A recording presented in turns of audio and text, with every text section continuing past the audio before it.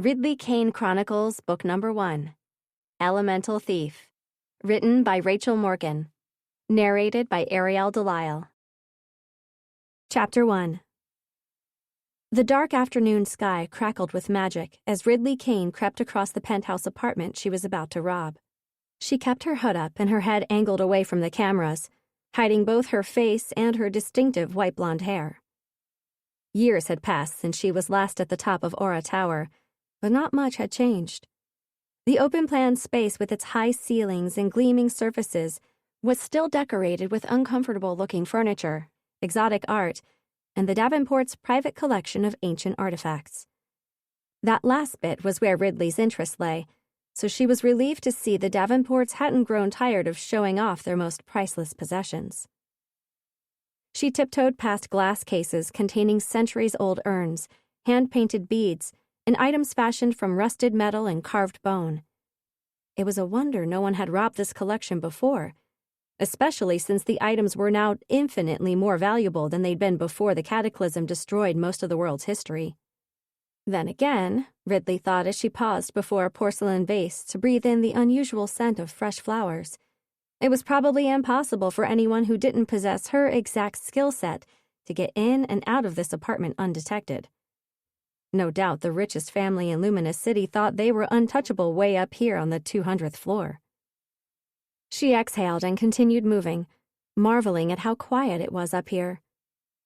The sounds that usually accompanied her jobs, the revving of car engines, the ads on billboard screens, the buzz of scanner drones, were almost non-existent at the top of the city's tallest building. All Ridley could hear through the floor-to-ceiling windows was the wind and the faint hiss and crack of magic in the storm clouds. She turned near the grand piano, her eyes moving from one artifact to the next, some familiar, others new to her, as she searched for one in particular. Her gaze skimmed across a coffee table, a rug, and up to the paintings on the opposite wall. And finally, she spotted it. On a pedestal positioned between two paintings stood a solid gold figurine with a ring of tiny green stones around its neck. It was enclosed within a glass box, but that was no problem for Ridley. She headed straight for it, wondering how much time would pass before the Davenports noticed it was... At the sound of a lock clicking, Ridley froze. Her gaze snapped toward the pair of entrance doors. Then, without hesitating a moment longer, she darted forward and slipped around the corner into the passageway that led to the bedrooms. Her heart thumped uncomfortably as she pictured the doors swinging open. A moment later, they closed. Someone muttered something in a voice too quiet for Ridley to tell whether the owner was male or female. She knew what the muttering was about, though. A shrill beep should have pierced the air the moment the door opened, but Ridley had disabled the apartment's entire security system as soon as she'd arrived, and so the newcomer was greeted by silence. The staccato click of heels against the polished floor met Ridley's ears. So it wasn't Mr. Davenport who was home, and it wasn't the Davenport's son. Not that Ridley would ever have expected Archer Davenport to walk in. He'd left Luminous City more than a year ago and hadn't been back since. That left... "Mom, you forgot the alarm again," a voice groaned. Delilah Davenport. She wasn't supposed to be home yet. Ridley was almost certain she had a dance class on Thursday afternoons. "Well, I just got home, and it wasn't on," Lila continued, presumably speaking into her comm screen. "And neither is the smart home system, it would seem. Probably needs an update." Ridley heard a tap and a beep, and then, "Good evening, Delilah," a feminine voice purred. "There we go," Lila muttered as Ridley smirked. She'd disabled the home automation system along with the security. The last thing she needed when attempting a heist was a robotic voice greeting her and offering her a drink or asking what music she wanted to listen to. "What can I get for you this—" "Nothing, thanks," Lila snapped in a loud voice. "Yes, I know it isn't 6 yet," she continued in a quieter tone, the clean click of her heels moving toward the other side of the living area. "Irina wasn't feeling well, so she ended the lesson early." Ridley tilted her head to the side until she could see Lila. The girl had one arm wrapped around her waist and her comm screen pressed to her ear as she faced the window. Ridley followed her gaze to the view outside. Heavy clouds blotted out so much of the sky that street lamps across the city were already on. From way up here, at the top of Lumina City's tallest building, she could see beyond the many twinkling lights and the 10-story-high wall to the wastelands that surrounded the city in every direction. Flashes of magic illuminated the overgrown remains of buildings and roads, but other than that, the train was the only other source of light out there. It wound through the darkness like a bright silver snake, with its arxium metal casing lit up. Ridley followed it with her eyes, imagining the walled city hundreds of miles away at the other end. "That's fine," Lila said to her mother, snapping Ridley's attention back to the inside of the apartment. "I'm sure he won't mind. He saw you and Dad last night." She paused, and Ridley bit her lip as she considered her next move. "Yes, the two of us can just order something. We'll be fine, Mom." Lila ended the call, and Ridley pulled her head back before the other girl could turn and see her. Footsteps moved across the room toward the passageway. Ridley pushed away from the wall and ran for the nearest door. She slipped past it and pressed herself against the wall inside the next room, and realized her mistake immediately. She'd assumed this was still a guest bedroom, but the pink and purple items furnishing the space and the clothes draped across almost every surface clearly marked it as Lila's. With no time to duck back out, Ridley ran for the walk-in closet. She could have used other means to conceal herself, but this was her second job for the day, and she was growing tired. Making her way unseen into 2 apartments and disarming 2 security systems had taken a lot out of her. And she still had to escape Aura Tower, which would take almost as much effort as breaking in. Exhausting herself before she managed to get out wasn't a good idea. She reached the closet and pulled the doors shut just as Lila entered the bedroom, raising her voice to tell the lights to switch on. Ridley forced herself to breathe slowly as she leaned forward and peered between the slats. Lila tossed her purse onto the bed and told the large, sleek screen sitting on her desk to wake up and find her favorite streaming celebrity news channel. Several moments later, the cheerful voices of 2 women and a man filled the room as they discussed the fashion that had graced the red carpet at a recent charity event. Ridley shut her eyes for a moment and pushed aside the familiar pang in her chest at the mention of several well-known designers. Stupid celebrity news. Did Lila really have to choose now to watch this trash? Ridley opened her eyes to discover that Lila wasn't, in fact, watching her favorite celebrity news channel. She sat on her bed with 2 laptops open in front of her. As her fingers sped across one keyboard and then the other, Ridley smiled. Seeing the over-the-top wealth of the people she stole from always helped assuage her guilt. Not that she felt all that bad to begin with. People like the Davenports had far more than they could ever need. Ridley was only doing her bit to right the scales by taking from them.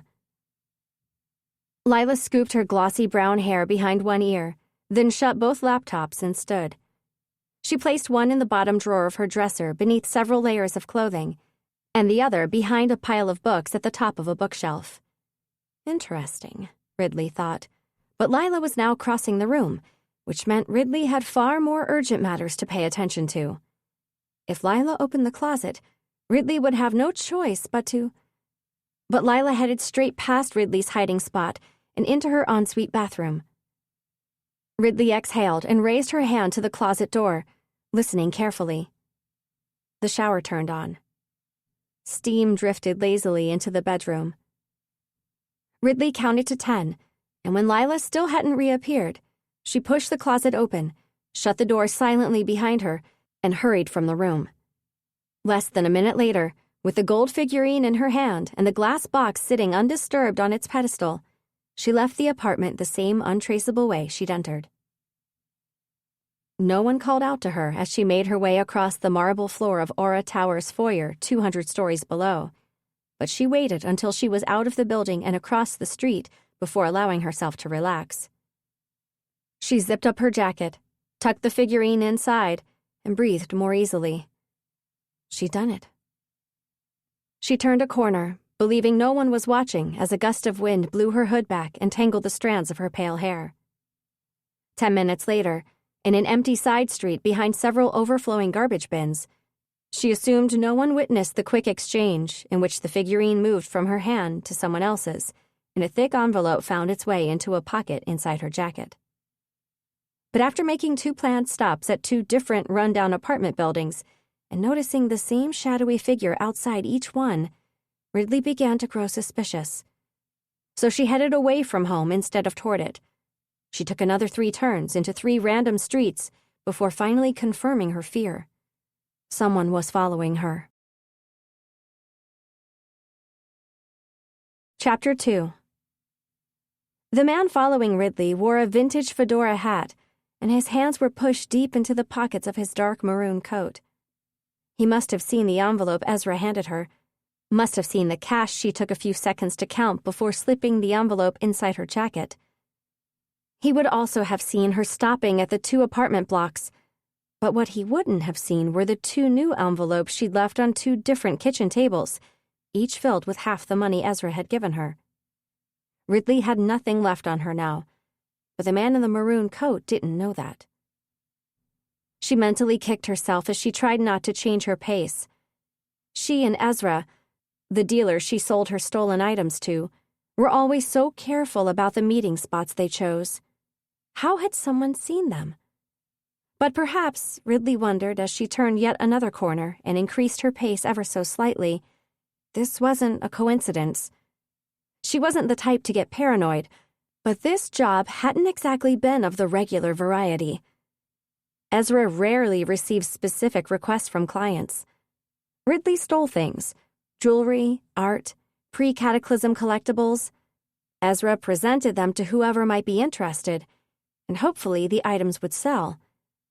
It wasn't every day that one of those clients came back to him and said, "Get me this item from Alistair Davenport's private collection of ancient relics," which meant someone knew before she even broke into the Davenport's apartment that it would happen. And if that someone hadn't been careful with this information... Damn it, she muttered as specks of rain landed on her head and shoulders. A glance at the store window to her right told her the man was gaining on her. Perhaps he knew she'd noticed him and decided there was little point in keeping his distance now. Or maybe he didn't know, but either way, it was time she stopped pretending she was oblivious. She sped up, heading straight for the subway entrance up ahead.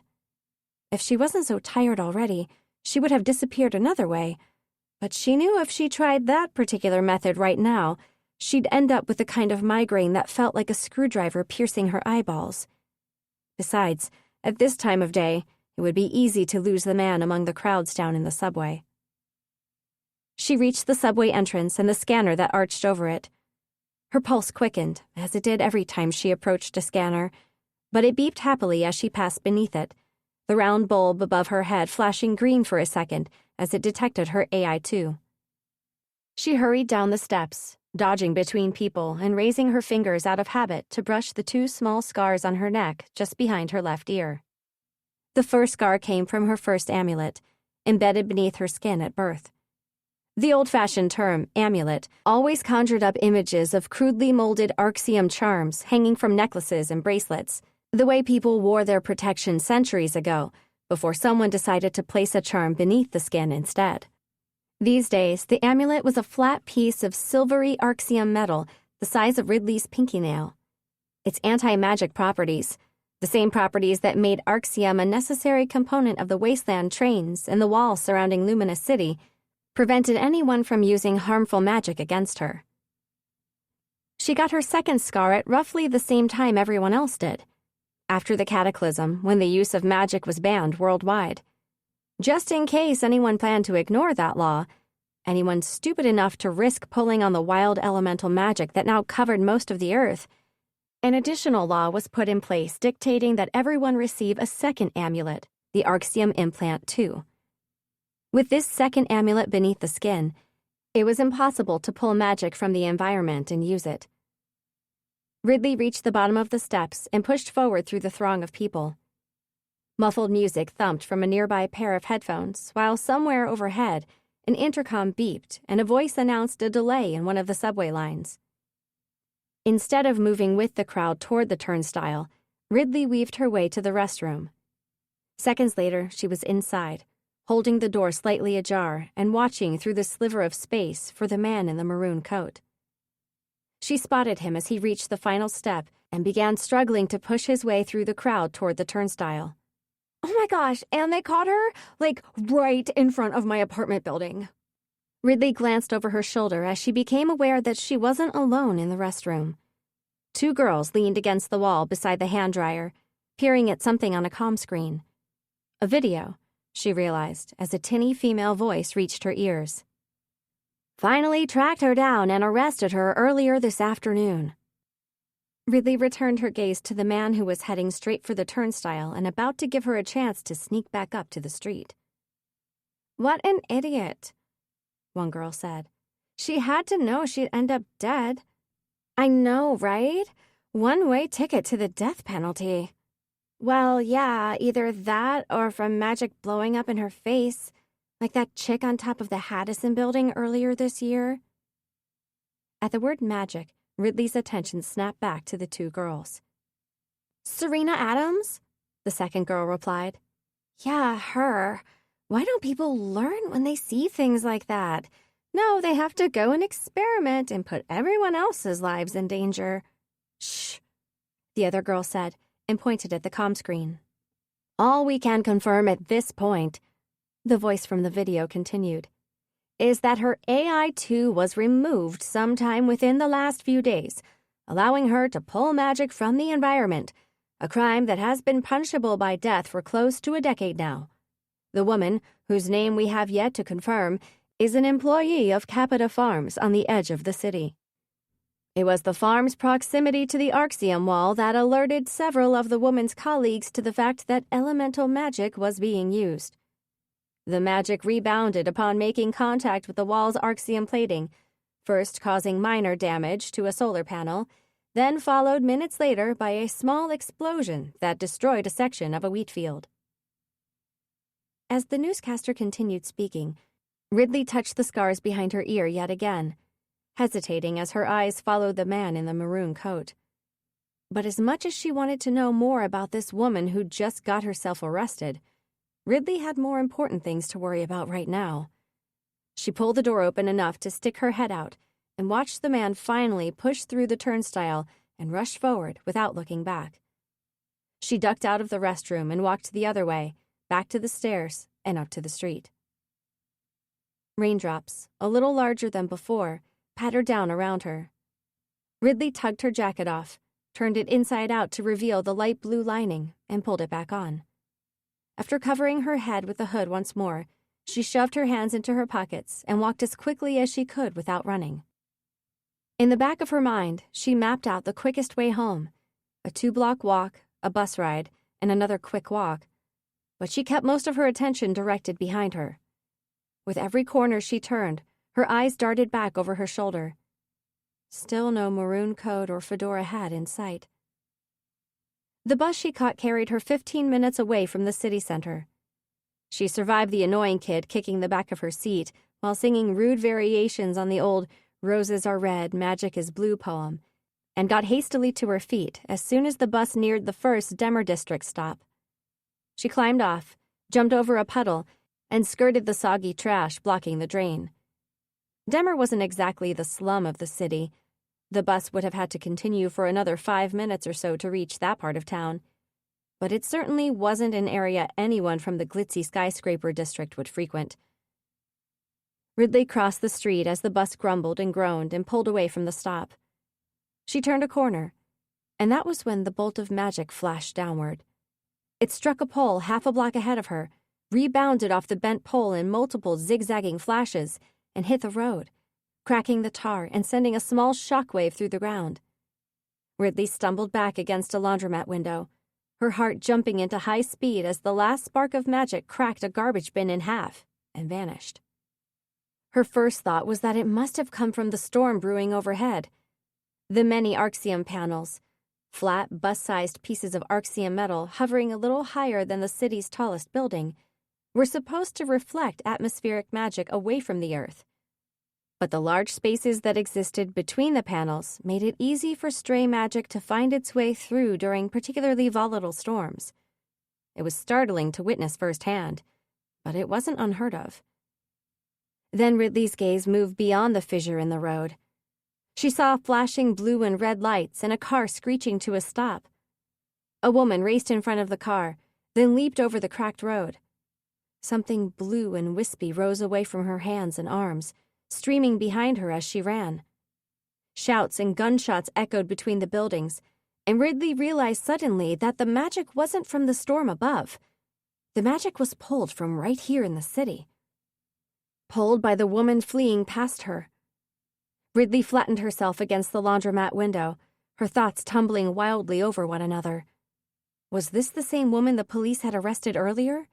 Had she somehow escaped? Would the magic she'd pulled end up destroying the entire street and everyone in it?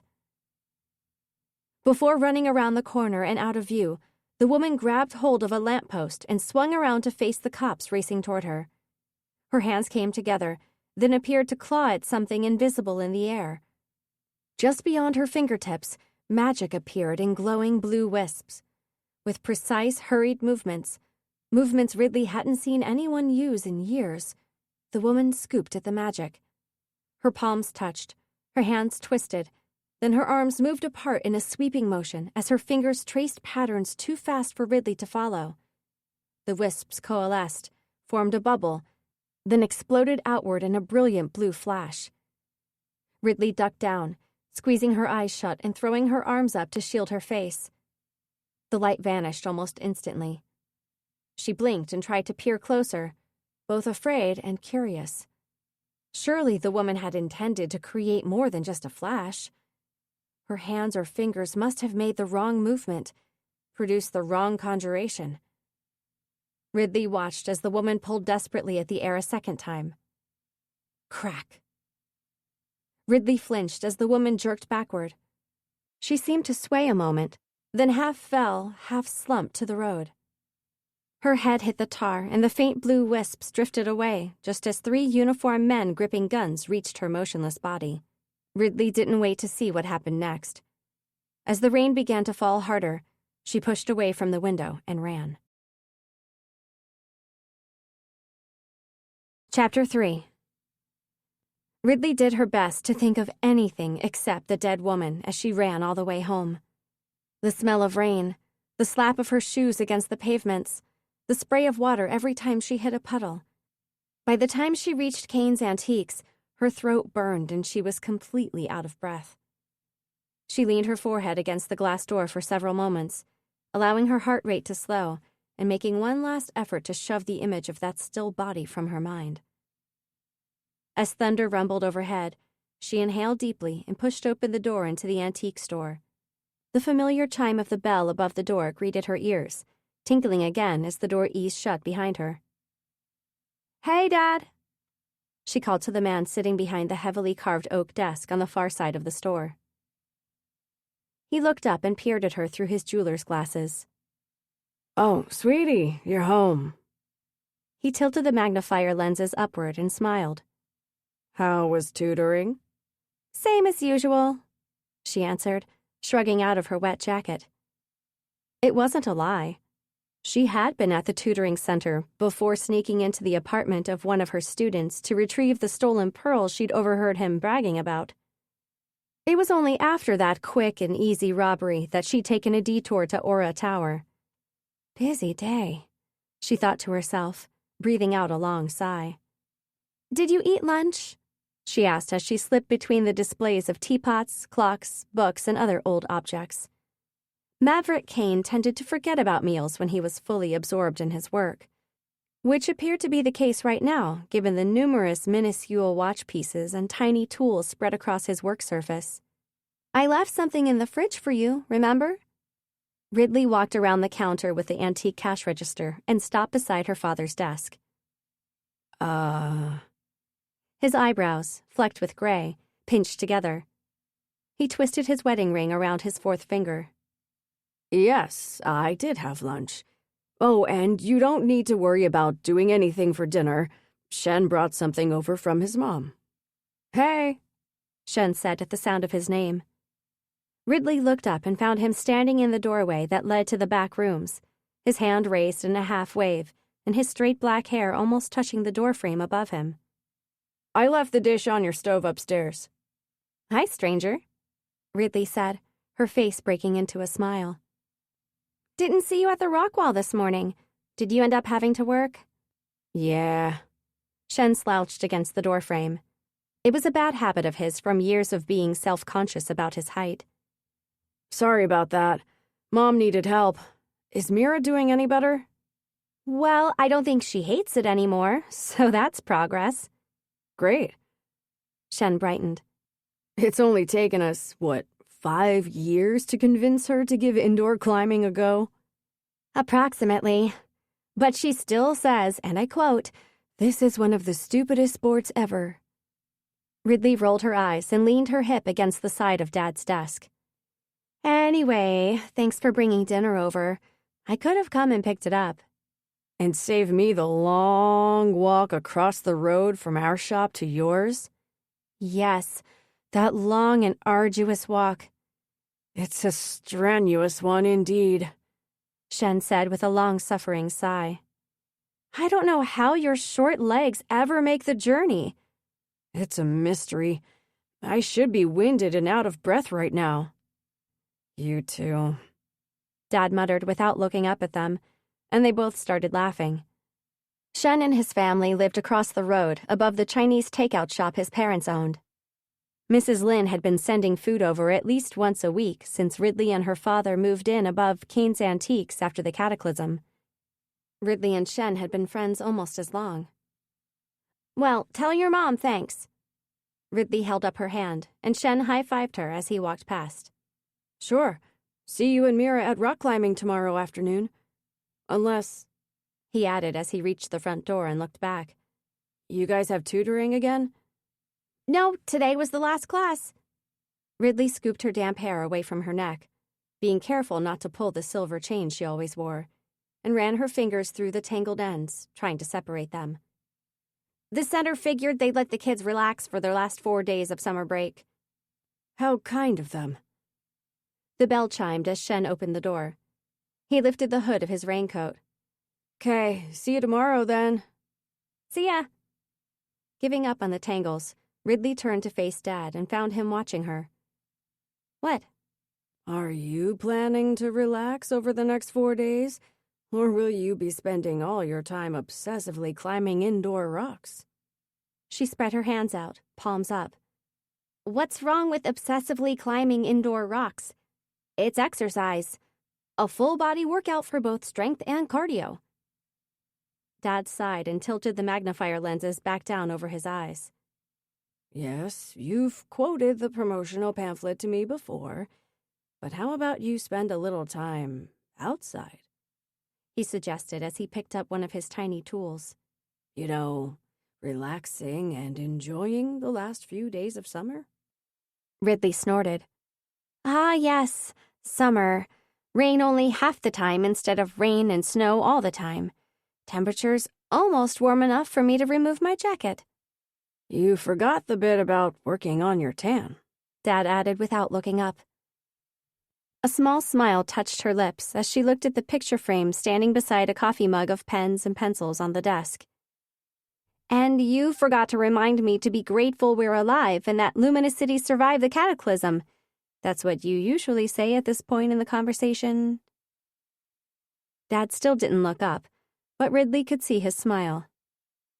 After 9 summers repeating this dialogue, I figured it might be time for you to say that bit.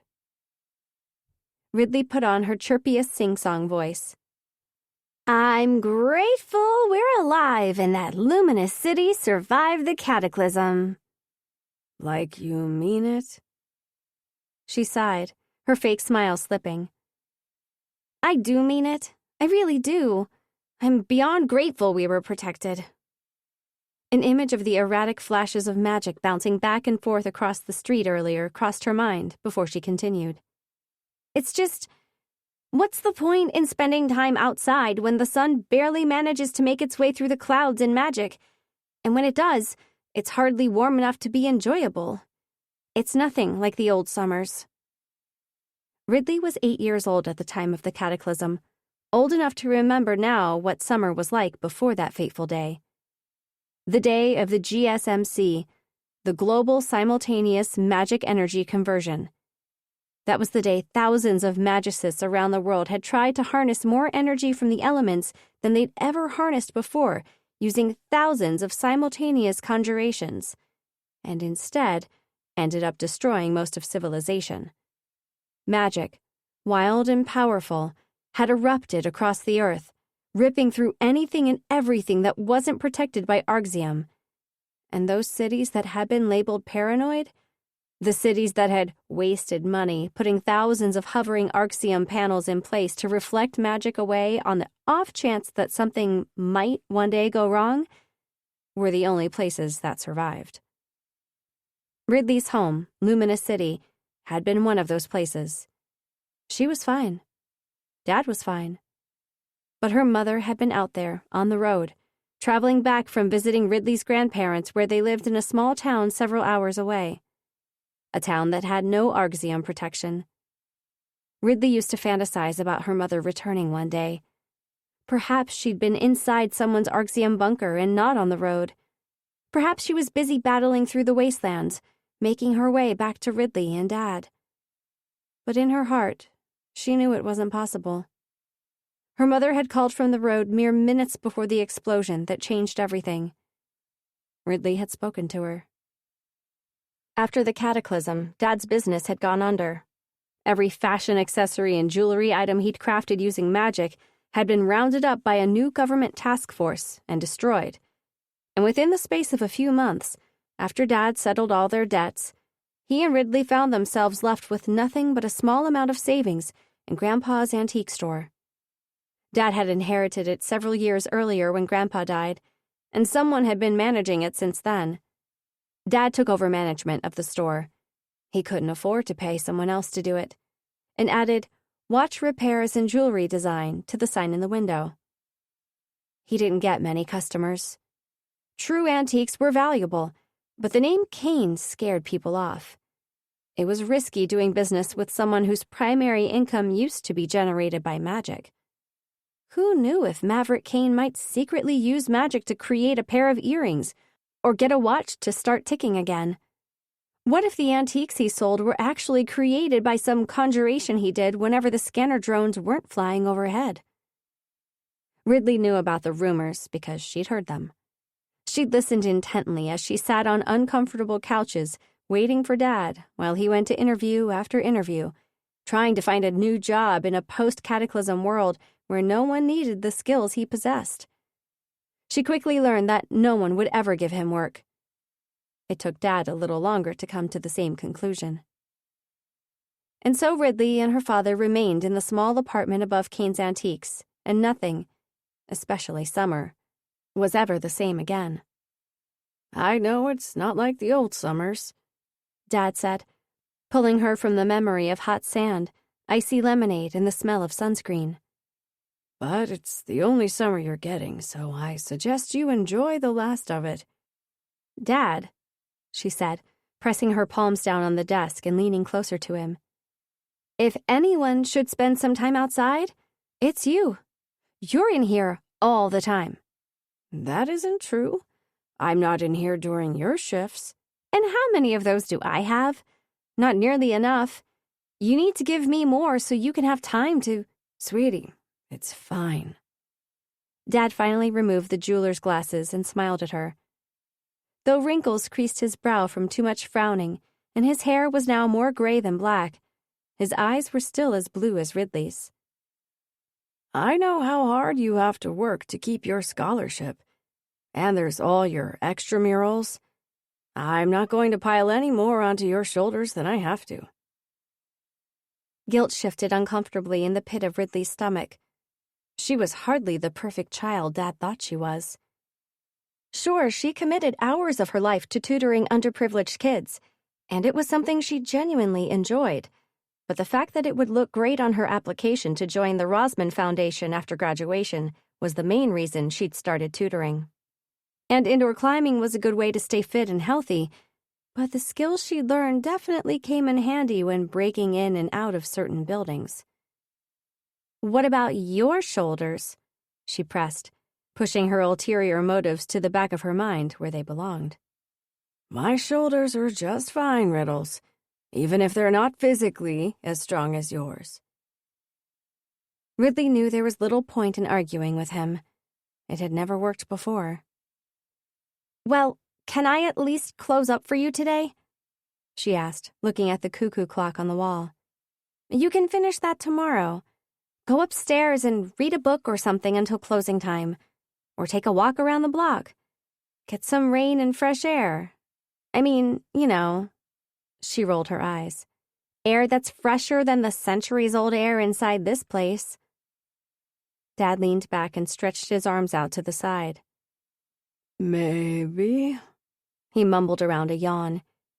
He opened one of the desk drawers, pulled out his cracked second-hand comm screen, and scrolled through a few notifications. He exhaled slowly. "Yes, okay." He pushed his chair back and stood. "I'll take a walk, even if it's just around the apartment upstairs. I've probably been sitting too long." He slid the comm screen into his back pocket and pulled Ridley into a hug. "You should stop trying to take care of me, you know?" She smiled and squeezed her arms tighter around him. "Never." He chuckled against her hair, then stepped away. "Oh, and, don't touch anything on the work area." "Dad, I know by now not to touch anything on the work area." I know. Just reminding you." "I might tidy up around the work area," she added, "but I absolutely will not touch the work area." "Thanks, Riddles." With a final smile, Dad turned away and walked through to the back rooms.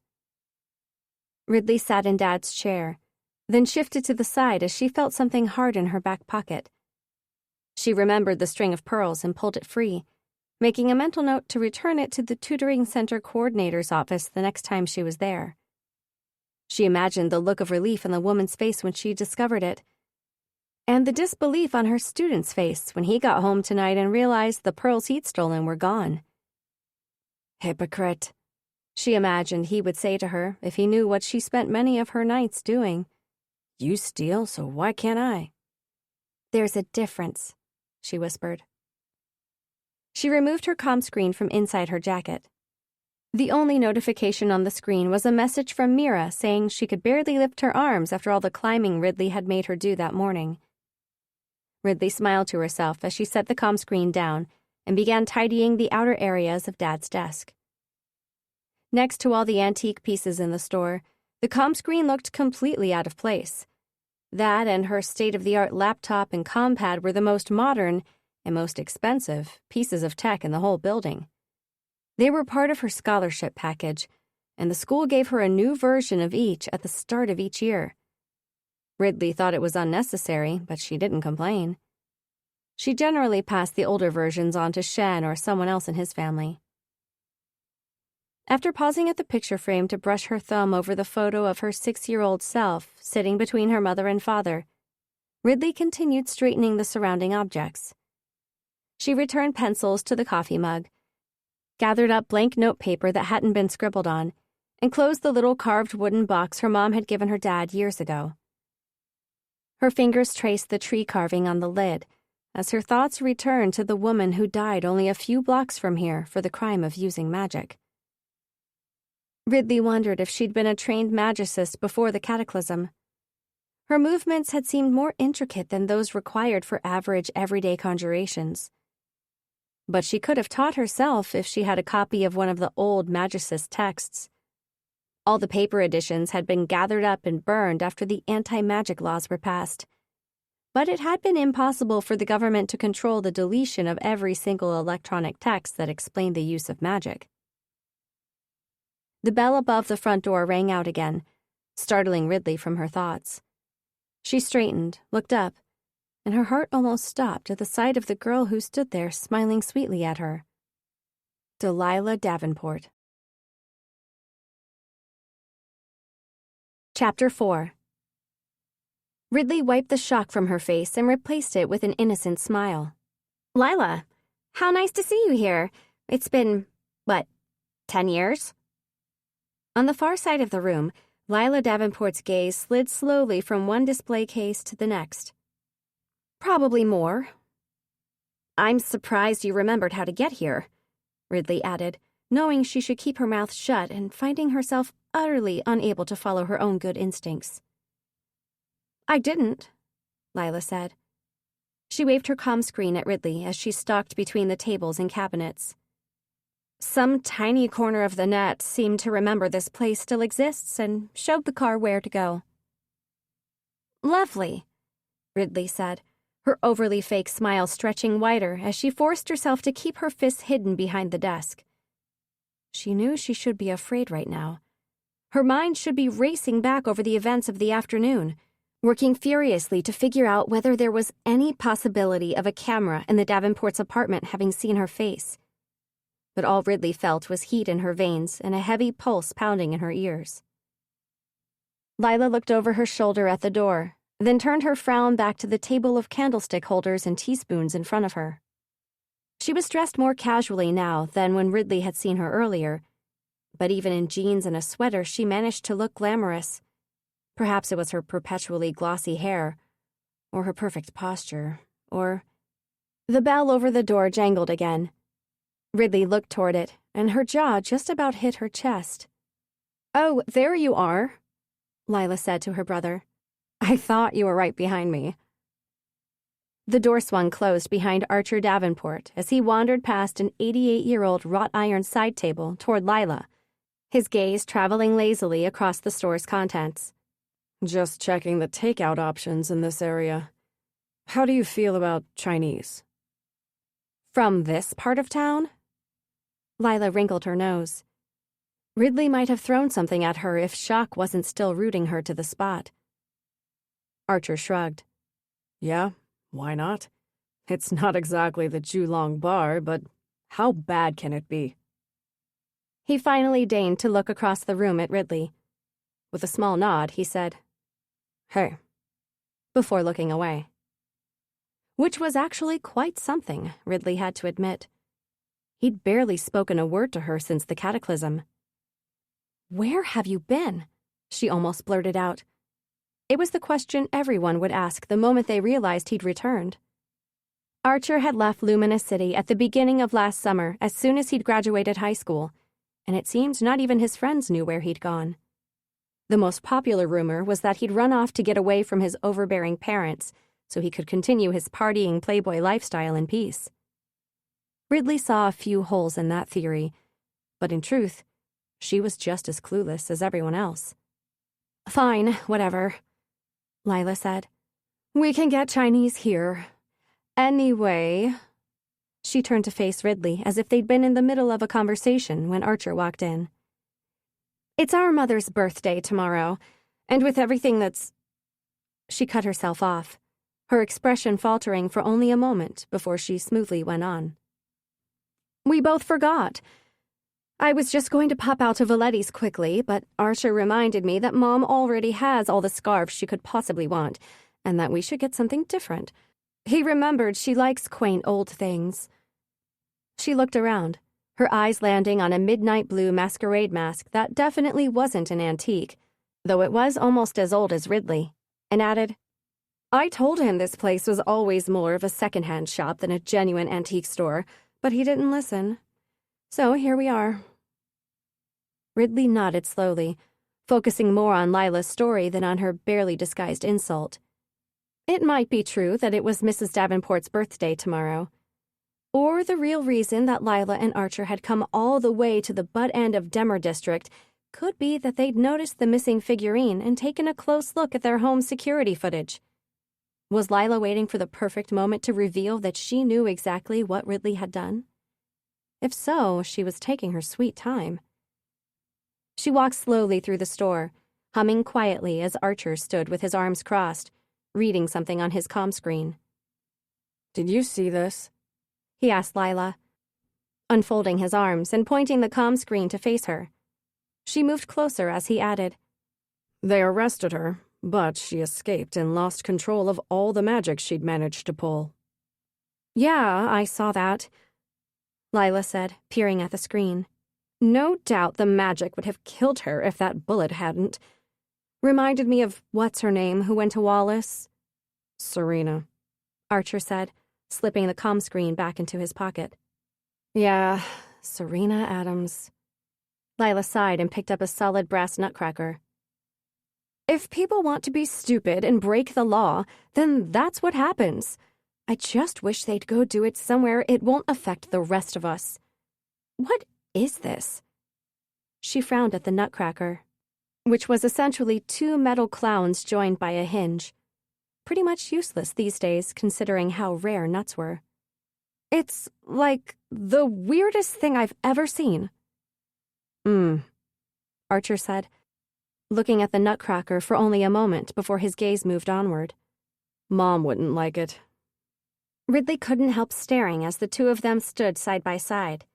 They were so alike. Dark hair, dark eyes, the confidence that came with their wealth and status. And she hated them equally in that moment. She opened her mouth to tell them she was about to close the store and that they'd have to find their last-minute gift elsewhere, but a creak from the floorboards upstairs reminded her that Dad would never turn customers away, no matter how he felt about them. His pride might once have been more important to him than the bills he needed to pay, but that had changed after his savings finally ran out and their electricity was cut off for the first time. "How about this music box?" Ridley found herself saying, shoving down her own pride as her feet carried her around the side of the desk. She picked up a small wooden box with a flower-shaped mother-of-pearl inlay decorating the lid. It's almost 120 years old. The lid has been chipped on the corner here, and part of the mother-of-pearl inlay is gone, but it's in otherwise excellent condition. My father fixed the cylinder mechanism so it still makes music. Sure, let's take a look, Archer said. As Ridley carried the box to them, some part of her mind wondered if Lila had been waiting for her to come closer. Maybe she wanted Ridley to be right in front of her when she stared into her eyes and told Ridley she knew exactly what she'd done. But Lila said nothing as Ridley set the box down beside the nutcracker, opened the lid, and twisted the small metal ring on the side of the box to wind up the mechanism. The metal cylinder with its tiny spikes began to turn, and a sweet but somewhat uneven melody filled the room. "It sounds a bit off," Lila said. Archer tilted his head. True, but it has an old-world charm to it. Ridley nodded, doing her best to keep her smile glued to her face. "Do it for Dad," she reminded herself silently. "For Dad. For Dad. For—" "Why hasn't this item been sold already?" Archer asked, lifting the music box carefully as it continued to play its tune. "It must be quite valuable if it's so old. Surely someone else has wanted to purchase it by now." Ridley sucked in a deep breath, wishing she didn't have to explain this bit. "We don't get a great many customers here. People know who Maverick Kayne was before the cataclysm. They're afraid magic might be hiding inside everything in this shop, or that all the antiques are fake and have been aged with magic, or something crazy like that." Lila frowned as the music box's mechanism wound down, playing its last few notes slower and slower until it came to a stop. "How do we know this item is genuine?" Ridley sighed. "We have files for everything." She gestured over her shoulder to the back rooms. "You can look at the paperwork if you want. Find out when and how my grandfather acquired this music box." "Paperwork can be faked," Lila said. "For Dad," Ridley repeated silently, clamping her jaw shut so she wouldn't tell Lila exactly where she could stick her fake paperwork. "I believe it's real," Archer said. "And I like it. I think Mom will like it too. We'll take it," he told Ridley, and she couldn't help wondering how many times he'd said those words before. Classic cars, expensive watches, rare vintage champagne. "We'll take it" rolled so easily off the tongue for someone as wealthy as Archer Davenport. Ridley took the music box from Archer, telling herself not to feel weird as her fingers accidentally brushed his, and closed the lid before heading for the counter and antique cash register. The Davenports followed. Ridley slid the slim gray PayLX pad toward them, then pulled a few sheets of tissue paper from beneath the counter. Even as she began wrapping the music box, she kept waiting. Waiting for the moment Lila would slam her fist down on the counter and shout, "I know it was you! You broke in and stole that figurine! Admit it!" But Lila said nothing as Ridley lowered the packaged music box into a Kayne's Antiques bag. She silently placed her comm screen on top of the PayLX pad, her gold-polished nails glinting in the light. There was a pause as they all waited for the transaction to go through. Ridley glanced up, found Archer watching her, and looked down again. The PayLX pad beeped. Lila clasped her comm screen in one hand and lifted the Kayne's Antiques bag in the other. "Thanks," she said. And without another word, she and Archer left the shop. It was only as the door shut behind them that Ridley finally relaxed and allowed herself to believe it really was a coincidence that two Davenports had walked into her store little more than an hour after she'd robbed them. She leaned against the counter and let out a long breath.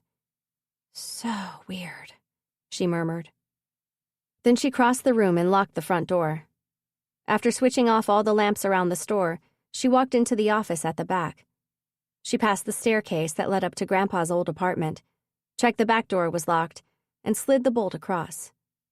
But as she turned away, movement caught her eye from outside the small window beside the door. She stepped back a little so she wouldn't be seen as she looked out and found Archer and the man in the maroon coat speaking to one another. "What on earth?" Ridley whispered. The stranger looked her way, and Ridley pulled her head back further. She waited for several heart-pattering seconds, then inched her head forward again. Something moved at the open end of the alley, and her eyes flicked toward it. A running figure, a blonde head turned back for a moment. Her breath caught in her throat as her gaze whipped back to Archer and the stranger. Just as the latter slumped to the ground, a dark patch blooming across his shirt around a glowing knife protruding from his chest. His hands lay still at his sides. Blood spread slowly away from his body. The wisps of glowing magic around the knife disappeared. Then a woman's scream ripped through the quiet evening, and Ridley looked across the alley to where Mrs. Longbourn from the shoe shop stood at her back door. Her husband joined her a second later. Then Shen's father and another man appeared at the open end of the alley where, only moments before, Ridley had seen someone running away. She didn't wait to see anyone else. She didn't wait to let anyone see that she was also watching. She raced up the stairs as Dad shouted her name. "It's okay, I'm fine." She didn't stop as she reached the top step, but instead ran across the small living area. After skidding on the hand-woven rug, she landed on her knees on the couch and leaned over the back of it to pull the curtain aside a few inches. "What's going on?" Dad asked. "What happened?" A moment later, he joined Ridley on the couch and peered over her head through the gap. I think someone was just murdered." "What? Wait, is that..." "Archer Davenport." Ridley filled in as Dad's voice trailed off. Where was Lila, though? Ridley couldn't see her anywhere in the alley. Tense silence filled the small apartment as Ridley and Dad watched the activity below. Someone must have called the police, because it wasn't long before there were flashing lights and screeching tires and uniformed men and women running toward Archer. "Careful," Dad said as he drew back slightly. "If anyone looks up..." "I know," Ridley said, pulling the two curtains together until only a crack of space remained between them. She and Dad had always done their best to avoid police attention, and tonight was no different. Neither of them wanted to be questioned as witnesses. Through the narrow gap between the curtains, Ridley and Dad watched as Archer was dragged away by two police officers. "How very strange," Dad murmured. "He's been gone for so long, and when he shows up out of the blue, this happens." Ridley nodded. She didn't mention that Archer had been downstairs just minutes before she saw him in the alley. She didn't mention that the man in the maroon coat had been following her earlier. And she didn't mention the person she'd seen running from the alley. She didn't know what was coincidence and what wasn't, and there was no point in freaking Dad out. But there was one thing that would be public knowledge soon enough, so she didn't bother keeping it to herself. "It was magic, Dad," she whispered. "Magic killed that man." Chapter 5. "Archer Davenport?"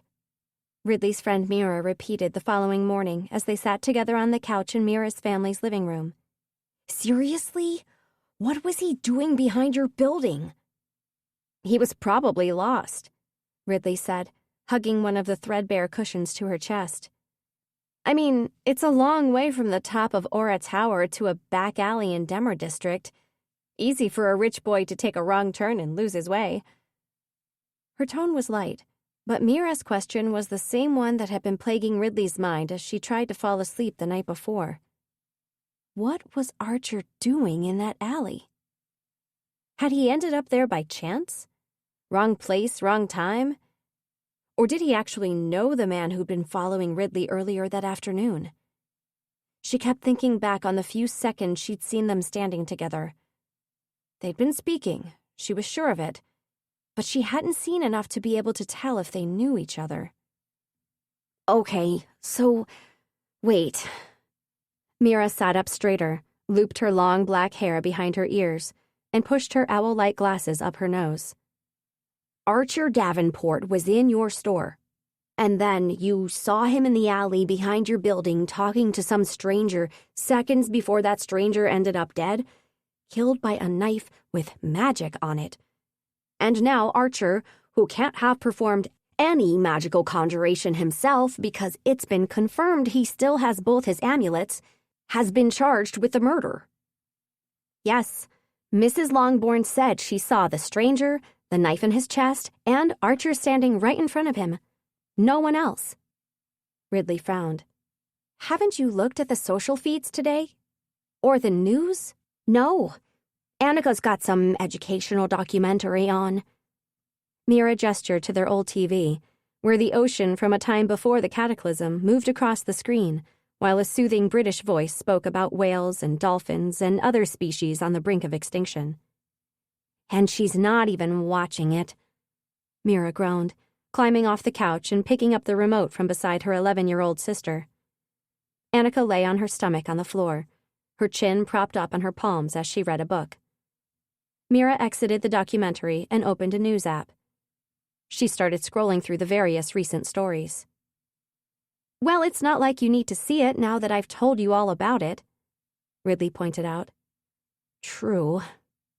Mira lowered the remote. "So..." She shook her head again, as if still trying to wrap it around everything Ridley had just told her. "Wow.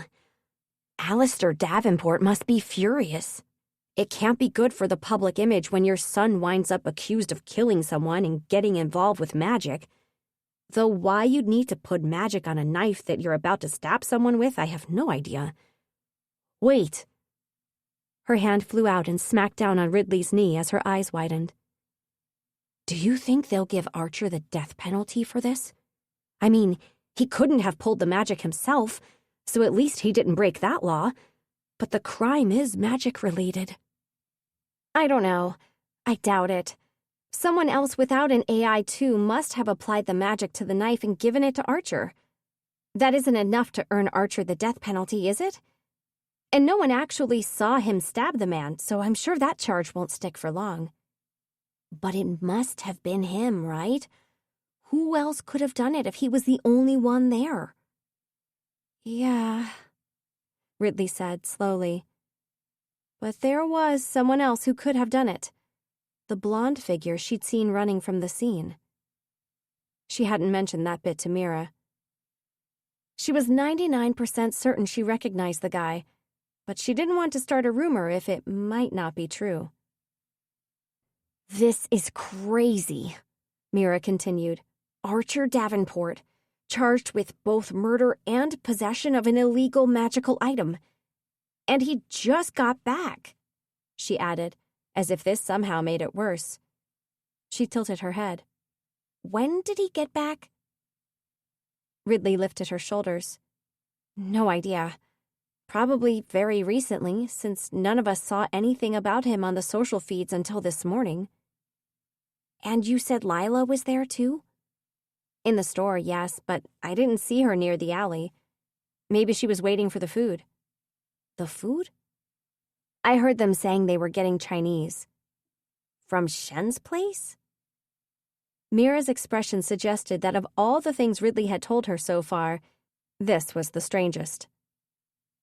Ridley breathed in deeply, inhaling the spices wafting through the air from whatever was cooking in the kitchen, and sighed.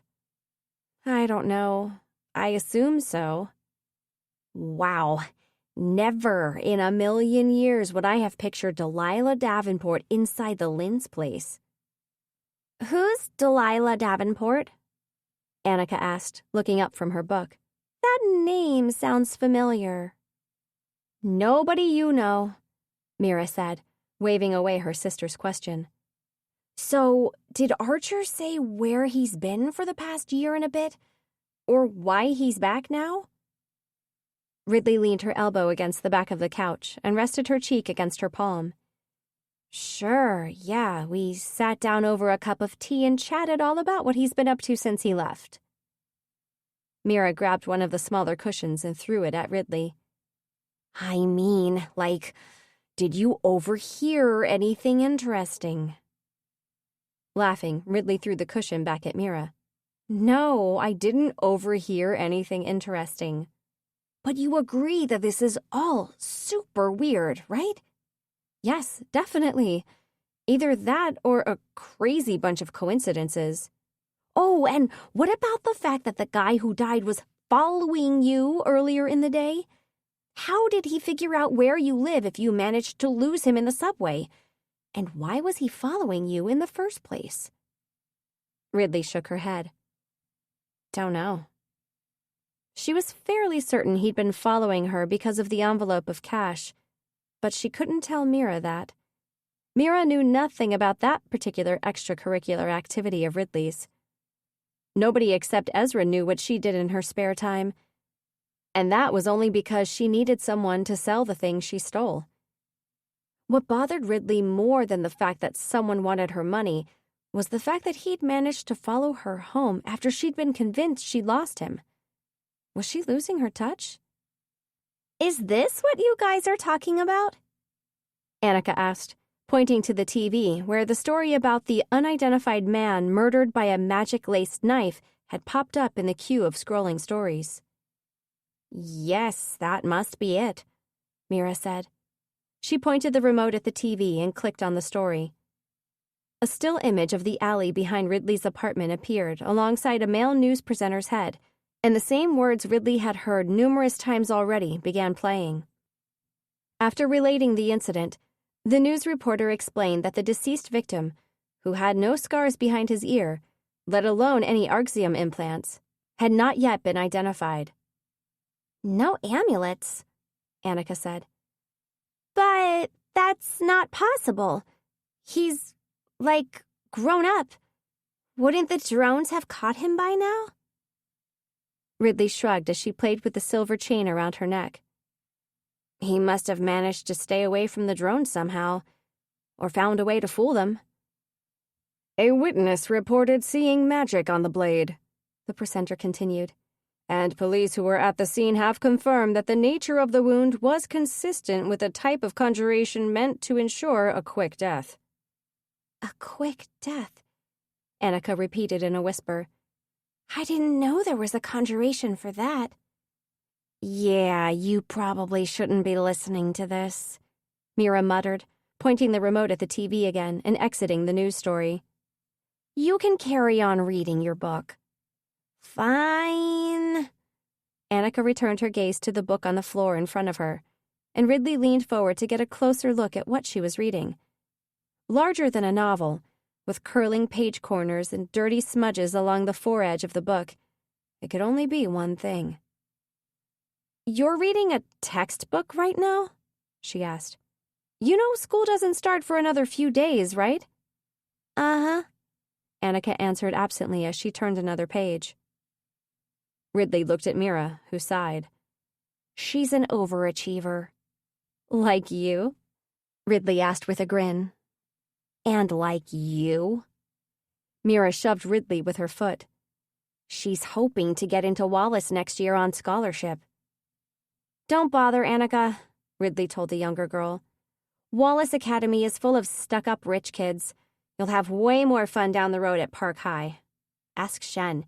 He finished last year, but he always said he enjoyed it there. Annika looked up. You guys are at Wallace? Yes, but we're part of a very small group of completely awesome, non-snobby, non-rich kids. And by small, she means the two of us, Mira added with a laugh. Wallace Academy was where Mira and Ridley had met, when they both began 7th grade at the prestigious school situated 2 blocks away from Aura Tower. Being the only 2 scholarship students in their year and feeling very much on the outside, they naturally gravitated toward each other, forming a fast friendship early on. Annika frowned as she pushed her glasses, almost exactly the same as Mira's, up her nose. I know you're joking. You and Mira wouldn't have worked so hard to keep your scholarships at Wallace if it wasn't the only way for people like us to have a better future. So I'm going to keep working until I get in. And right now, I'm learning all about the way things used to be before magic turned wild, like all the Magitech stuff, and it would be a lot easier for me. She glared at Mira. If you would just tell me what it was like, since you're old enough to remember.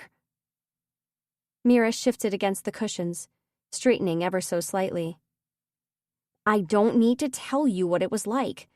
Whatever you need to know is in that textbook.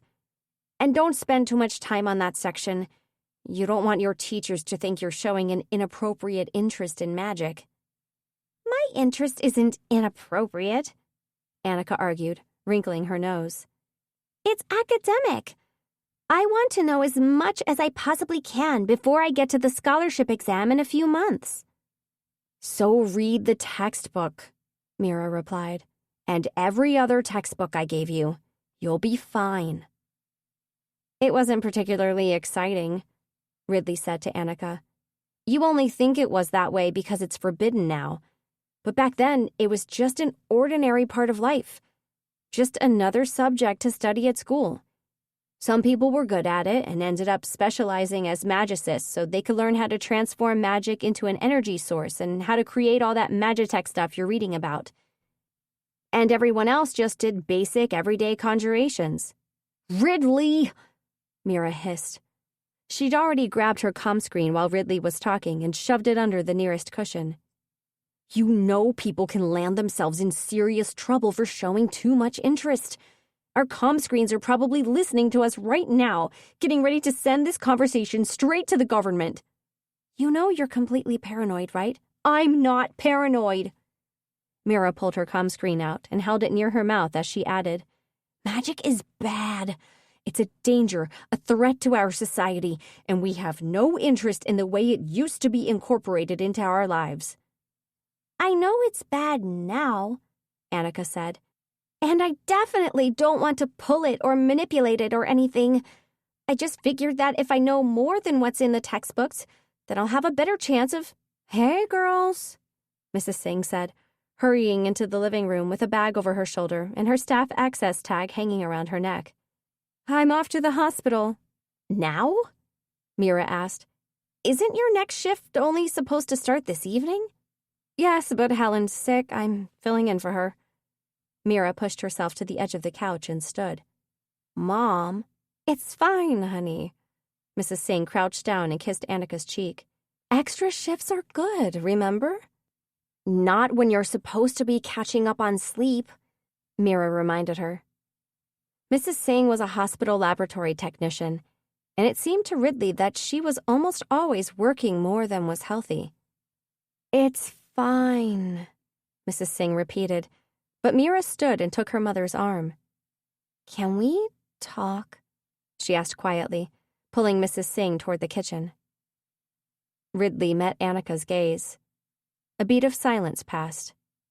Then Ridley grinned, shoved Mira's comm screen back under a cushion, and lowered herself to the floor beside Annika. The younger girl tugged at the blanket she was lying on and draped the free half over her head and Ridley's. Once they were enclosed within their makeshift tent, Annika focused on Ridley with shining eyes and said, "It can't have been that ordinary. Magic can do amazing, unexplainable things. Even the everyday things must have been cool." "They were," Ridley said. "We just didn't realize it because that's the way life had always been for everyone. No one ever thought there'd come a time when we couldn't pull magic and use it." "But some people did think that, didn't they? You told me before that there were always some who didn't trust magic. They said it was too unstable and shouldn't be used as an energy source." Ridley nodded. This wasn't the first secret conversation she'd had with Annika about magic. The girl was just as studious as her older sister, but she lacked Mira's fear of the law. She was thrilled by the stories Ridley told her of the way things used to be. "Yeah, there were always a few extremists trying to get the rest of the world to agree with them, especially after the GSMC was proposed," Ridley said. "But hardly anyone took them seriously. Obviously, a whole bunch of people in positions of power decided we should be careful, which is how we ended up with Arxium panels hovering over certain cities. But even most of those people were still happy to enjoy the benefits of magic." "And the walls covered in Arxium weren't built around cities until after the cataclysm," Annika said. "So I guess they didn't think we needed to be that careful." "Correct. The only reason some cities survived was because of the panels." "Oh, I had a question about the panels. They're high up, higher than the tallest buildings, obviously, but not many thousands of feet high. So sometimes clouds form lower than the panels, right? That's what this book is saying. So what stops the magic that's in those clouds from also being below the panels?" "The cloud level might be lower sometimes, but the actual magic doesn't usually get past the panels," Ridley explained. "It stays higher up at the top of the clouds. And the panels have these small sections that are not made of Arxium that use the magic up there to generate enough power to keep the panels hovering. It's quite clever." "Oh, yes, there's this whole section about the hover tech and how it manipulates the magic up there to do something that keeps the panels from being blown around when the wind is super—" Annika stopped at the sound of footsteps. "Next time," Ridley whispered before throwing the blanket off and scrambling back toward the couch. She climbed back onto it and pushed her hair out of her face, and met Mira's confused gaze across the room. "Everything okay?" Mira asked, her eyes moving back and forth between her sister and her friend. "Yep," Ridley said. "Just explaining a few important things to Annika. I think she understands now." "All right. Cool." Mira crossed the room and plopped onto the couch with a sigh. "Mom's gone to the hospital. She asked if we can look after Annika and Trivan until my dad gets home." "Okay, sure. I'll just let Shen know we can't meet him this afternoon." Mira nodded. "He'll understand. He always does." It wasn't the first time she'd been forced to cancel plans to look after her younger siblings, and she was right that Shen would understand. He often had to do the same thing.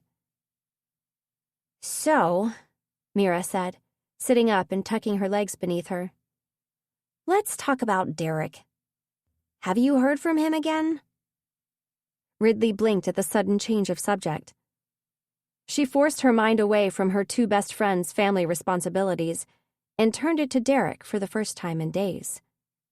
What with planning the Davenport job and then the murder outside her back door, there hadn't been much time recently to think about boys.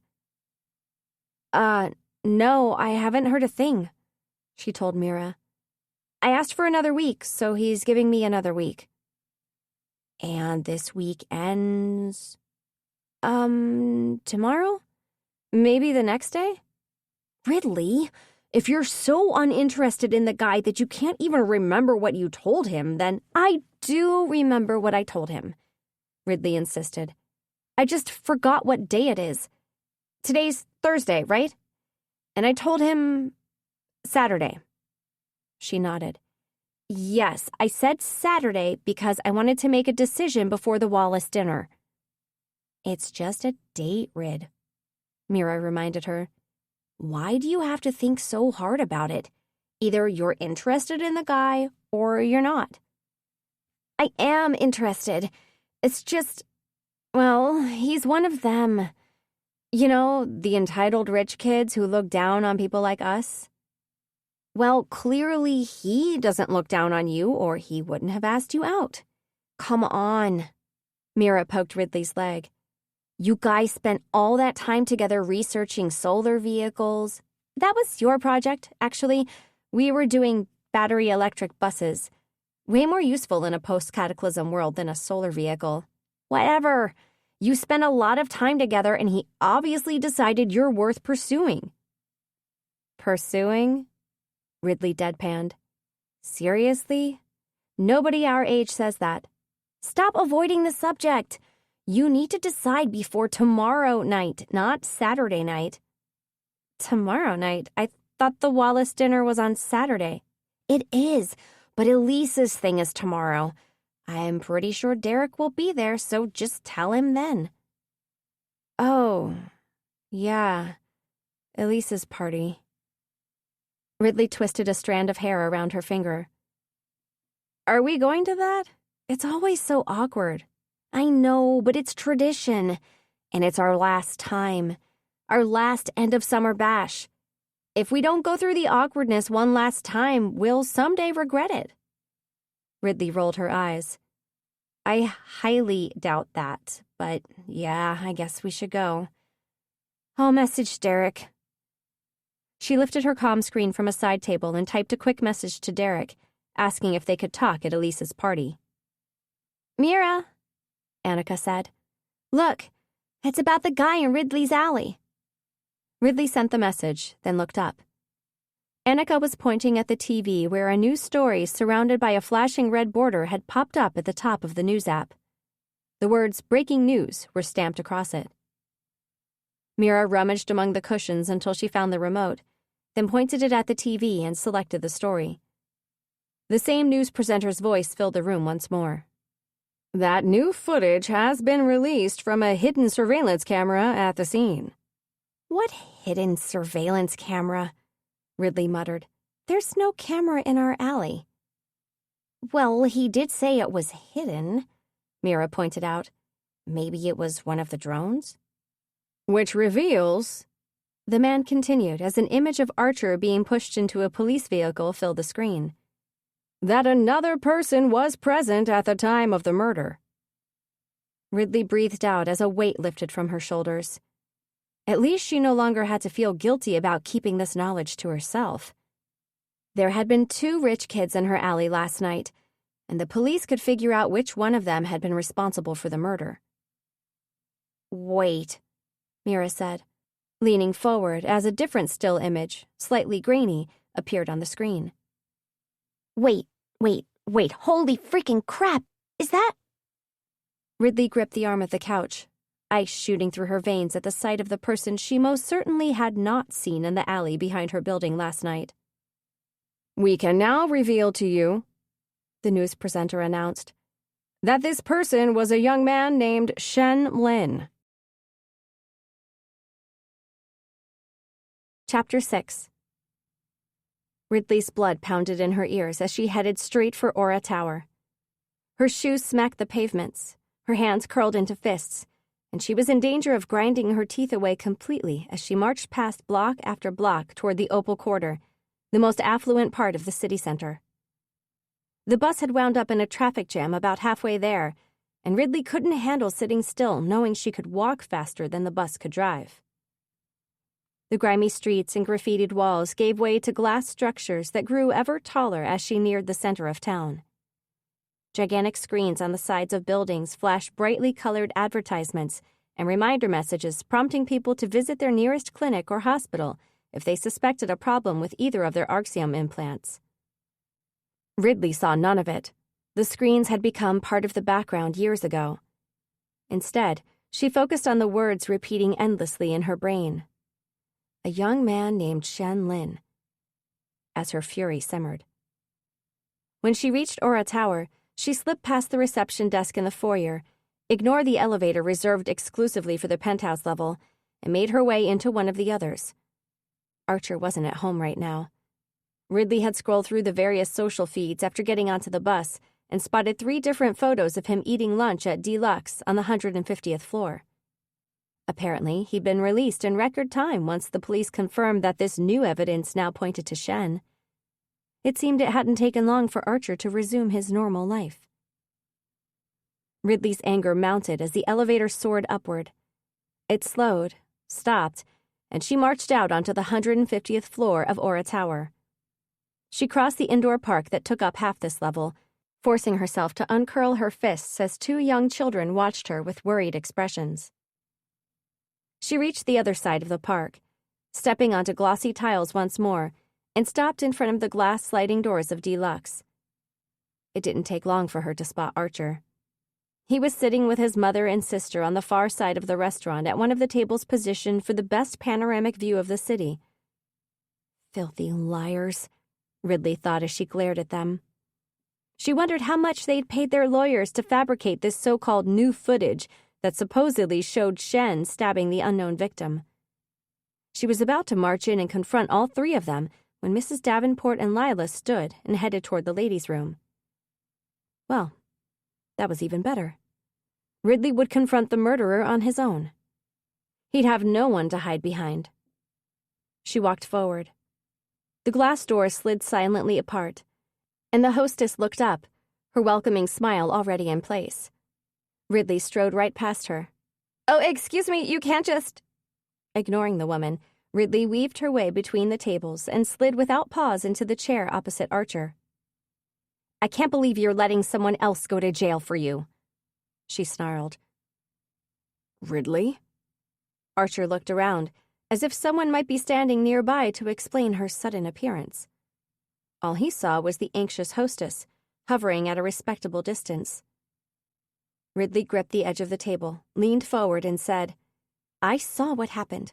Shen was nowhere near that alley. You know he didn't kill that man." Archer nodded to the hostess, who gave him a relieved smile before turning away. Then he faced Ridley.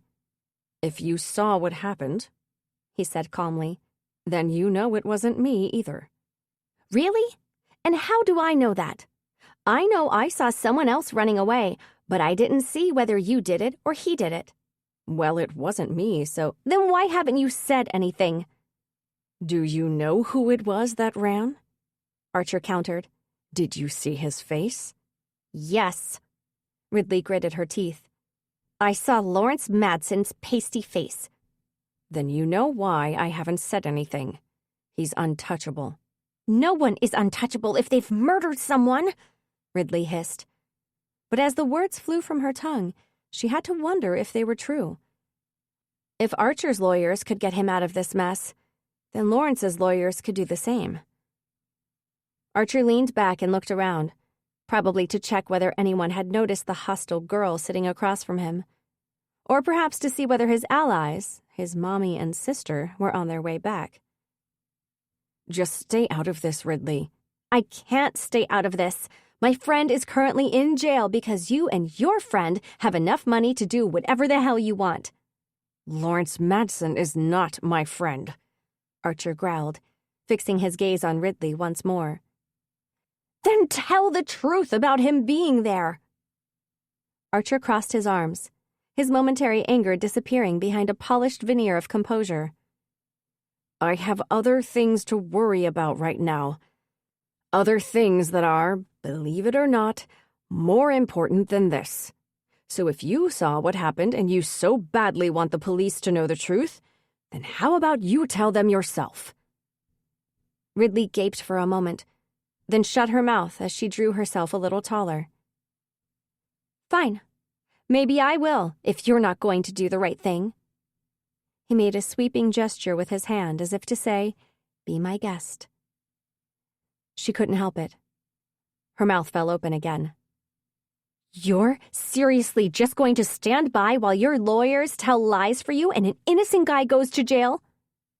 With his jaw set, Archer said, "Looks like it, doesn't it?" She shook her head. You're unbelievable.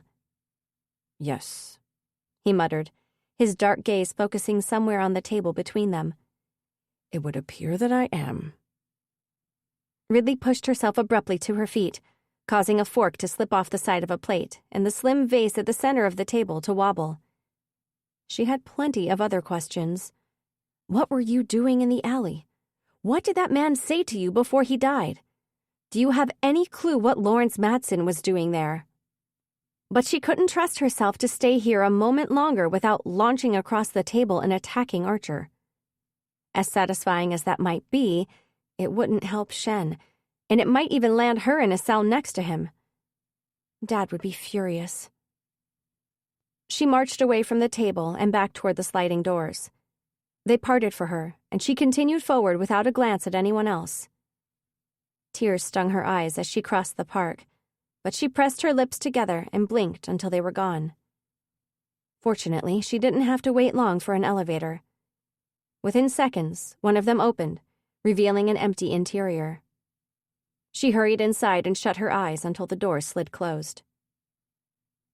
She was alone in here. Completely alone. She knew for a fact that the Aura Tower elevators had no interior cameras. Cameras were trained on the outside of every elevator on every floor, but there'd never been anything inside. The Aura Tower residents wanted security, but they also wanted privacy, which meant it didn't matter what Ridley did in the time it took the elevator to reach the ground floor. No one could see her. And so she let go of her tightly wound control. Breathing out long and slow, she looked down at her hands. Vibrant blue pulsed through her veins, visible through her translucent skin. She raised her eyes to the mirror on the opposite side of the elevator, and there it was, staring back at her. The reason she would never go anywhere near the police, despite what she told Archer. Magic. Bright and brilliant and blue, it glowed in her eyes and shimmered beneath her skin. It rushed through her blood, flickering visibly in her veins. The same magic that existed in the elements. The same magic that should not exist within her own body, and yet somehow always had. She exhaled and watched the blue glow rise beyond the surface of her skin.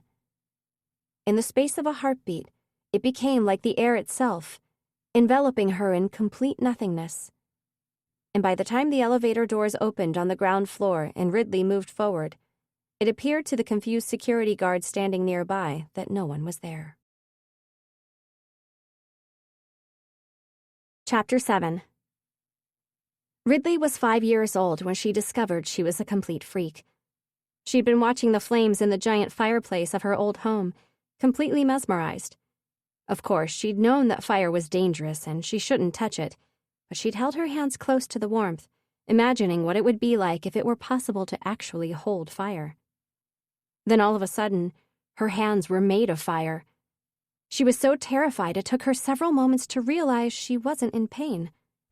The flames had vanished then, leaving her hands looking normal, except for the glowing blue light that pulsed through her veins. Her parents had raced into the lounge after hearing her scream, but they didn't seem surprised when she showed them her blue hands. They explained it was magic. Magic she didn't have to pull from the elements like everyone else did.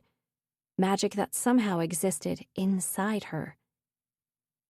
"The scar behind your ear is just a scar," her mother told her. "There's no amulet embedded beneath your skin." That explanation hadn't done much to help Ridley's fear. Even at age 5, she'd known she was supposed to be protected from outside magical influence. With no Arxium implant, anyone could do anything to her, couldn't they? Dad had quickly added that she was protected by her own magic. A special doctor had told them this when Ridley was born. Back then, before the cataclysm, magic hadn't been outlawed yet, but her parents insisted she keep her magic a secret. She wasn't like other people, and they didn't want anyone taking her away and experimenting on her. She'd done her best to obey them, and the only time someone had ever come close to finding out was when she'd accidentally used her own magic at a friend's house. Fortunately, no one had seen her glowing blue skin. At school, she learned to pull magic from the elements, the same way everyone else did. She memorized the movements for basic conjurations exactly the way her teacher taught her. But sometimes, when she was alone at home, she didn't bother pulling. She used her own magic, along with the required hand and finger motions, to pick up the TV remote or heat the kettle. It was just easier. Then the cataclysm happened. Mom and millions of other people died. And almost overnight, magic use became a forbidden practice. The law for the second Arxium implant was put in place, and scanner drones swarmed the air above the streets. Dad took both implants that should have been embedded beneath Ridley's skin, the new AI-2 and the AI-1 they'd secretly removed when she was barely days old, and her magic was reacting horribly to the Arxium, and rolled each into a tiny cylinder so they could slide onto a chain. He put the chain around Ridley's neck and told her never to take it off. He also told her never to use her magic ever again, but his warning wasn't necessary. She knew what had killed her mother. She knew what had ripped her world out from beneath her feet. Magic. It was a wild, destructive thing, and back then she'd hated it with an intensity that threatened to erupt into actual flames. So she pushed it deep down within her, and it didn't surface again until 2 years later. That was the day things changed again. That was the day she became a thief. Still appearing to be made of air, Ridley crossed the foyer of Aura Tower. No one looked in her direction as she exited through the grand entranceway. It seemed darker outside than when she'd entered Aura Tower, which probably meant another storm was getting ready to drop a buttload of rain on the city. She glanced up at the threatening clouds and the white lightning and blue magic flickering within them. If she looked hard enough, she could just make out some of the panels hovering way above the city beneath the clouds.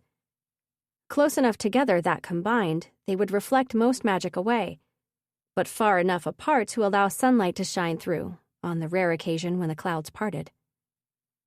Ridley passed another opulent apartment building, slightly smaller than Aura Tower, then Wallace Academy on the next block.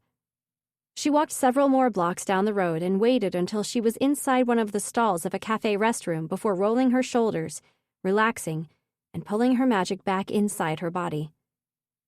She examined her hands. Normal. Before leaving the stall and stopping in front of the mirror to check her eyes. Also normal. Back out on the street, she walked with her arms crossed tightly over her chest and her jaw clenched. She had to do something about Shen. She just wasn't sure what. She couldn't go to the police with her eyewitness account. She couldn't risk them discovering that the scars behind her ear hid no amulets, and that her body was basically a vessel of the most illegal substance on Earth. But she refused to let her friend remain imprisoned for life for something he hadn't done. After all, he was the first person she'd ever stolen for. There was no way she wouldn't help him now. She clenched her fists tighter beneath her arms as she stalked toward the bus stop, remembering her very first theft.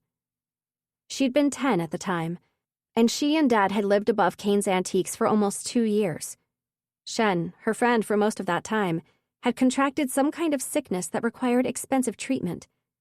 He'd been to the local clinic, but they sent him home when it became clear his parents couldn't afford to treat him. Ridley and Dad had visited Shen at home. Dad gave Mr. Lin some money and said he wished he had more to give. Mr. Lin tried to give it back, but Dad wouldn't let him. Ridley had been hopeful then. She thought maybe the money Dad had given the Lins would be enough for Shen's treatment. But she'd watched Dad closely as they left, and her hope withered. He blinked tears away and hugged Ridley tightly against his side, reminding her repeatedly how much he loved her. And Ridley had understood for the first time that her friend might actually die. A day later, as Shen lay in bed across the street growing weaker, Ridley had gone with Dad to meet someone in the Opal Quarter, a potential buyer who was interested in an Art Deco emerald brooch from Kayne's Antiques, but who couldn't be bothered to come to Demer District. The three of them sat together on white loungers beneath umbrellas on a deck at Café Rivière, while Dad showed the brooch to the client and Ridley tried to hold back tears every time she thought about Shen. The woman, Ridley didn't remember her name, though she recognized her from their old life when Dad was respected and well known among the upper class of Luminous City, ended the conversation quickly by telling Dad she didn't believe the brooch was genuine. After complaining about her time being wasted by a con artist and a cheap forgery, she opened her purse and placed her comm screen inside. That was when Ridley saw the fat wad of cash within. At that moment, the injustice of the world hit Ridley squarely in the chest. How could some people have so little that they couldn't pay for medical treatment, while someone else could probably buy a whole clinic with the petty cash in their purse? She made the decision right then to take that money. She knew it was wrong, but she didn't care. In fact, in some ways, thinking about stealing that money felt right. It would save her friend's life. What could be so wrong about that? The woman stood, pulling the purse's leather strap onto her shoulder, and Ridley knew the only way to get her hands on that money without getting caught was with magic. It was a thought that terrified her. Nature's magic had become wild and deadly, an entity not to be trusted. What if the magic inside her body was just as uncontrollable? She didn't know, but Shen was dying and the woman was walking away, and Ridley was running out of time. "Wait!" Dad called out to the woman. He stood and hurried after her. "The brooch is genuine. It was verified by an expert when my father acquired it. I have the paperwork." The woman stopped and turned back toward Dad, and Ridley didn't hesitate any longer. She pulled her sleeves down to conceal the blue light pulsing across her skin, then hid her hands beneath the edge of the side table between the loungers. Her hands formed the quick movements for a conjuration she hadn't done in years. A conjuration that would send her magic into the air in an invisible form that could lift, carry, move. As the woman said something about no longer trusting Dad, a strong gust of wind whipped past and flipped the top of her purse open. The woman shrieked as her skirt blew up. She clutched at the billowing folds as Ridley's magic wrapped around the bundle of notes and lifted the money from the purse. Serviettes flew off a nearby table as the money dropped to the floor and disappeared beneath the overhanging edges of a tablecloth. The freak gust of air vanished, the woman spun around, and everyone in the restaurant looked up to see what all the commotion was about. Dad, his face burning with embarrassment, gestured to Ridley and hissed, "Come on, we're leaving." She jumped up from the lounger, then mumbled something about needing to tie her shoelaces. As a waiter demanded to know what Dad had done to upset one of the restaurant's most valued customers, Ridley's hand shot beneath the table, grabbed the money, and pushed it into her pocket. She stood, took hold of Dad's hand, and huddled against his side, keeping her gaze fixed on the floor. Dad managed to keep his temper to himself until they were out of the restaurant. Then he spent the whole of their journey home grumbling about how fickle people were and how they blindly followed everyone else instead of coming up with their own opinions. Ridley kept quiet and listened while trying to ignore the stolen money that felt hot and heavy in her pocket. She knew where the Lynns hid their spare key, so that night after Dad fell asleep, she snuck out of their home, across the street, and into the Lynns' apartment. She left the money next to the kettle in the kitchen where Mrs. Lynn would see it when she made tea the next morning, which was exactly what happened. And so Shen had received the treatment he needed. Ridley never told anyone what she'd done, but the idea that she could help other people in the same way she'd helped Shen stuck with her for a long time, until eventually she stole again for someone else. Then again and again, always from people who had far too much to start off with, and always to help someone who had almost nothing. Part of her hated the fact that she relied on the same power that was responsible for killing her mother. But she told herself this power was different. Her magic wasn't the same as the magic out there in the wastelands. The cruel, destructive power that had ripped away so much life. Her magic was good. And so she continued to use it. But as she strode down the street now, she knew in the back of her mind that she couldn't keep breaking the law to help people. Eventually, she'd have to grow up and find a more legitimate method of balancing the scales. Which was why she hoped to end up at the Rosman Foundation after graduation. It was a private organization dedicated to helping those who'd lost everything after the cataclysm.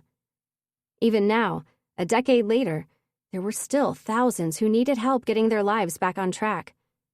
But the foundation didn't hire anyone who hadn't at least finished school.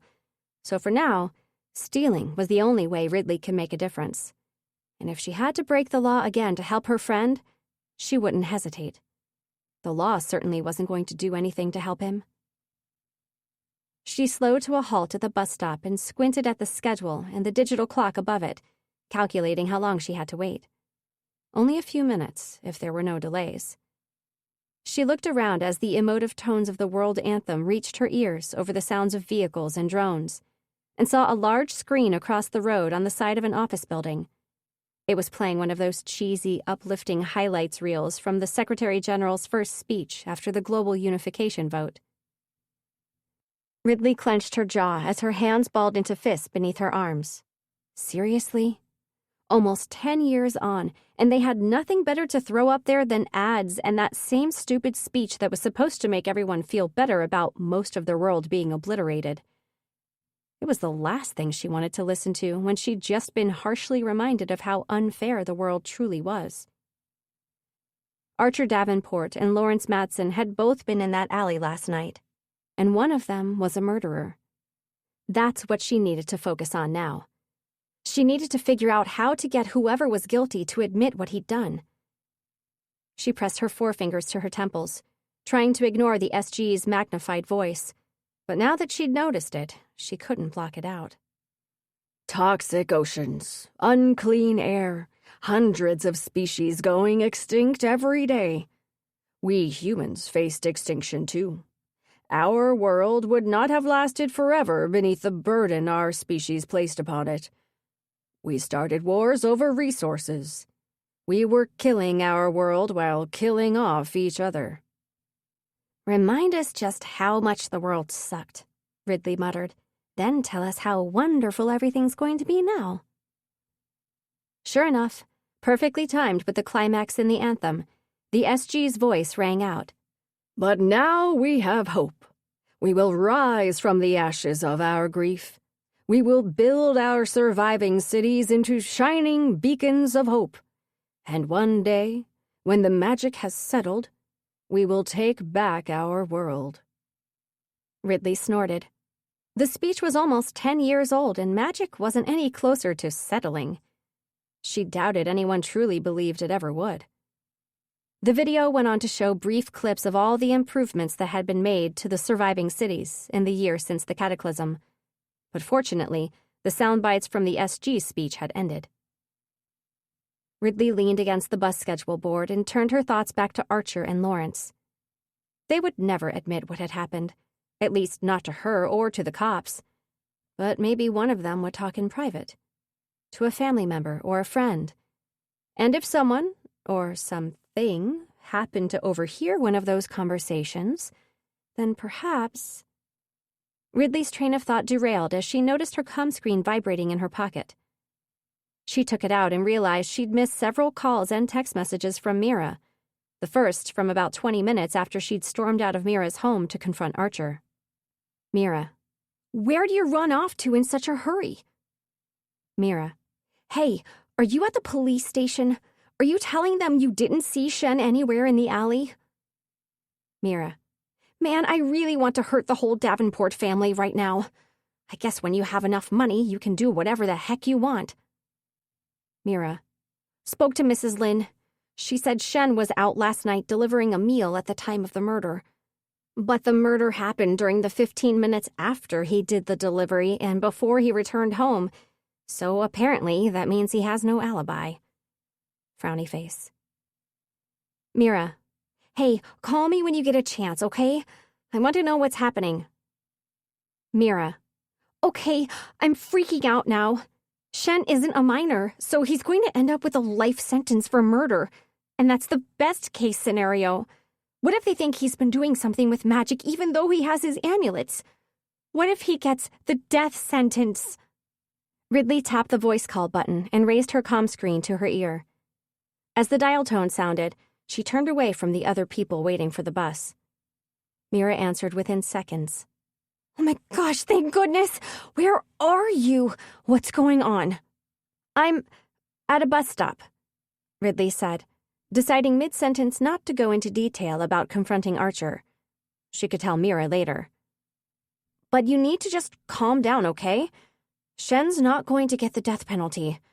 No one can prove that he did anything with magic. And I'm sure someone will figure out soon that this new video footage, whatever it shows, is fake.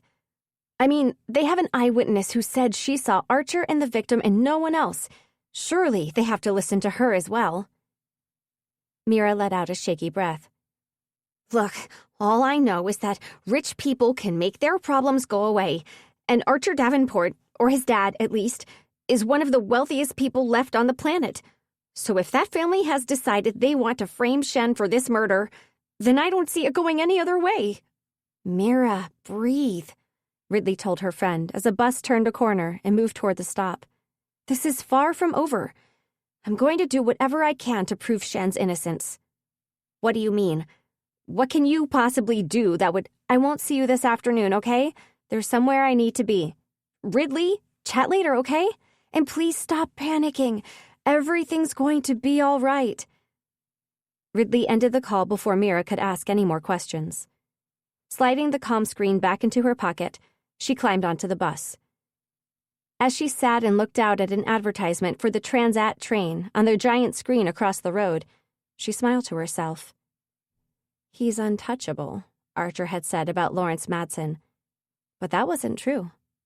Perhaps no one else could get to him, but Ridley could. She could walk right into his home, just like she'd walked into the Davenports' home. She faced forward as she began mentally planning her next break-in. A break-in that would be even riskier than breaking into the Davenports' apartment. A target every sensible fiber of her being told her to stay well away from. The residence of Mayor Madsen. Chapter 8. Jude Madsen had been mayor of Luminous City for almost 3 years. His son Lawrence, a snotty rich kid the same as all the other snotty rich kids, graduated a few years ahead of Ridley at Wallace Academy. He showed up on tabloid covers every now and then, usually striding confidently into one of Luminous City's glamorous nightclubs with some celebrity on his arm, or sitting astride one of his vintage motorcycles. Or, most recently, reclining at ease at the city's most expensive restaurant after surviving an attempt on his life. Ridley never opened any of the tabloids, so she had no idea what Lawrence actually did with his life these days. Aside from fleeing dodgy alleys in unsavory parts of the city.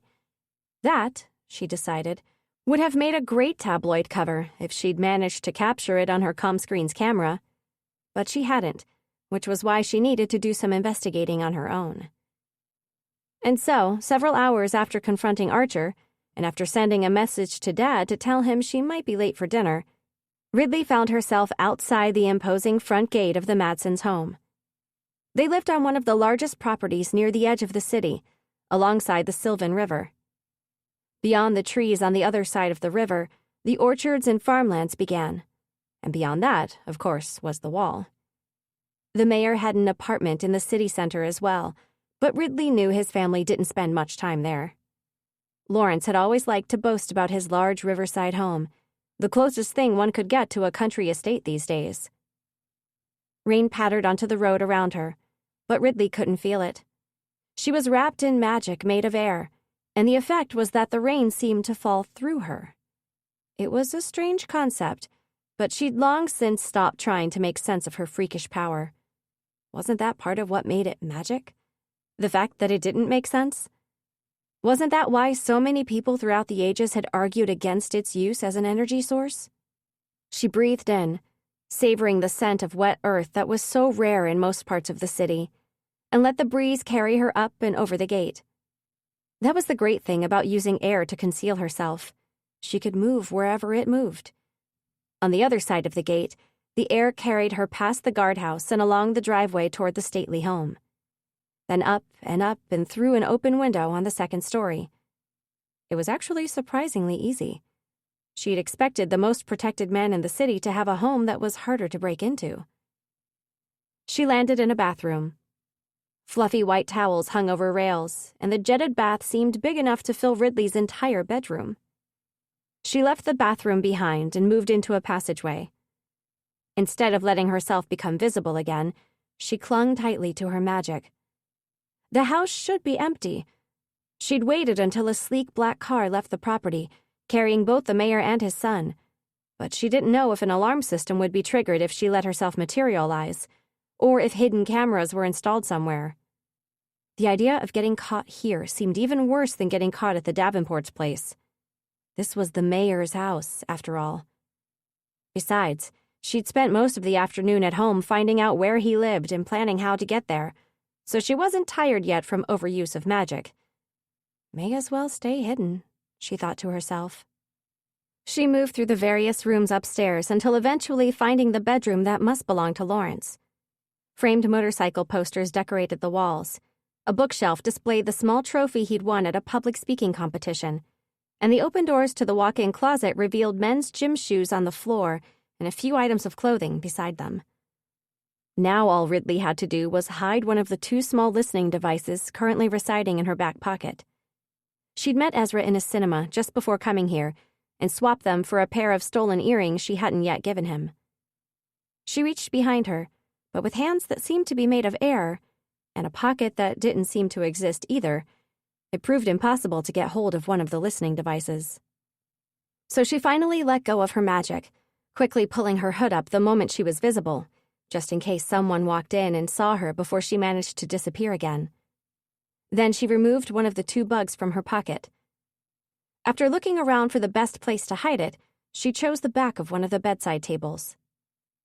Her magic concealed her as air once more, and she moved on to explore the rest of the house. She needed to choose another spot to hide the second bug. The problem was, in a house this large, private conversations could happen anywhere. She passed through a dining room, then a wide passageway with frameless glass doors that looked out onto the garden. Rain drummed down onto a deck, and beyond that was a swimming pool and neatly mown grass with strange, unidentifiable white sculptures positioned here and there. She paused inside a large study, wondering if Lawrence might sit there with his father and confide in him about exactly what had happened in the alley. She had no way of knowing for sure, but it didn't seem like he had that kind of relationship with his father. Perhaps he would tell his mother instead. In the news clips Ridley sometimes saw, it seemed like he was closer to her. Though perhaps that was only because the two of them generally had to stand back to let the mayor take the limelight. Ridley continued through a second door that led out of the study and into the next room, which turned out to be a large lounge. Though she knew she shouldn't be wasting time, her curiosity got the better of her, and she stopped by the fireplace to examine the framed photos on the mantelpiece. They chronicled Lawrence's perfect life from the time he was a toddler, through his school years, all the way to his Wallace Academy graduation, where he stood with a group of his friends. They all had their arms around each other, smiling and laughing as some of them tossed their caps into the air. Ridley almost moved on before noticing the girl on the far right of the group, Serena Adams. The girl who'd had a promising future as a dancer before earning herself the unfortunate title of the girl who blew herself up with magic on top of the Haddison building. She must have been a friend of Lawrence's, something he would no doubt deny if anyone asked him now. Ridley was surprised the Madsons hadn't replaced this photo with a different one. No one wanted to be connected to Serena Adams in any way after it turned out she'd been using magic. At the sound of a faint hiss, Ridley froze. She twisted in the air and looked behind her, but there was no one there. She waited, her invisible heart pounding, but there was no noise other than the tick of the clock above the mantelpiece and the steady thrum of rain outside. She breathed in deeply to calm herself and noticed a new scent in the air. Something citrus. An air freshener? Was that the hiss she'd heard? She almost laughed as she imagined herself panicking over nothing more than an automatic air freshener. But then her head began to spin. Nausea hit her at the same time her throat started closing. She gasped and felt herself stumbling, catching hold of the edge of an armchair, with a hand that was very much visible. She tried to push her magic outward, but the dizziness grew worse. When pain rocketed through her skull and the right side of her body, she realized she'd hit the floor. She lay there gasping, struggling to stay conscious, watching the ceiling and the side of the armchair shift in and out of focus until everything eventually dissolved into darkness. Ridley woke suddenly, sucking in a breath and blinking as her heart raced. Nausea and dizziness still plagued her, but her breathing felt almost normal. She pushed herself up into a sitting position, waiting a moment for the room to stop spinning before she looked around at the clock over the mantelpiece. She wasn't sure of the exact time she'd entered the Madsons' home, but she calculated she'd been lying on the floor, completely exposed, for at least 15 minutes. "Crap," she whispered. She tried her magic again, but the attempt filled her with such nausea she had to lean her head against the armchair as she breathed deeply and slowly. She opened her eyes as the nausea lessened, and that was when she noticed the light in the study next door. The floorboards creaked as a wheeled chair moved. "Thank you," Lawrence Madsen said. "I'll inform him when he gets home." Double crap. Ridley scrambled on hands and knees toward the largest couch. What was Lawrence doing home? Hadn't he left earlier with his father? Or was that someone else she'd seen in the car with the mayor? Not that it mattered right now. Lawrence's footsteps were moving toward the study door, and Ridley was only halfway behind the couch, and "Sound system on," Lawrence said as he entered the lounge. Ridley pulled both feet behind the couch and crouched as low as she could, holding her breath. Then she flinched as a speaker beeped somewhere nearby. A moment later, the haunting tones of a woman's voice accompanied by melancholy piano chords reached her ears. She hoped Lawrence would return to the study, but instead he crossed to Ridley's side of the room. Triple crap. And stood at the glass doors, looking out at the garden.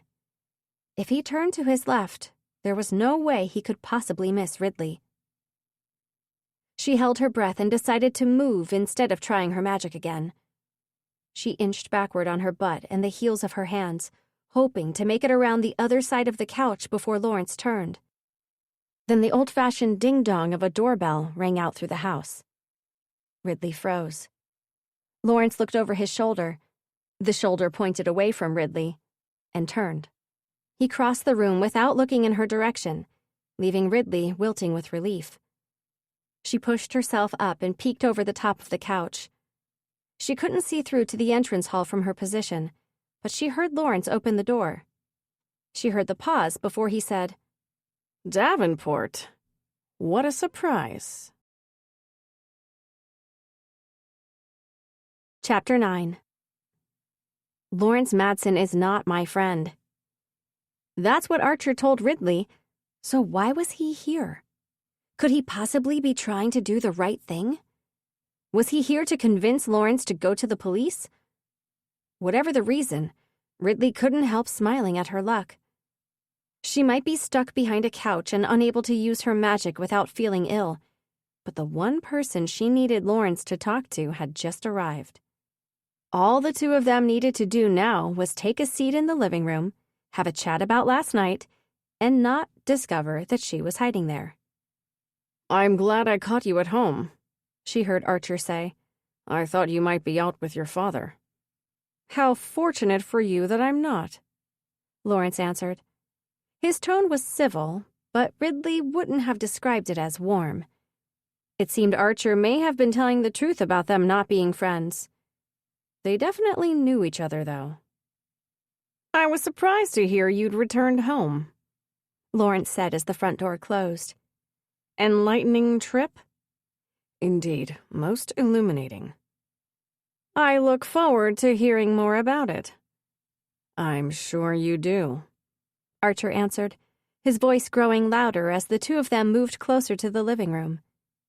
Ridley ducked down again behind the couch, but then Archer added, "Why don't we speak in your father's study?"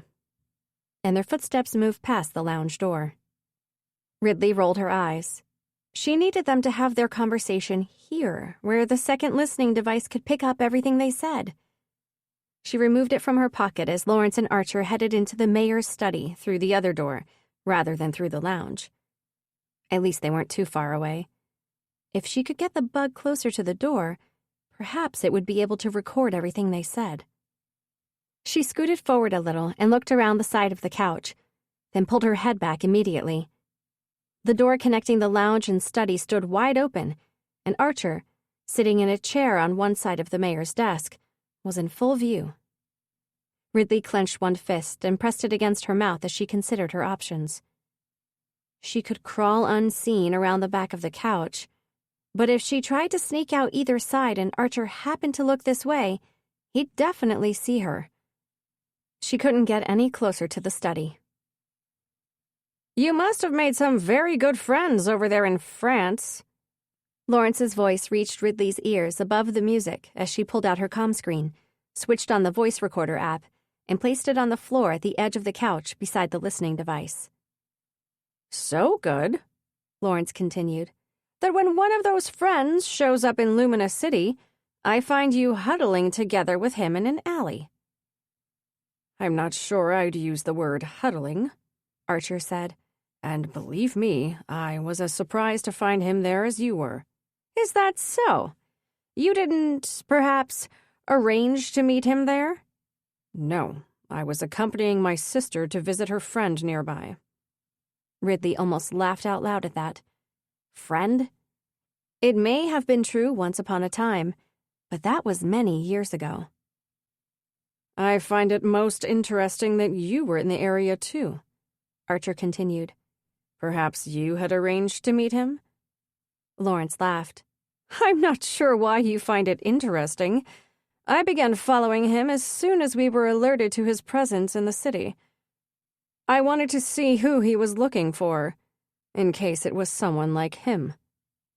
"Well, as you know, I'm nothing like him, and I was about to relieve him of the information he was carrying, in as subtle a manner as possible, when you charged in and caused a scene."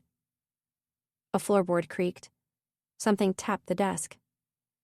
"So sorry," Lawrence said, not sounding in the least bit apologetic. "Did I make things a little difficult for you, leaving you behind at the scene of a murder? How embarrassing for your family." "The incident is of little importance to my family. What's important is the information that man was carrying, the information he was about to give me. I'm here to retrieve it." Lawrence snickered. "Finders keepers." Ridley tilted her head just far enough to see Archer cross his arms. "Have you opened the envelope?" "Of course I have. You would, wouldn't you?" "And?" "Letters. All the same, and none of them addressed to anyone in particular. Very interesting contents, however." After several moments of silence, Archer said, "I assume you don't plan to elaborate on these contents?" "You assume correctly." Archer exhaled sharply. "You're certain they're not addressed to anyone?" "I'm not blind, Davenport. Like I said, there are no names." At that, Archer's eyes flicked toward the door, and Ridley pulled her head back swiftly. She waited, holding her breath. But Archer's chair didn't scrape backward. He didn't walk into the living room, and he didn't call out, "Who's there?" Instead, he said, "You'll bring the envelope to the next meeting, then?" "Of course." A chair wheeled across the floor, and Ridley pictured Lawrence standing. "But until then, it will remain in my possession. Sorry you wasted your time coming all the way over here. You should have called first. I would have told you not to bother." Chair legs scraped the floor, and Archer said, "Don't worry about it. I was in the neighborhood." They walked out of the mayor's study, and in the quiet between two different tracks of whatever album was playing, Ridley thought she heard the same faint hiss she'd heard earlier. She still had no idea what caused the sound, or if it was related to the intense nausea and dizziness that had made her pass out, but she couldn't risk looking now. Her hand hesitated near her comm screen as Lawrence showed Archer to the front door. The door shut. Lawrence crossed the hallway. Ridley waited, barely breathing, But his footsteps grew fainter and disappeared. Still, Ridley waited. But after a minute or so, when Lawrence still hadn't returned, she ended the comm screen recording and switched off the listening device. She needed to leave. She had no idea if either of her devices had recorded anything useful, but she wouldn't be able to find out until she got out of here. After returning the devices to her pocket and peeking over the top of the couch once more, she stood and tiptoed to the edge of the room. Perhaps it was the act of standing after crouching down for a while, but by the time she reached the wall and pressed her back against it, her nausea had returned in full force. She tried breathing deeply, but that only seemed to make it worse. She leaned forward, hands pressing into her knees as she breathed deeply and silently repeated, "Don't pass out, don't pass out." At the edge of her gaze, a shadow moved. She saw shoes, dark pants, and she sucked in a breath and straightened hurriedly as a dark figure moved toward her. "Why are you still here?" She blinked through her dizziness at the dark eyes glaring at her. "Archer?" "You need to get out of here." "How did you—" "He's dangerous, okay?" Archer hissed, grabbing her by the arm and pulling her toward the glass sliding door, which, she now noticed, was partially open. "So whatever you were planning to do here this evening, don't. Just leave." She tugged free of his grip, which sent her head spinning again. "Not until you tell me what you're doing here." Swallowing down her nausea and pulling herself a little straighter, she tried to regain some of her usual confidence. "Looks like you and Lawrence are quite close. I had no idea the two of you knew each other so well." "I guess looks can be deceiving then, can't they?" His eyes traveled across her face. "After all, you look like a straight-A scholarship student on the outside. No one would ever guess you're an expert at breaking and entering." "I don't see any breaking, do you?" she retorted. "And how did you even know I was here?" "Because I was doing my own sneaking around," he snapped, trying again to move her toward the door. "Hoping to get that envelope back. And I'd probably have it by now if I hadn't come across you passed out on the living room floor and had to improvise to keep you from getting yourself caught." Ridley's confidence wavered. You saw that?" "Yes, I found you here on the floor. I tried to wake you, but I heard Lawrence coming. I left through a window, went back around to the front and rang the doorbell. Now you've cost me valuable time I could have spent searching for the envelope." "What envelope?" "You know, the envelope from last night? The big yellow one?" Archer frowned. "You said you saw what happened. You said—" He shook his head. "You know what? Just leave. Forget about all this." "What envelope, Archer? What letters was Lawrence talking about? Why was that man outside my—" Footsteps sounded from the direction of the hallway. As Ridley shot a glance across the room, Archer gripped both her shoulders and pushed her out onto the deck. "You need to stop asking questions." Then he slid the door shut and locked it. He disappeared into Mayor Madsen's study, leaving Ridley staring through the glass with dozens of questions on the tip of her tongue and nausea churning her stomach. She blinked, remembered she needed to remain hidden, and hurried away through the rain before Lawrence returned to the lounge and found her standing there on his deck. Chapter 10. Ridley woke the next morning and lay in sleepy bliss for about 3 seconds before reality and its disappointments crashed down on her. She remembered that one of her best friends was in jail. She remembered hiding behind the Madsens' pool house the night before until she could use her magic without feeling ill. She remembered playing the comm screen recording when she got home, only to find that she could barely hear anything Archer and Lawrence had said over the sound of the music. She'd then downloaded the recording from the listening device, and though she could hear some of the words, most of the conversation wasn't clear enough to make sense. She opened her eyes and stared at the damp stains and peeling paint on her ceiling, acknowledging once again that she had nothing that could help Shen, and that she'd come away from the Madsens with more questions than answers. At least she'd raided the toy box beneath her bed, the toy box that contained all the cash that hadn't yet found its way to a worthy cause, and put everything into an envelope for the Lynns. She'd crept into their kitchen late last night and left it by the kettle, in the same place she'd left an envelope years ago when Shen was sick. If all else failed and she couldn't find a way to prove her friend's innocence, the Lynns could at least afford a good lawyer to defend him.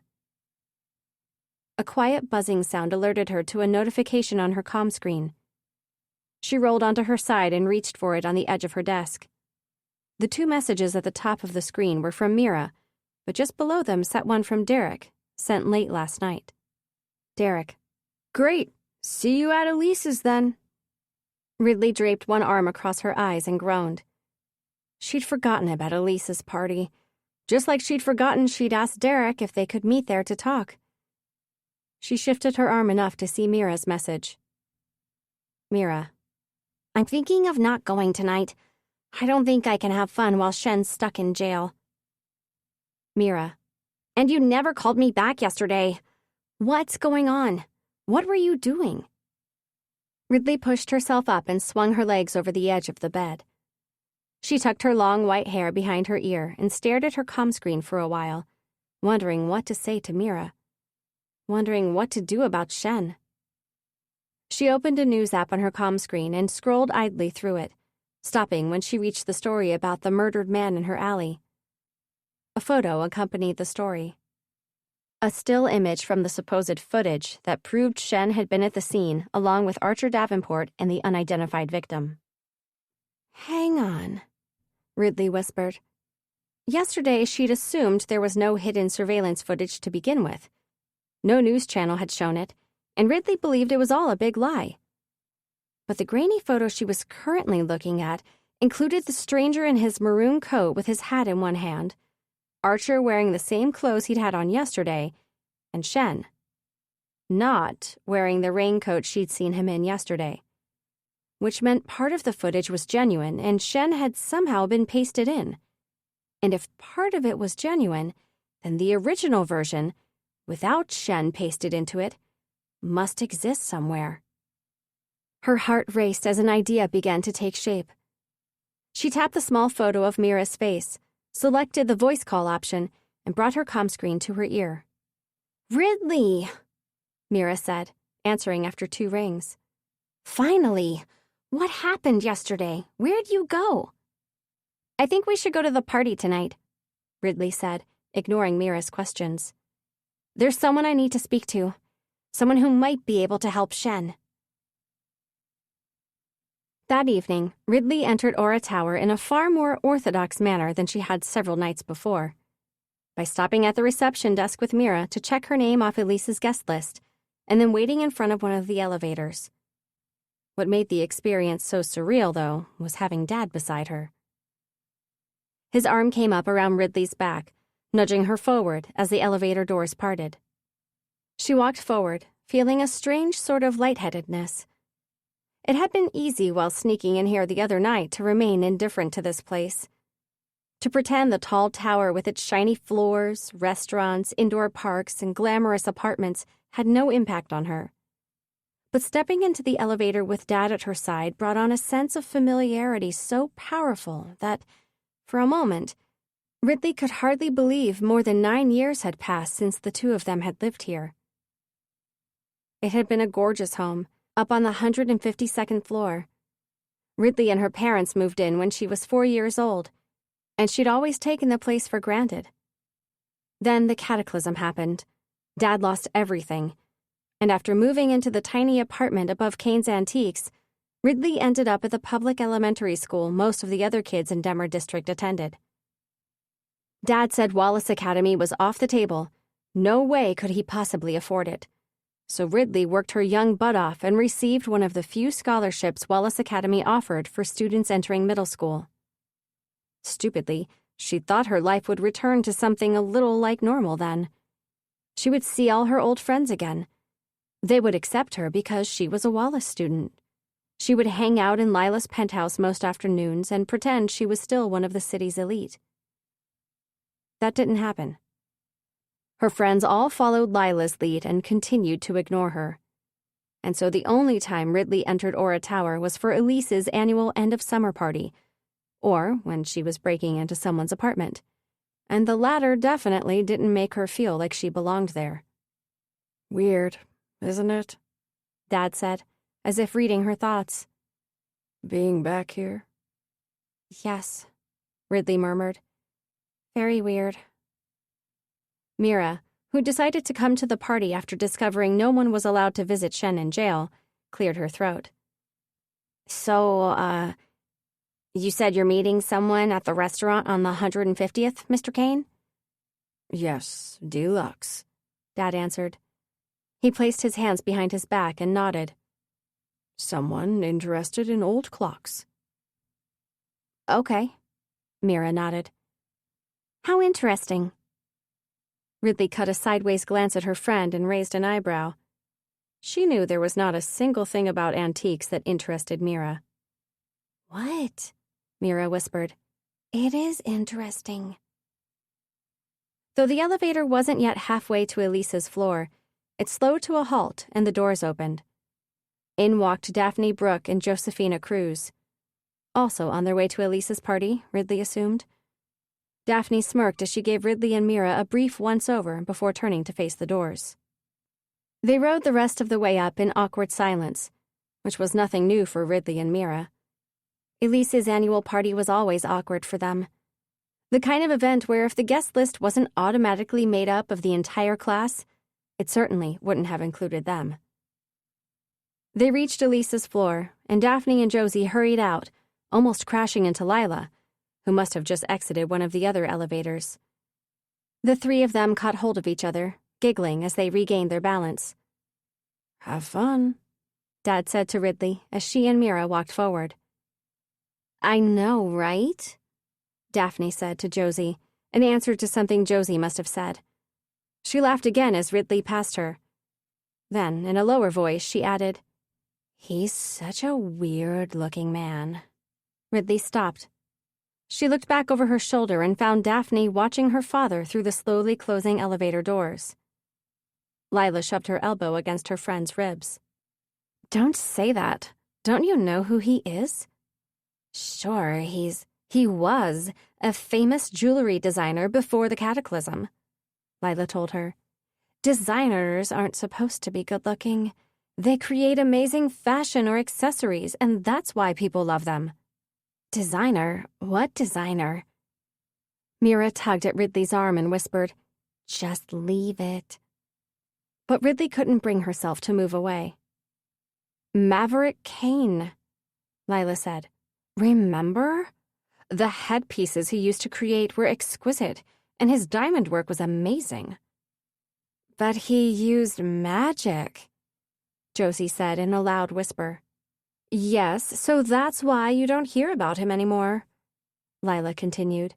Anyway, my point is that most designers have kind of a weird look, don't they?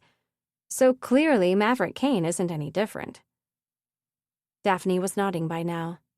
Maverick Kayne. Yeah, I remember that name. She looked toward the elevator, which was now closed. My oldest sister had a Maverick Kayne tiara she wore to her prom. The diamonds had actual fire glowing in... Wait. She looked at Lila again. So Ridley's dad is Maverick Kayne? Lila's eyes just about rolled into the back of her head. Oh my goodness, where have you been for the past several years, Daphne? Yes, Daphne, Ridley said loudly, unable to keep her mouth shut any longer. Where have you been for the past several years? Daphne twisted around, but she didn't seem the least bit embarrassed to find Ridley still standing there. Geez, sorry. I don't really know you that well, Ridley, so obviously I don't know anything about your family. I only moved here after the cataclysm, remember? And look, all I'm saying is that you're lucky you take after your mom instead of your dad. Can you imagine if you'd ended up with those huge teeth of his? All the better to bite you with, Ridley thought, the line from that old fairy tale flashing through her mind. She managed to hold back the words, though, as well as the retort that Daphne had no idea what Ridley's mother had looked like, so how could she possibly make a statement like that? Instead, Ridley schooled her expression into a placid smile and said, So lucky. Right? Daphne smiled. Your mom must be beautiful, just like you. Mira tugged at Ridley's arm once more, and this time, Ridley relented. Her eyes met Lila's for a moment before she turned and headed around the corner with Mira. I can't believe you were ever friends with people like them, Mira muttered as they approached the entrance to Elise's home. It was a long time ago. They walked through the open door into Elise's family's glitzy apartment, already crowded with people. Neon lights illuminated the large living area, and colorful drinks lined a dining room table that had been pushed to one side of the room. Can you tell me why we're here now? Mira asked over the sounds of laughter and music. Who can help Shen? And what happened yesterday afternoon? Where'd you go? I'm not sure I should tell you who I'm here to speak to. It's kind of a sensitive business, and I don't think this person would be happy with me giving away his or her skills. Sensitive business? Mira raised an eyebrow, then shrugged. Fine, whatever. They moved through the crowded space to the other side of the room, where floor-to-ceiling glass provided an excellent view of the city. Not as great a view as the one from the Davenport's penthouse, but still high enough that a sliver of the wastelands was visible beyond the top of the wall. Mira turned her back to the window, crossed her arms, and asked, So, where'd you go yesterday after you left my place? You wouldn't like it if you knew. It doesn't matter whether I like it or not. I just want to know. I don't think you do. Mira's eyes narrowed, but not before Ridley saw the hurt in her gaze. Since when do we keep secrets from each other? Guilt pierced Ridley's chest at the reminder of all the secrets she kept from her best friend. And just like that, she opened her mouth and said, I broke into Mayor Madsen's house. Mira blinked. Then she rolled her eyes. Fine, don't tell me what you were really up to. She lowered her arms to her sides and turned toward the window. You're probably right that I don't want to know what it was. Mira. Ridley spoke slowly, unsure of what to say next. She hated that her friend thought she was lying, especially when she'd finally told the truth about something. But she knew it was better if Mira remained in the dark about Ridley's activities. She looked through the glass at the distant flicker of magic out in the wastelands. The magic that sometimes seemed to call to her, like an invisible thread attached to her chest, wanting to tug her through the city and out there into the wild. What Archer's people did to get him off was illegal, she said. That means we may have to stoop to the same means to prove Shen didn't do this. I wish that wasn't true, but I think it might be. Mira sniffed, and when Ridley looked at her, she saw tears brimming in her friend's eyes. Shen is going to end up dead because of someone else's lies. She pressed her quivering lips together. Ridley took Mira's hand and squeezed it. He is not. At the very worst, he'll get life in prison, but that's not going to happen. I will do everything I can to free him, even if it means using magic to break him out of prison. Well, that wouldn't work, Mira said, managing a half-laugh through her tears. The two of you would be fugitives forever if you did something like that. And where would you take him? There's nowhere to hide in the city with all the drones flying around. And out there in the wastelands. She gestured to the pane of glass in front of them.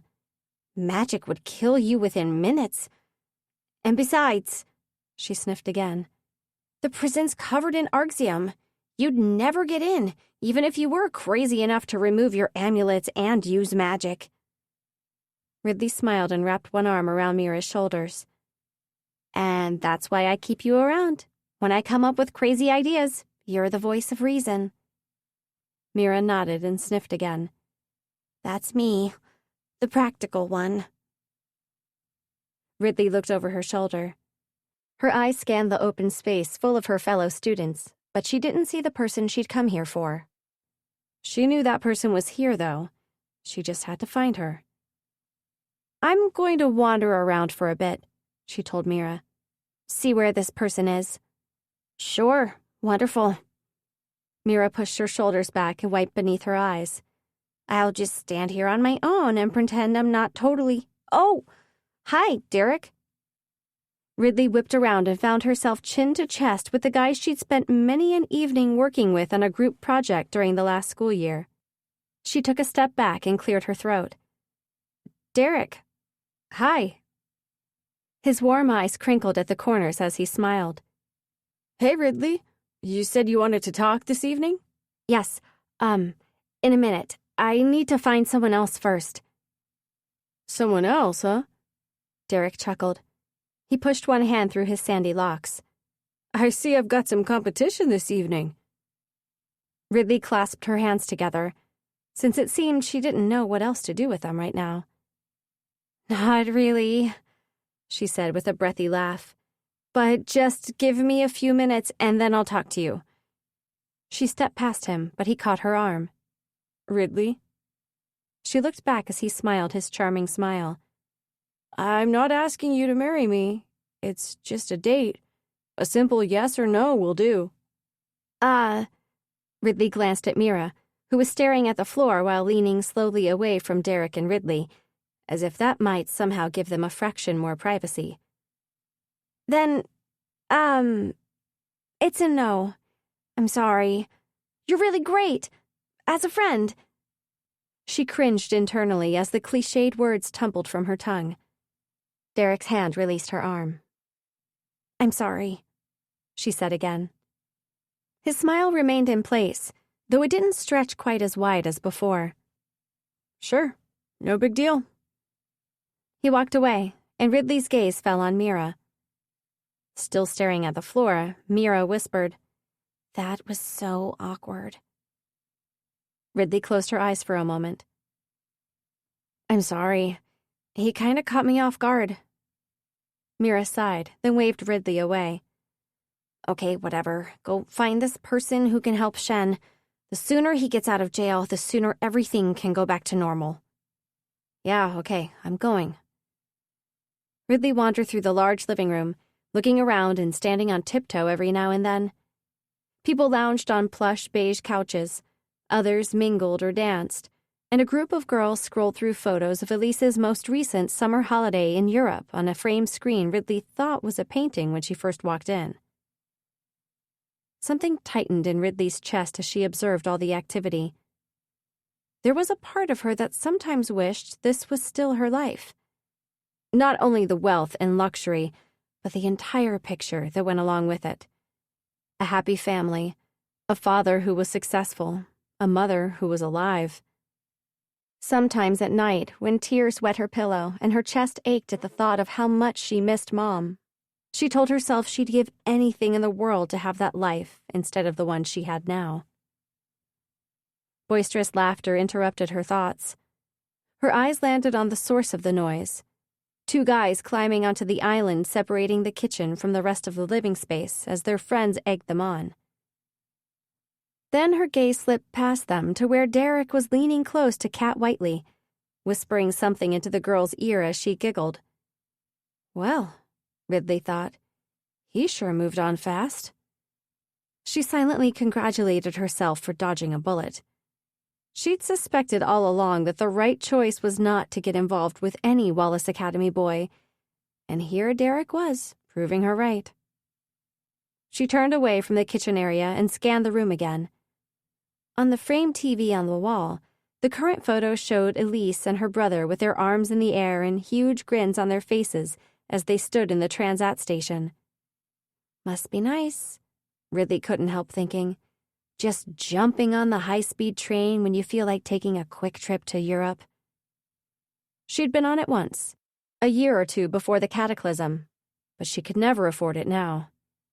Tickets were costly even before the world ended up half demolished, and those prices were nothing compared to what a Transat ticket costs today. With magic raging across the surface of the Earth and through the atmosphere, sub-oceanic trains were the only way to travel safely between continents these days. Ridley looked away from the photos of Elise's perfect holiday and down the passageway leading to the bedrooms. She certainly didn't plan to open any of those doors, but perhaps... Yes, there she was, walking out of the guest bathroom and pressing her lips together repeatedly as if she'd just reapplied her sparkly gloss. Ridley hastened toward the passageway to stop her before she reached the crowded living room. "Lila," she said to the girl who was once her best friend, "I need to talk to you." Chapter 11. Lila pursed her lips into an annoyed pout before shrugging and leaning one shoulder against the passage wall. "Sure, what's up?" Ridley looked over her shoulder to make sure no one was within earshot. She returned her gaze to Lila and smiled. "Remember that extracurricular activity you were getting into just before the cataclysm? You still do that kind of thing?" Lila's face closed off immediately. "I don't know what you're talking about." Ridley crossed her arms. "You know exactly what I'm talking about. You do a great job of pretending that all you care about is nail polish and celebrities and your never-ending shoe collection, but I know you speak the language of computers far better than you speak fashion." Lila's lips pressed into a thin line, but she did an impressive job of maintaining her composure. She flipped her sleek dark locks over her shoulder and said, "Hardly. Didn't you see that recent feature about me in Vanity Fair? My fashion taste is supposedly impeccable." "Sure, and so are your hacking skills." Lila grabbed Ridley's arm and shoved her into the bathroom. She slammed the door shut behind both of them. "You have no idea what you're talking about." "I didn't," Ridley admitted. "But now I'm almost certain you're still into hacking. Why else would you react this way?"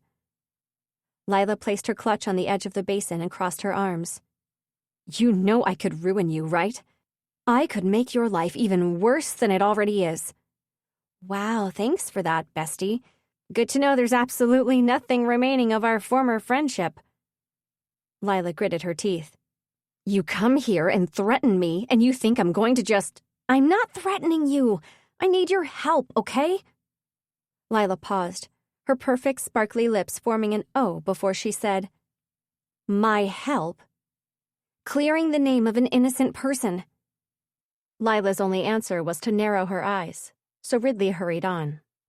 "The guy who's being accused of murdering that man behind my building is one of my best friends, and I know for a fact that he wasn't even there. The video that supposedly shows him at the scene is a fake. I don't know who put it together or how, but Shen definitely wasn't there. I was watching out of the window when it happened. I saw the stranger and 2 other people, but not Shen. There must have been a drone flying over, and that's what took the original video. So please, Lila." Ridley pressed her hands together. "I just need you to find that original footage to prove Shen's innocence." Lila let out a humorless laugh. "If your friend didn't do it, then that means Archer did. So you're basically asking me to turn on my own brother." "No, that's not what I'm asking. I'm asking you to find evidence of what really happened, and I think the evidence will show that Archer didn't do it. There was someone else there." She hesitated before plunging ahead. "Lawrence Madsen." "Lawrence Madsen?" Lila's eyes narrowed further.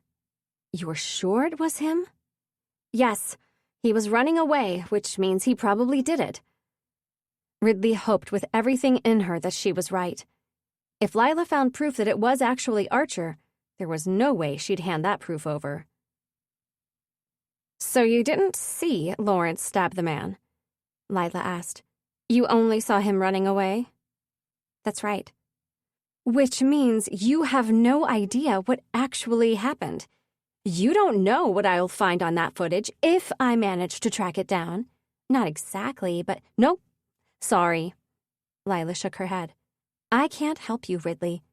"Lila, please." Ridley hated begging the person who'd made sure she lost every single one of her friends after the cataclysm. But she had better friends now, and she'd do whatever she had to in order to keep them. "Please, we're talking about an innocent guy's life here." "We are also talking about my brother's life. I'm not putting that at risk." Lila picked up her clutch. "I'm sorry, but I have no idea why you thought I'd be able to help you. And if you tell anyone what you think I spend my spare time doing?" she hissed, stepping closer. "I will make sure you pay." Ridley shook her head. "You're all the same, you Davenports. Despicable specimens of the human race." Lila pasted a sweet smile onto her face as she pulled the bathroom door open.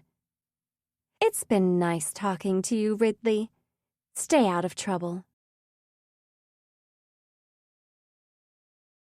Chapter 12. Though it was a Saturday, Ridley woke early the following morning.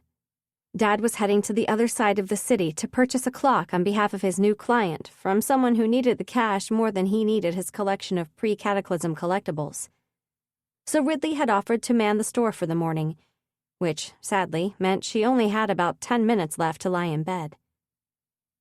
She rolled over and squinted at the dull morning light seeping through her curtains, anger resurfacing as the previous night's conversation with Lila washed over her again. She and Mira had left soon after that, and Ridley had told Mira not to despair. "I'll come up with something, don't worry." Then she'd sat with her laptop and followed Ezra's instructions to locate the live feed of the listening device she'd hid in Lawrence's bedroom, but it appeared the recording had ended several hours after it began.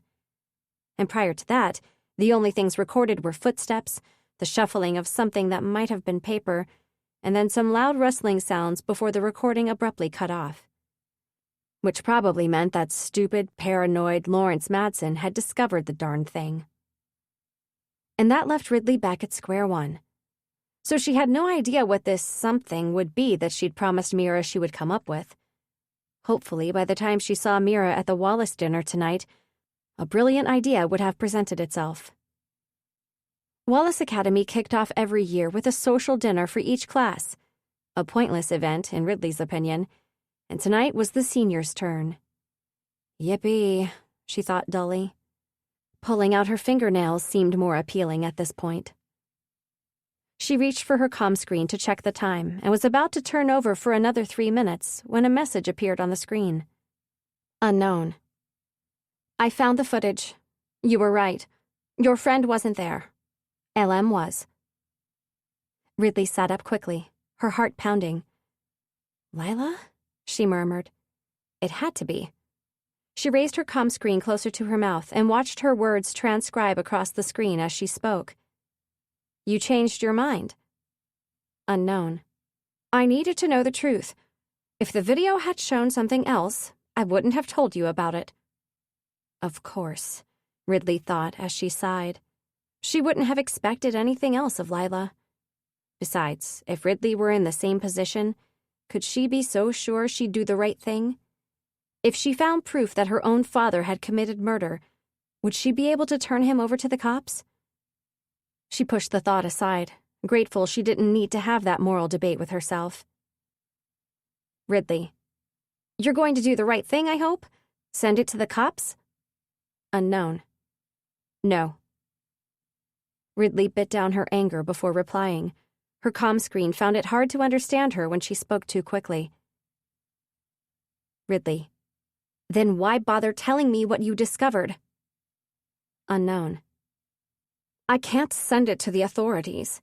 You know they're all in the mayor's pocket. He won't want anyone knowing his son was present at the scene of a murder. That video will never see the light of day if I send it to the police." Ridley frowned at her comm screen. Lila was probably right. Ridley. "Then what do we do?" Unknown. "Look outside your window." Ridley scrambled across her bed and pulled the curtain aside. On the windowsill sat a small, plain envelope inside a clear plastic bag. She pushed the window up and grabbed the bag. Kneeling on the bed, she removed the envelope and tore the top open. Inside was a flash drive half the size of her thumb. She sat and reached back for her comm screen. Ridley. "You're giving it to me?" Unknown. "Yup. This isn't my problem, so I'm not involving myself any further. Ball's in your court now, Rid." Within half a minute, Ridley's laptop was open on the bed in front of her. The flash drive had been plugged in, and she was biting her lip as the video file began playing. She saw the street on which Kayne's antique sat as if from above, confirming her theory that this video had been recorded by a passing drone. The drone moved smoothly across the street and into the alley, and there they were, Archer and the man in the maroon coat. Unfortunately, the drone had missed the moment they met, which left some of Ridley's questions unanswered. Did they know each other? Had they arranged to meet? Or had Archer seen the man doing something suspicious and walked into the alley to confront him? She watched the two of them speaking for longer than she expected, both of them gesticulating in an agitated manner, before reminding herself how odd it was that the drone hadn't moved on. The scanner drones were normally in constant motion. The only time they ever stopped was when they detected something unusual. Ridley picked up the laptop and peered closely at the screen, trying to figure out if there were any implant scars behind the stranger's ear. But his coat collar was pulled too high for her to see his neck, and even if the collar hadn't been in the way, she doubted the recording was clear enough for her to make out such a small detail. Then into the frame ran Lawrence Madsen, his face clearly visible as he stopped beside Archer and the stranger. His hand darted forward and he grabbed a flat object from the stranger, the mysterious envelope he and Archer had spoken about, before leaping out of reach and running away. He glanced back, which must have been the moment at which Ridley looked out her window a second time. Her eyes moved back to the stranger, and that was when he fell to the ground, a knife visible in his chest. "Wait," Ridley murmured, reaching out to pause the video. She'd missed the moment he'd been stabbed. Had Lawrence somehow done it while grabbing the envelope? She clicked further back on the progress bar of the video window and tapped the play button again. This time, she kept her eyes fixed on the stranger. She watched as the envelope was taken from him, and then, a second or two later, a knife flashed in front of him. But where had it come from? Archer's hands hadn't moved, so it couldn't have been him. Ridley replayed that section of the video yet again, this time tapping it forward frame by frame. The video was grainy, making small details somewhat fuzzy, but there, the unmistakable flash of metal falling from somewhere above the drone's view. "Holy crap," Ridley whispered. So it hadn't been Lawrence or Archer. The knife had come from somewhere above, from someone else. She sat back against her pillows, biting her thumbnail. Why, if Archer's lawyers had access to this video, had they bothered constructing a fake version placing Shen at the center of the crime? She could see how they'd done it. They'd replaced Lawrence's head with Shen's head, erased all evidence of the envelope, and Lawrence's hand darting forward to grab the envelope had instead become a hand darting forward with a knife. She had to marvel at the effort Archer's people had gone to, all in less than a day. How much drone footage did they have to search through from the area before finding one that not only had Shen in it, but showed him from the correct angle turning the right way? And why? The original video clearly showed that Archer hadn't done it. The reason didn't matter, though. All that truly mattered was that this video proved Shen's innocence. Now all Ridley had to figure out was what to do with it.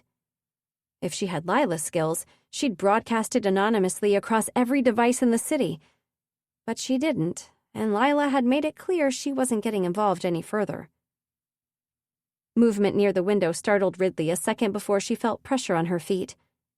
She snatched her legs up toward her chest and grabbed the laptop as she looked across the bed, her heart beating suddenly, wildly. But it was only a cat. A cat with 4 ears?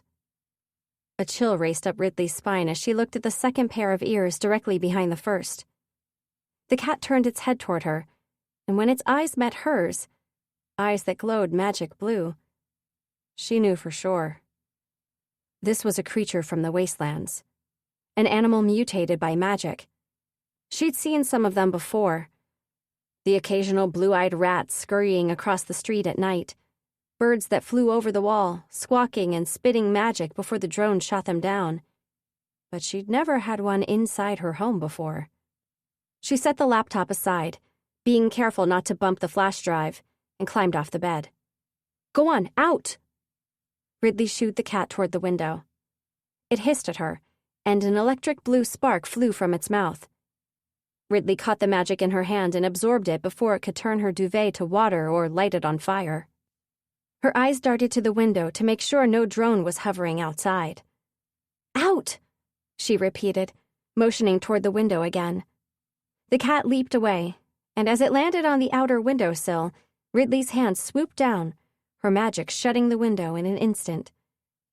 She leaned across the bed and tugged the curtains closed. "Darn creepy animal," she muttered. She had nothing against cats, but a magic-mutated one would only get her into trouble. Hopefully it wandered into someone else's neighborhood. Perching on the edge of the bed, she pulled her laptop closer, her thoughts racing once more. She needed to get this video out there for everyone to see. No doubt someone important would claim this version was fake and the doctored one was the original, but hopefully it would throw enough doubt on the whole situation that Shen wouldn't wind up convicted of murder. She could send it to some of the news networks, or upload it to all the social feeds, or both. But it needed to come from someone else's computer and someone else's accounts. Someone with influence. Someone the public would believe. She played the video again, ignoring the fact that she should be dressed and ready to open the store by now. As she watched Archer standing there with his hands up, staring at the man dying on the ground in front of him while Mrs. Longbourn screamed silently from the sidelines, she realized she knew exactly who should be the one to share this footage. Chapter 13. Ridley's mind remained fixed on the flash drive hiding in her pocket as she paced Kayne's antiques for most of the morning.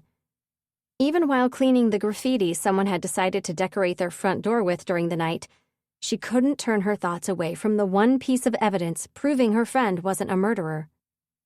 She scrubbed away every letter of the word magicist, a slur that showed up on the exterior of their building at least once every few months, and went back inside the store to continue her pacing.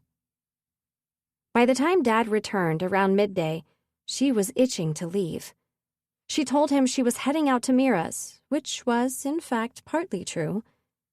She would go to Mira's straight after sharing the video that was currently burning a figurative hole in her pocket. She kissed Dad's cheek, then hurried upstairs to grab her jacket with the hood. Half an hour later, she was inside the Davenports' apartment. Magic made it ridiculously easy. She found Mrs. Davenport sitting primly on the edge of a couch, engrossed in something on her comm screen, which definitely wasn't ideal.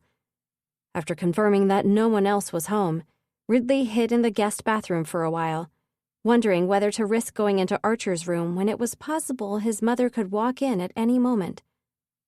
Fortunately, after about 10 minutes, Mrs. Davenport asked the home auto system to send one of their cars out to the front of the building, and then she left.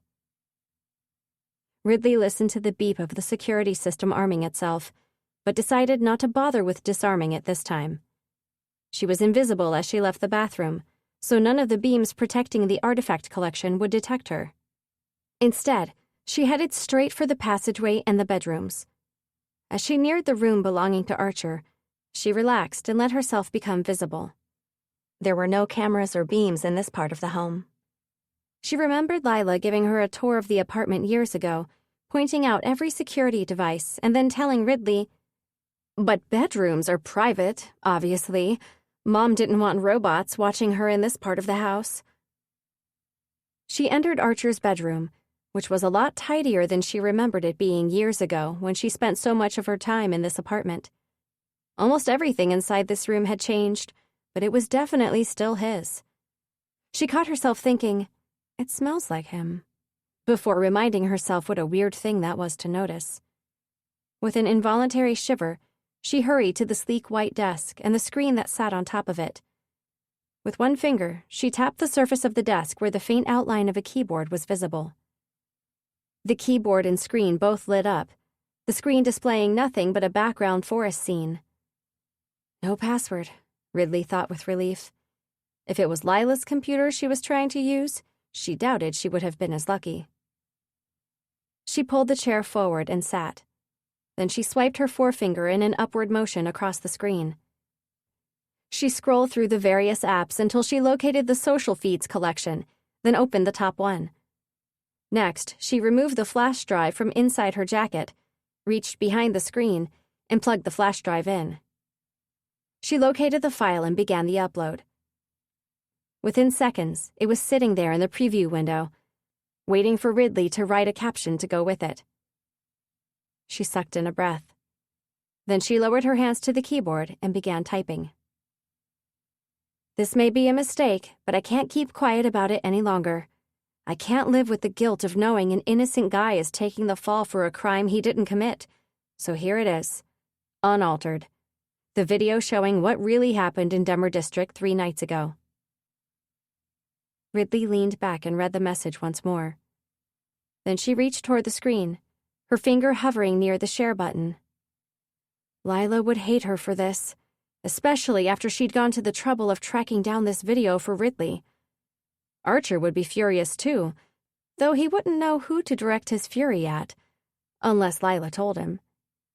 But the Davenport siblings had done enough to ruin Ridley's chance at a normal life after the cataclysm that messing with theirs didn't bother her too much. And the public already knew Archer was in the alley at the time of the murder. This video didn't change that. If anything, the way Ridley had written the post made Archer come across as the good guy in all of this. The guy who wanted the truth to be made known. The guy who wanted to save an innocent person from a life in prison. It was too bad Archer Davenport was pretty much the opposite of that kind of guy. With that final bitter thought, Ridley tapped the share button. She watched as the video popped up at the top of the feed. Then she opened Archer's email, typed in the various news channel contact details she'd looked up while pacing the antique store that morning, and forwarded the video to them with the same message. Then she stood and pushed the chair back in. She pulled her sleeve down over her right hand and wiped the fabric across the computer screen and over the smooth surface of the keyboard to remove any trace of her fingerprints. Finally, she stepped out of the room and pulled the door back to the exact position it had been in when she arrived. She turned, magic pulsing through her veins, her skin glowing blue for a moment before she vanished entirely. Then she moved down the passage, her invisible heart thumping a little too fast at the thought of what she'd just done, and made her way out of the penthouse. Chapter 14. Did she change her mind? Mira asked the moment she opened her door about half an hour later and saw Ridley standing there. Who? Ridley asked. You know, the person who was supposed to help us last night? The person you said turned out to be a gigantic coward? I'm not sure. Ridley walked past Mira. I sent her a message this morning pleading with her. I figured I'd wait until the end of the day to see if it made any difference. She walked into the kitchen and stopped at the sight of the compad, laptop, notepaper, and pens on the kitchen table.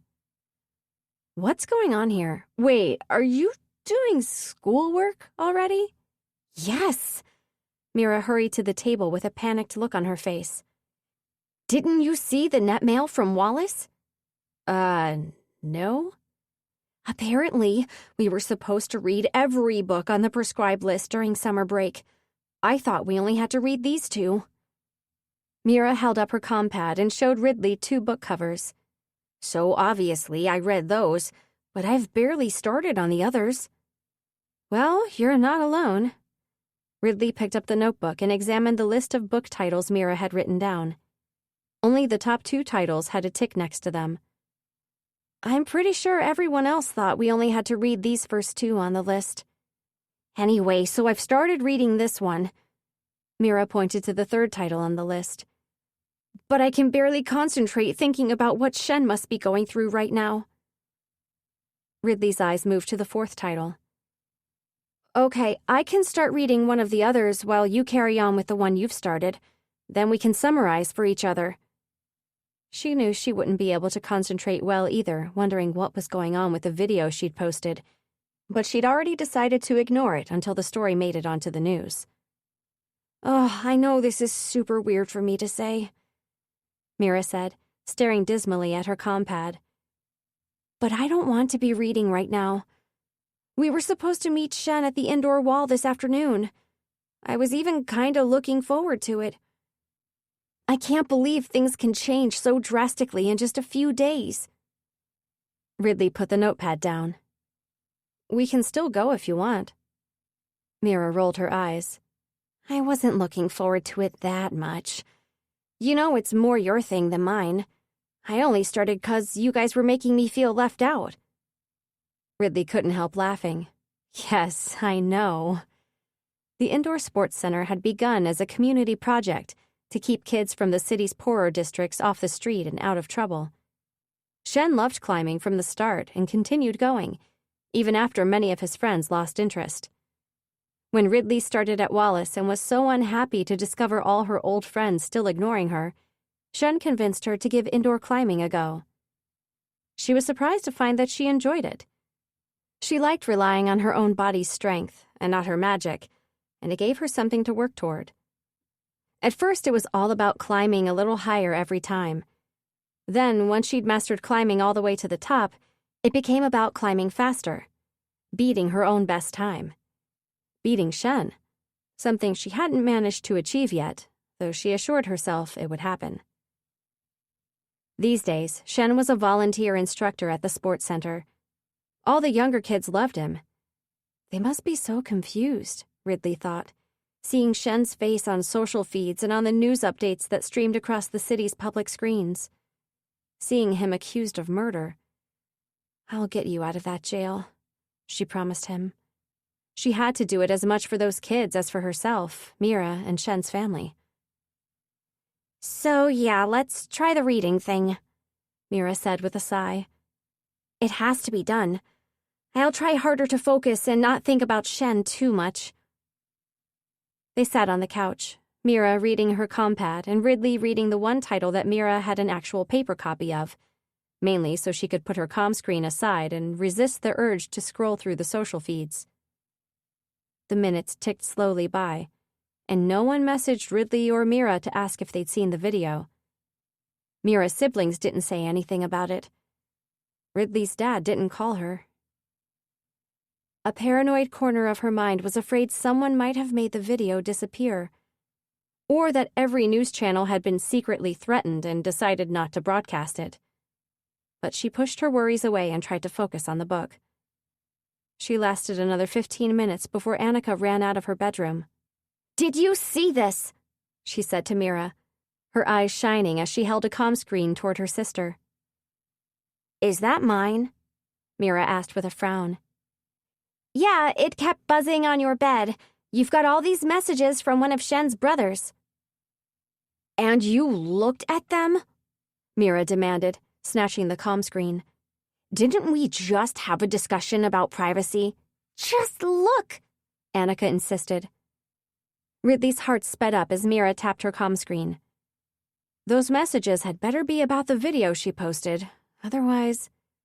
Oh, wow, Mira said.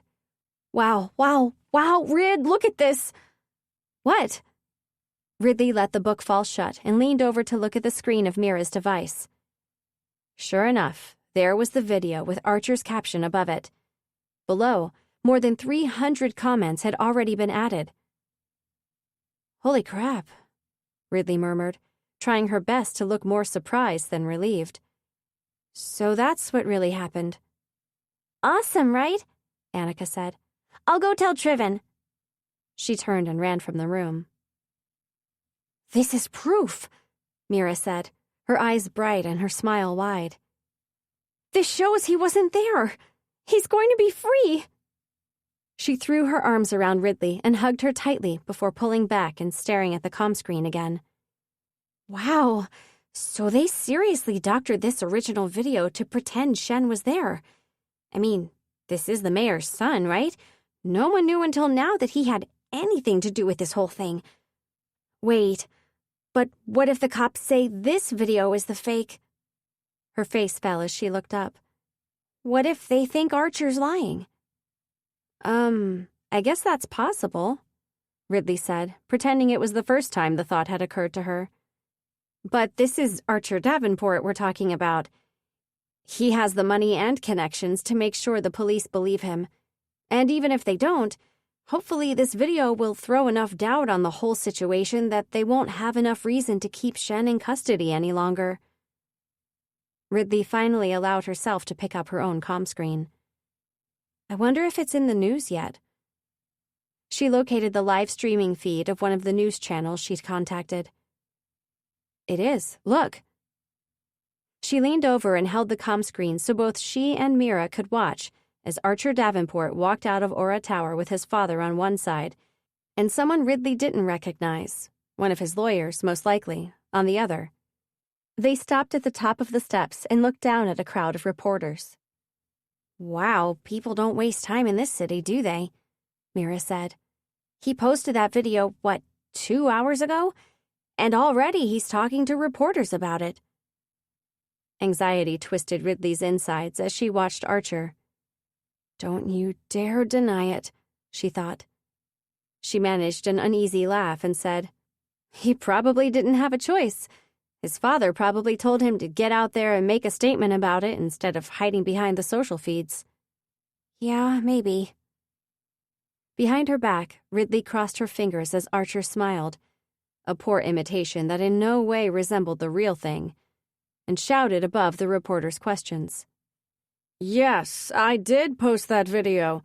It was sent to me by someone at the Luminous City Drone Surveillance Department. Someone who wanted me to know that the other video, the video with Shen Lin, wasn't real. It had been cleverly manipulated. This person at the Drone Surveillance Department was afraid to go public with it, but I wasn't.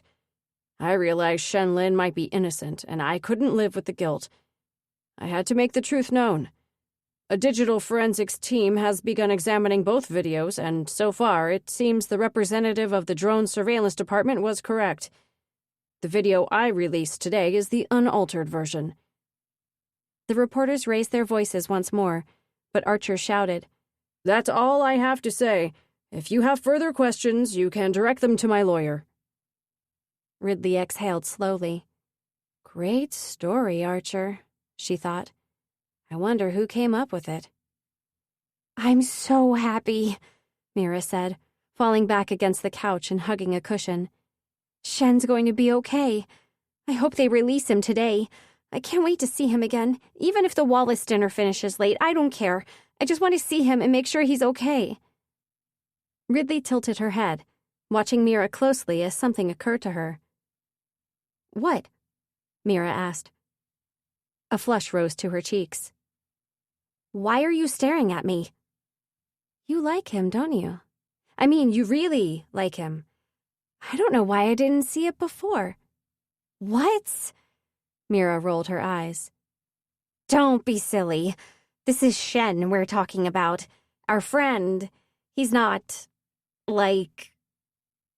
She waved her hand in the air as whatever word she was looking for escaped her. Not like what?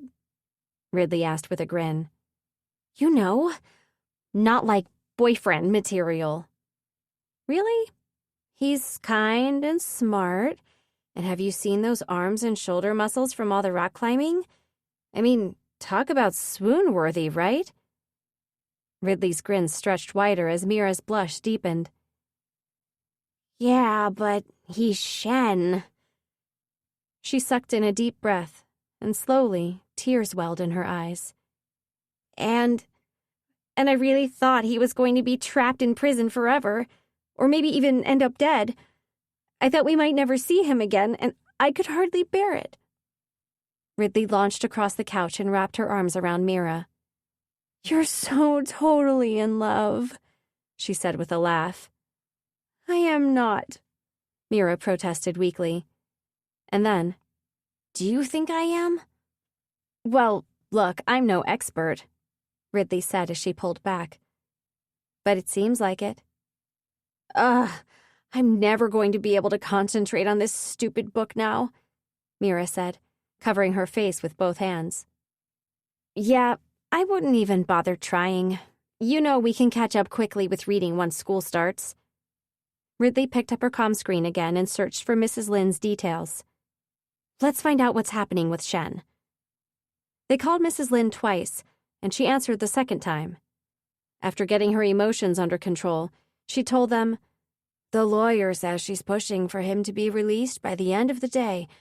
And she's really good, this woman. She says they have zero legitimate evidence that points to Shen being involved. Ridley high-fived Mira over the top of the comm screen before ending the call. Then they spent the remainder of the afternoon texting back and forth with one of Shen's brothers, while watching the social feeds blow up about the video Archer had shared, the corruption within law enforcement and government, and the general injustice surrounding the whole situation. Eventually, half an hour before they needed to be at Wallace Academy, Shen's brother sent one last message. "He's out." Mira squealed, then jumped up and pulled Ridley off the couch. "Okay, you gotta go. You still need to get home and get dressed. We'll meet at the bus stop?" "Yep, I'm going. We can visit Shen at home later." "Yes, yay!" Ridley ran home, which was fortunately only 2.5 blocks away, and quickly changed out of her jeans and jacket and into black pants and a blue shirt. It was one of 3 smart button-up shirts she kept aside for Wallace Academy events. That and the 2 dresses she wasn't particularly fond of wearing. She dabbed on lip gloss, dragged a mascara wand over her eyelashes, ran her fingers through her hair a few times, and decided that was good enough. A little more than 20 minutes later, she and Mira walked up the Wallace Academy steps together. "Our last one," Mira said as they reached the tall glass doors. "One more start of the year dinner. One more year of school uniforms. One more year until all the hard work is worth it. Well, then there's university, I suppose," she added. "After that, all the hard work will be worth it. But at least we'll be done with pleated skirts and knee-high socks by the end of this year." "Those ridiculous socks," Ridley said. "I'm so over them." "You definitely won't need them at the Rosman Foundation," Mira said with a laugh. "If I get in," Ridley added silently.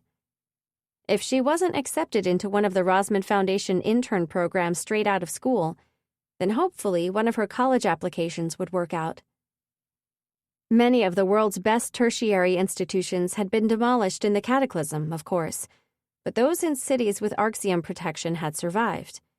There were still some good places left around the world, if she could get financial assistance.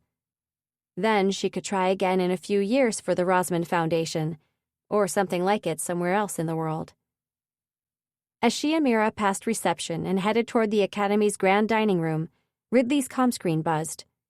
She pulled the slim device from her pocket, which showed a picture of Dad's face alongside the incoming voice call symbol. "I'll catch up in a minute," she said to Mira as she turned and raised the comm screen to her ear. "Hi, Dad." "Riddles, did you see the news about Shen?" "Yes, isn't it great?" Ridley's smile stretched wide as she wandered back past the reception desk. "I heard he's out now." "Yes, sounds like their lawyer was amazing. Ferocious woman. And with the public going nuts about rich people framing poor people for crimes they didn't commit, I think the cops felt pressured to speed up the process of releasing him." "So is he home yet?" "Yes, saw him myself. He had a police escort straight to his front door." "Awesome." Ridley stopped near the library door. "Mira and I will come over later after the dinner. I mean, if the Lynns don't mind." "Sounds great. I'll check with them and let you know. And Ridley?" "Yeah?" "Try to enjoy tonight." Yeah. She traced one finger over the gold lettering on the library door. "I'll try." "I know you hate these stuffy traditional events, but it's your last one, at least the last of this exact type of event. So pretend you're happy to be there. You know what'll happen." Ridley smiled again as she lowered her hand. A smaller smile, but one no less real. In the early days of living above Kayne's Antiques, when life sucked more than it had ever sucked, Dad would say, "Let's just pretend, okay? Let's pretend it's fun to live here." So they pretended, and most of the time it actually made Ridley feel a little better. "I will," she said, turning away from the library door. "I promise. See you later." She ended the call, slid the comm screen back into her pocket, and looked up. And took a startled step back at the sight of someone standing there, watching her. With hands curled at his sides and his expression thunderous, Archer Davenport said, "What have you done?" Chapter 15. "What have I done?" Ridley repeated as Archer stepped past her and shoved the library door open. He grabbed her arm and pulled her in after him. "You stole a priceless artifact from my home," he said, releasing her before she could tug her arm free. "And you posted a video that should never have been made public." She hesitated, utterly baffled as to how he knew she was the one who'd done these things. "Even if it were true that I posted the video," she said eventually, ignoring Archer's first statement, "what are you so concerned about? It's not like it showed you doing anything wrong. You're still off the hook." "How did you even get hold of it?" he demanded. "My father said that all trace of the original footage was gone." "How did I get hold of it? You're joking, right?" He brought one fist down on the librarian's desk. "Do I look like I'm joking?" "You seriously don't know the things that happen under your own roof?" Ridley asked. But even as she said the words, she remembered Lila hiding one laptop in her bottom dresser drawer and the other behind a pile of books at the top of a bookshelf. "If you tell anyone what you think I spend my spare time doing," Lila had said to her, "I will make sure you pay." Archer's eyes narrowed. "I know you were in my bedroom this evening using my computer to post that video. And since you were stupid enough to wear the exact same jacket as the mysterious thief who stole that figurine a few nights ago, I now know that mysterious thief was you." "You don't know—" "I do know, Ridley. It was you who walked past the camera in my bedroom." Her mouth dropped open. "You have a camera in your bedroom?" she blurted out. "Okay, that's just creepy." Archer's gaze grew darker. "Think whatever you want to think." "I'm trying not to, actually. I'd rather not imagine the things you like to record in your own—" "Ridley!" he shouted. "You have no idea what a mess you've created. Apart from the video, which I had to get creative about when explaining things to my father." "Oh, poor Archer," she sneered. "Did I make a mess for you? I guess that's what you get for going along with framing an innocent person instead of telling the truth from the start." He leaned dangerously close to her and lowered his voice. "I had nothing to do with that. And did you ever stop to think that maybe your friend isn't so innocent?" "No, I did not stop to think that. I don't know about the kind of people you hang out with, but my friends aren't the type who kill people." Archer swung away from her, his hands clenching into fists. Several silent moments passed before he turned back to her, his jaw set. "Just forget about the stupid video. I need the figurine, okay? That's all that matters right now." "Why? What's so important about one stupid artifact from the old world?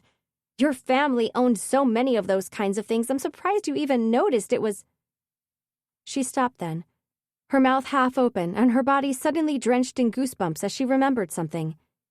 She'd used magic when going in and out of Archer's bedroom this afternoon, and Archer had cameras she didn't know about, which meant he now knew her biggest secret. "What's so important," Archer said, "is that you don't get to take things that don't belong to you, which means you need to give it back." No, she told herself. He couldn't have seen her magic. She'd only used it while in the passageway and not inside his bedroom. He would have said something by now if he knew about it. "Ridley!" Archer threw his hands into the air as he swore beneath his breath. "Are you even listening to me?" "Yes," she answered, almost smiling with relief. "You were trying to get me to believe that it's somehow a big deal that I stole one of your many, many, many toys, and now you're demanding that I—" "It isn't a toy," he shouted. "This is serious. You have no idea what—" Shattering glass and a loud crack interrupted Archer. Ridley spun around. "What?" Another splintering crack reached her ears before she found herself on the floor with Archer's arm across her back. What the hell? She gasped. Another window shattered, and she flinched and squeezed her eyes shut automatically. Get up! Archer tugged her upward and half dragged her toward the bookshelves as she struggled to find her feet. Move! Trying! She gasped as she made it onto her feet and launched herself forward. Another shot, and the screen of a nearby computer shattered just as she raced into the shadows between two bookshelves. Storeroom, Archer said as he dashed ahead of her toward the other end of the library.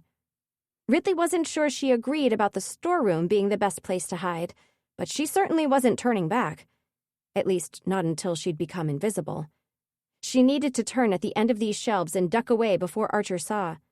She could disappear among the other shelves and let her magic— Hurry up!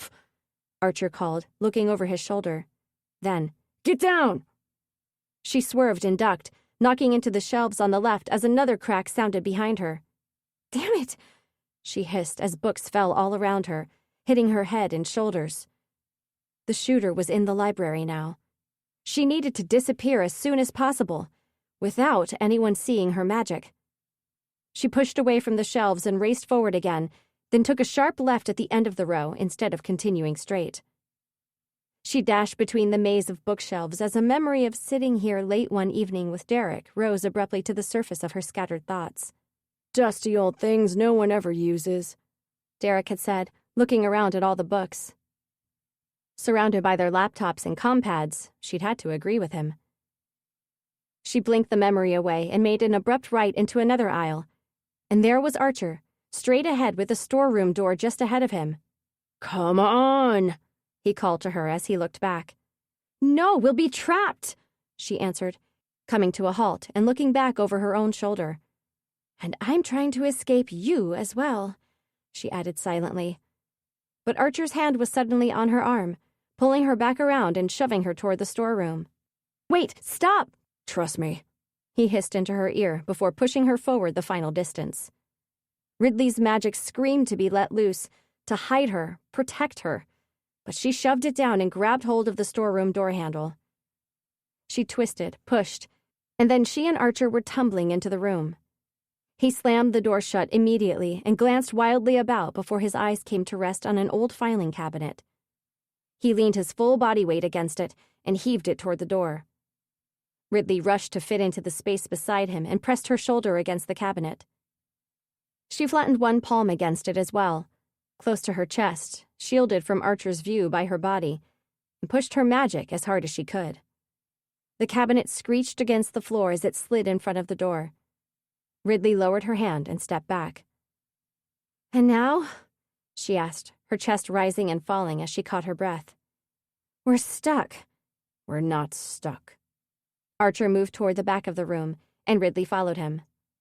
They passed rolls of plastic, reams of paper, boxes of stickers, and other supplies that probably hadn't been used in years. On the other side of a cupboard with old textbooks stacked on top of it, he turned left, and where Ridley had assumed the room came to an end, it actually extended into an L shape with boxes piled up against the far wall. Help me, Archer said as he began pulling the boxes away from the wall. The boxes, labeled Teacher Stationery, were easy to shove aside, and in no time at all, she and Archer had cleared the space in front of the wall. Except it wasn't a wall. It was a door, with a key sitting in the lock. Ridley stared. What? How did you know that was there? Archer reached for the key. You didn't know about it? Why would I know about it? I've never even been inside this room. He pulled the door open and looked back at her. Clearly, you've never needed to escape the library when you weren't supposed to be there. At the sound of a thump from somewhere behind her, Ridley flinched. Okay, move. Move, move, move! She pushed him forward and hurried after him, then reached around to pull the key free from the lock. She shut the door, locked it from the other side, then took off after Archer along a corridor she'd never seen before. He shoved his way through two swinging doors, and Ridley followed a second later. The kitchen? She muttered as she ran after him. Yet another part of Wallace Academy she'd never been in. They raced past counters of food, a pantry, a small office, then up a ramp, and finally, through a door that led outside to the street. Ridley slowed and looked around. Where exactly? Keep moving. Archer grabbed her arm. She was seriously getting tired of him doing that, and pulled her across the street. They rounded a corner, and he ducked down beside a low window at street level. It appeared to be closed, but perhaps the latch was broken because it opened easily when he pushed it. Come on.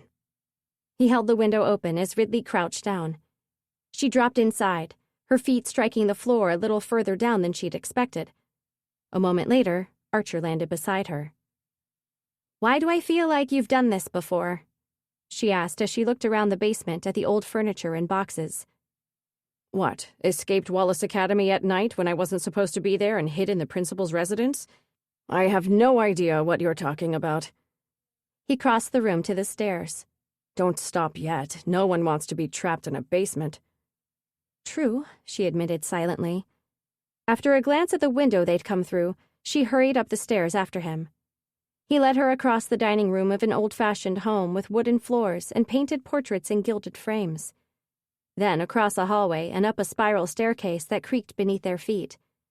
At the top, they pushed open an old wooden door, and Ridley found herself in a round room furnished as a study. A study with a view of the city in almost every direction.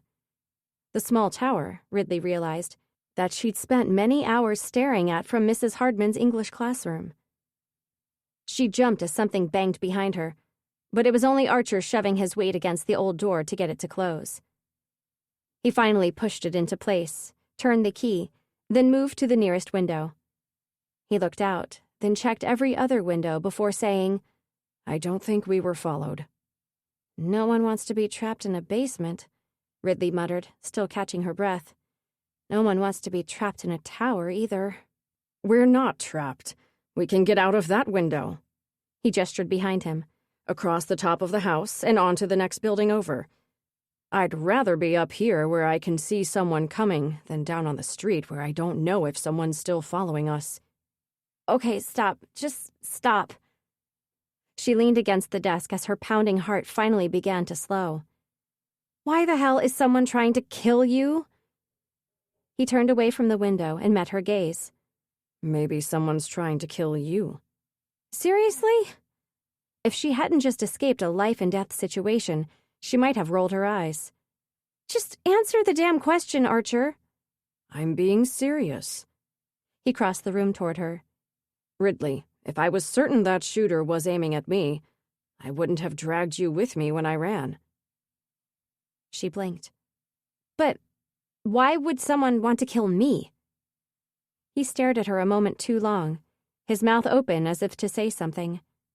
Then he pressed his lips together and looked away. "I don't know." "You don't know? Surely you have a reason for saying something so crazy." "Okay, look." He faced her again. "We escaped the gun, or guns. What we need to focus on now is that figurine. I need it back tonight, so wherever you hid it, that's where we're going next." She pulled her head back. "That's it? You believe that someone has a reason to shoot one of us, but you're happy to move on without explaining any further?" "There's nothing to explain." "Are you kidding?"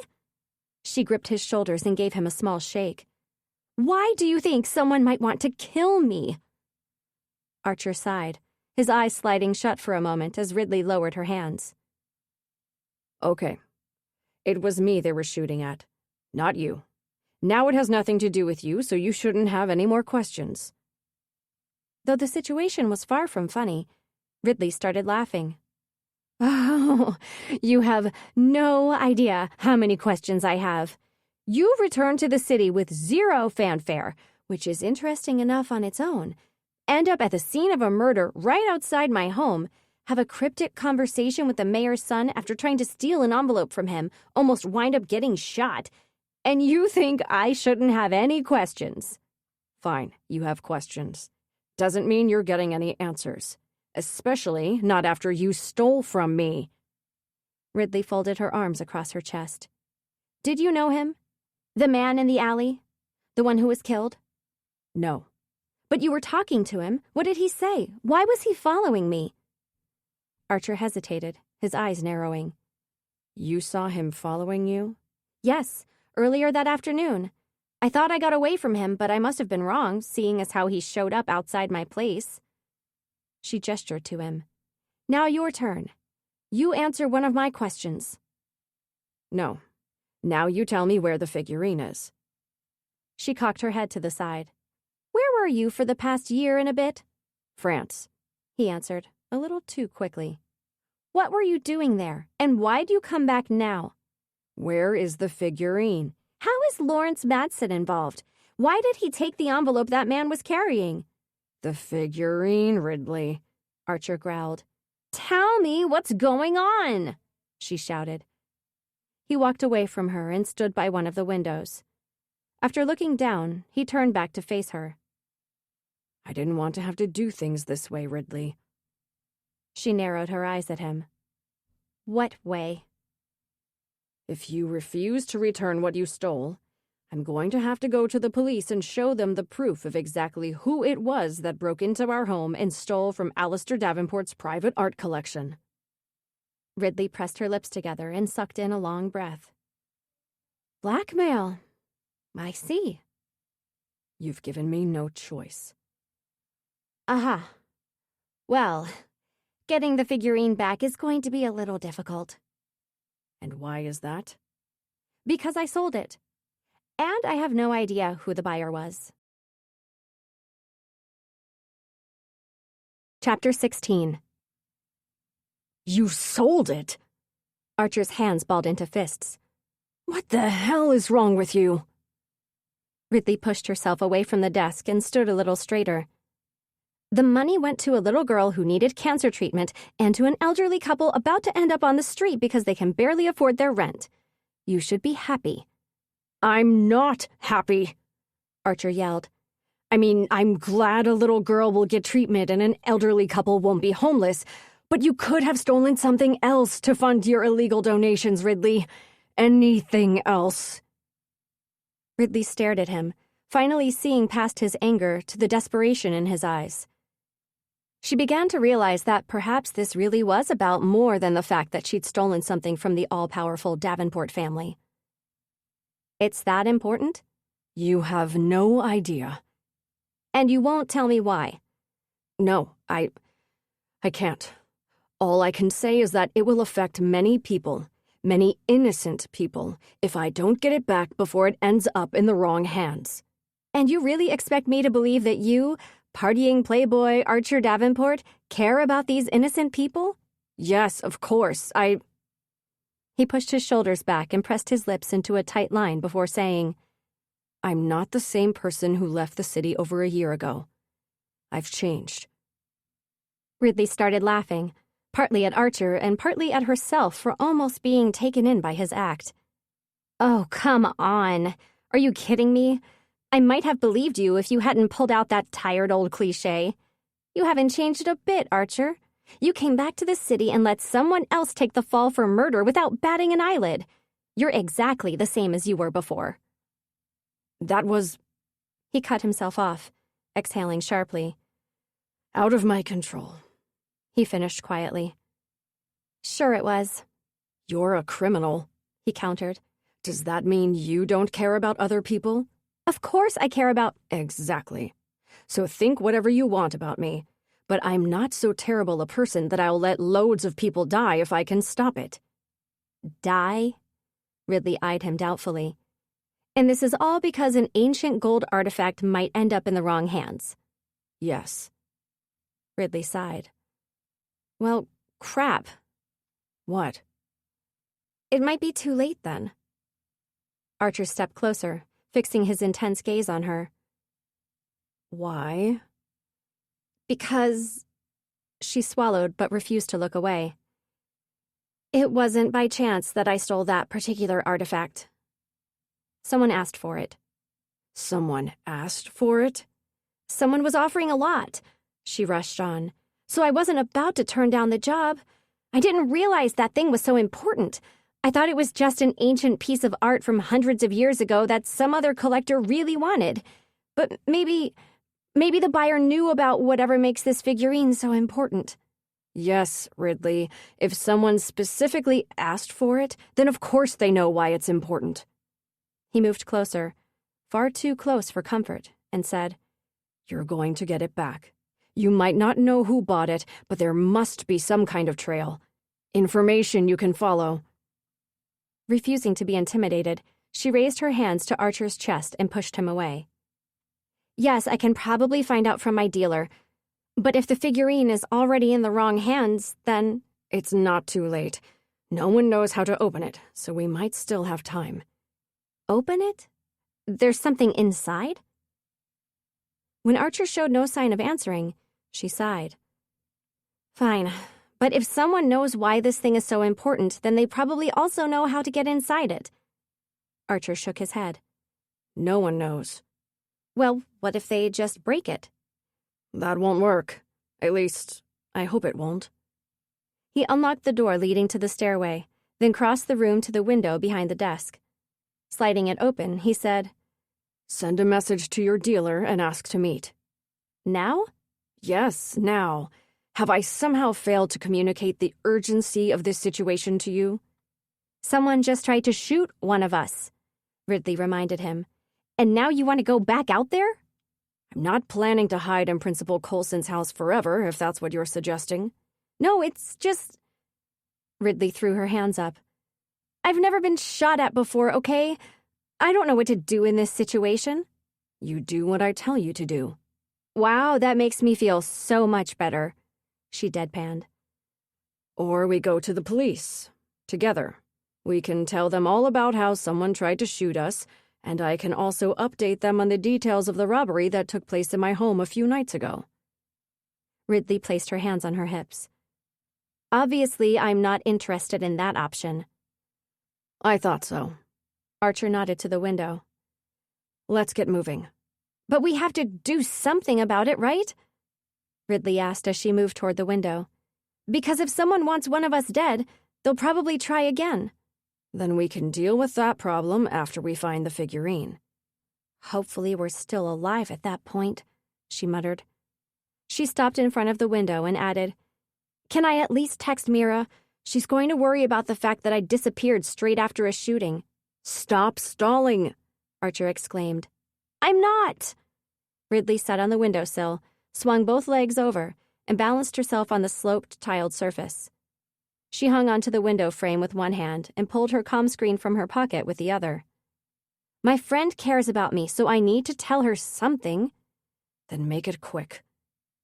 Ridley looked at the device's screen and found 3 missed voice calls, 1 missed video call, and multiple text messages, all from Mira. Without reading any of them, she touched a button, raised the comm screen to her lips, and said, "I'm so sorry. I had to leave. I'll explain later, and if my dad asks, please tell him I'm fine." The words appeared on the screen almost instantly, and she tapped to send the message. "I should text my dad as well." "Just do it so we can get moving," Archer said as he climbed out of the window. "Dad, I'm fine," Ridley quickly dictated into her comm screen. "I'll be home later." "Great." Archer balanced beside her. "Now contact your dealer to arrange a meeting as soon as possible." She shook her head. "No can do. Not with this comm screen. I have an old one at home that I used to contact him. And even if I did message him from that device now, he'd ignore me. We never arrange meetings on such short notice." Archer raised an eyebrow. "You'd better have a backup plan then."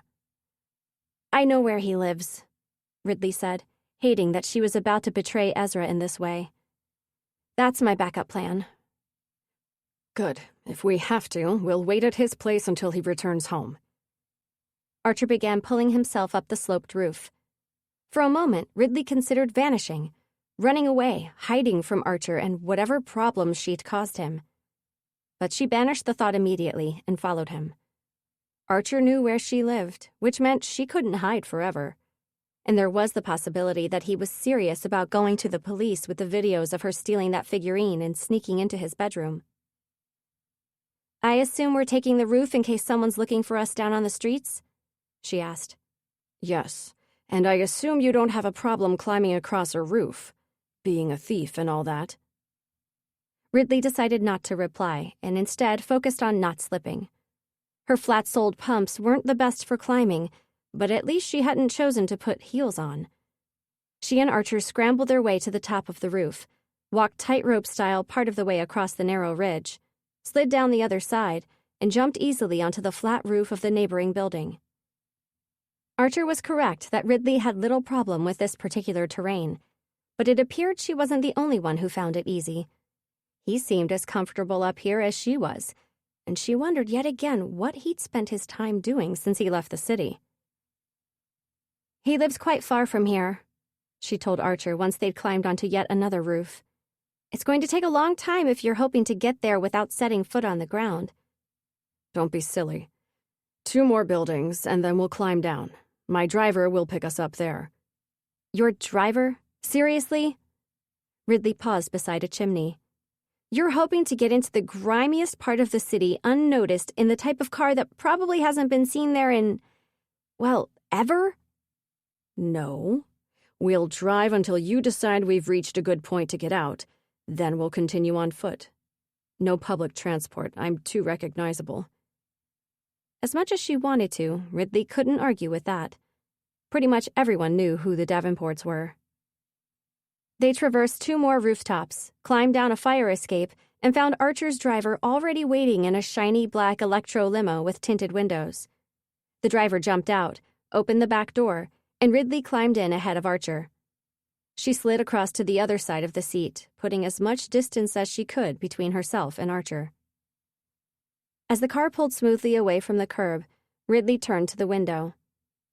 The disorienting feeling of being thrown back in time was so overwhelming that she shut her eyes and let the memories wash over her. In her head, for just a few moments, she was a little girl again, sitting in the back of a fancy car with one parent on each side. They were driving to a movie premiere Dad had been invited to because every crown in the royal ball scene had been designed by him. She remembered the city lights flashing by, the feel of the leather seat beneath her hands, the cold air conditioning raising goosebumps on her arms and legs. Mom had tried to get her to put on a coat before they left home, but Ridley refused. She didn't want to hide the butterflies on her dress. The butterflies with wings made of water droplets. "Look here," Archer said, pulling Ridley from her memories. Her eyelids snapped open as she faced him, and he held his comm screen out for her to see. A news alert on the screen said something about Lawrence Madsen being taken in for questioning regarding the murder outside Ridley's home. "He won't tell the truth," Archer said quietly. "At least, not all of it. And they won't be able to question him for long. Terrible publicity for the mayor, though." "I assume it was terrible publicity for your family, too," Ridley said. Archer shrugged as he put his comm screen away. "Not really. My family's not trying to convince anyone to let them continue governing Luminous City. Besides, it fits the Archer Davenport image. I think everyone was more surprised to see that I'd returned than they were to find out I'd been arrested as a possible suspect in a murder." Ridley frowned. "You must have known there was someone else in that alley. You knew it wasn't you or Lawrence, that someone else must have thrown that knife. So why didn't you say anything when you were arrested?" "The best thing to do when arrested is say nothing at all. Later, when I spoke to my father and the lawyers, they told me what I should say." "Why did you go along with it, though? What was the point in creating that other video to pretend Shen was there? It seems a whole lot of effort for nothing."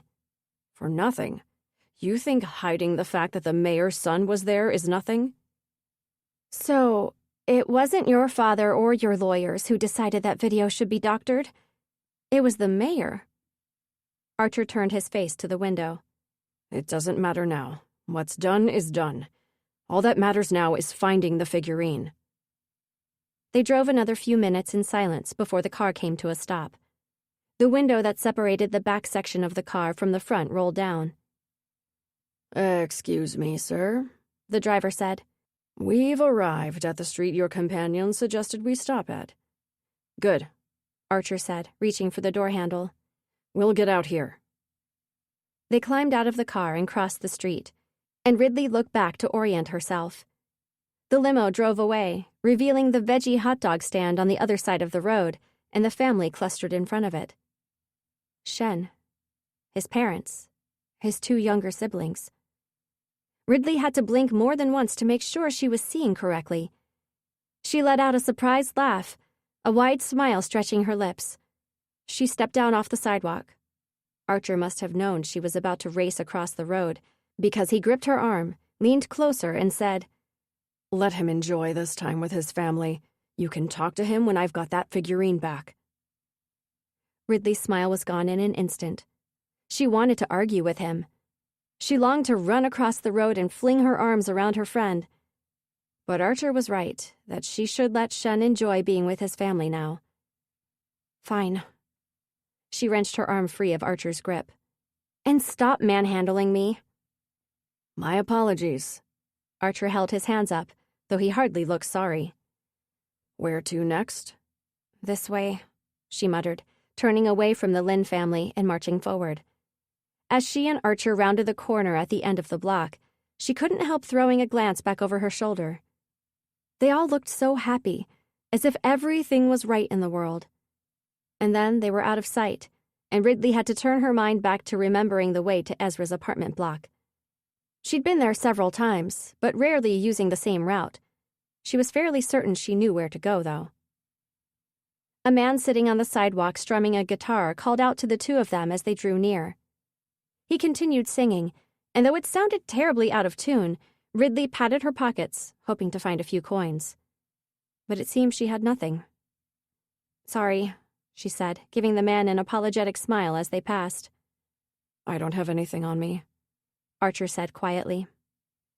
Ridley's only response was to raise her eyebrows. She doubted Archer would even have noticed the man if Ridley hadn't been there. After turning several times and walking at a quick pace for another few minutes, they reached the building Ezra lived in. As they faced the neglected apartment block with the dilapidated sign that read Jasmine Heights, Ridley wondered for the first time why Ezra lived in such a run-down part of the city. Surely he made enough from all the stolen items he sold to afford something nicer. "This is where he lives?" Archer asked. Ridley looked at him. "Yes." He sighed and shook his head. "What?" she asked. "You know this place?" "Let's just get inside." Ridley was getting tired of Archer not answering questions, but she managed to keep her irritation to herself as they entered the building through a security door with a broken lock. She led Archer up the stairs to the first floor, where she turned left.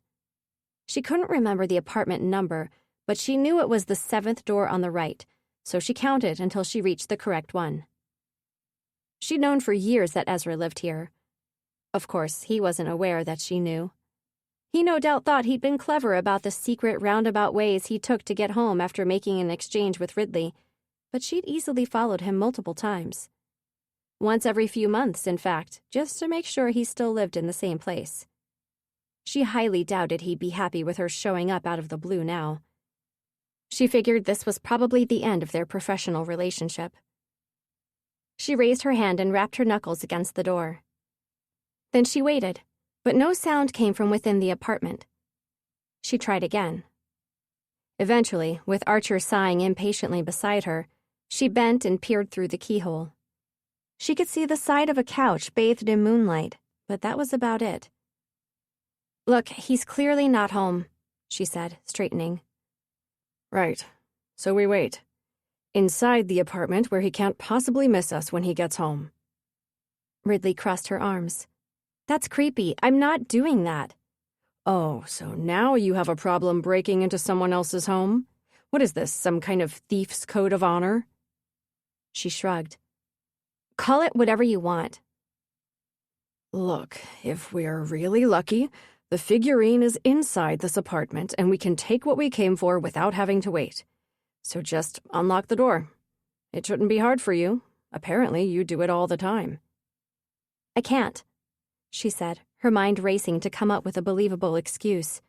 She certainly wasn't about to use magic in front of Archer. "You can't?" "It's a different kind of lock." His eyes narrowed.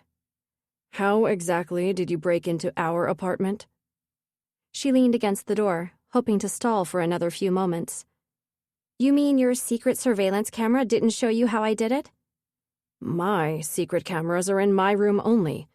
The rest of the cameras installed throughout the living area didn't show you breaking in. All I know is that you didn't come through the front door." Ridley smiled. "That's correct." The Davenport's double front doors each had a thin layer of argsium sandwiched between two pieces of wood. Lila had mentioned that particular security feature years ago, and Ridley had never forgotten it. "I'm breaking in," Archer said, not waiting for her reply before ramming his shoulder against the door. "Hey!" she hissed, looking around to see if anyone had heard the commotion. From somewhere around the next corner, she heard a door swing open. She grabbed Archer's arm and tried to pull him away from Ezra's door. "Go tell that person nothing's wrong." "What?" "Just go! Tell them anything! I'll get this door open. Quietly." "Have you forgotten the part about my face being recognizable?" "If anyone says anything, just say you always get asked that. No one's going to believe the actual Archer Davenport is inside Jasmine Heights.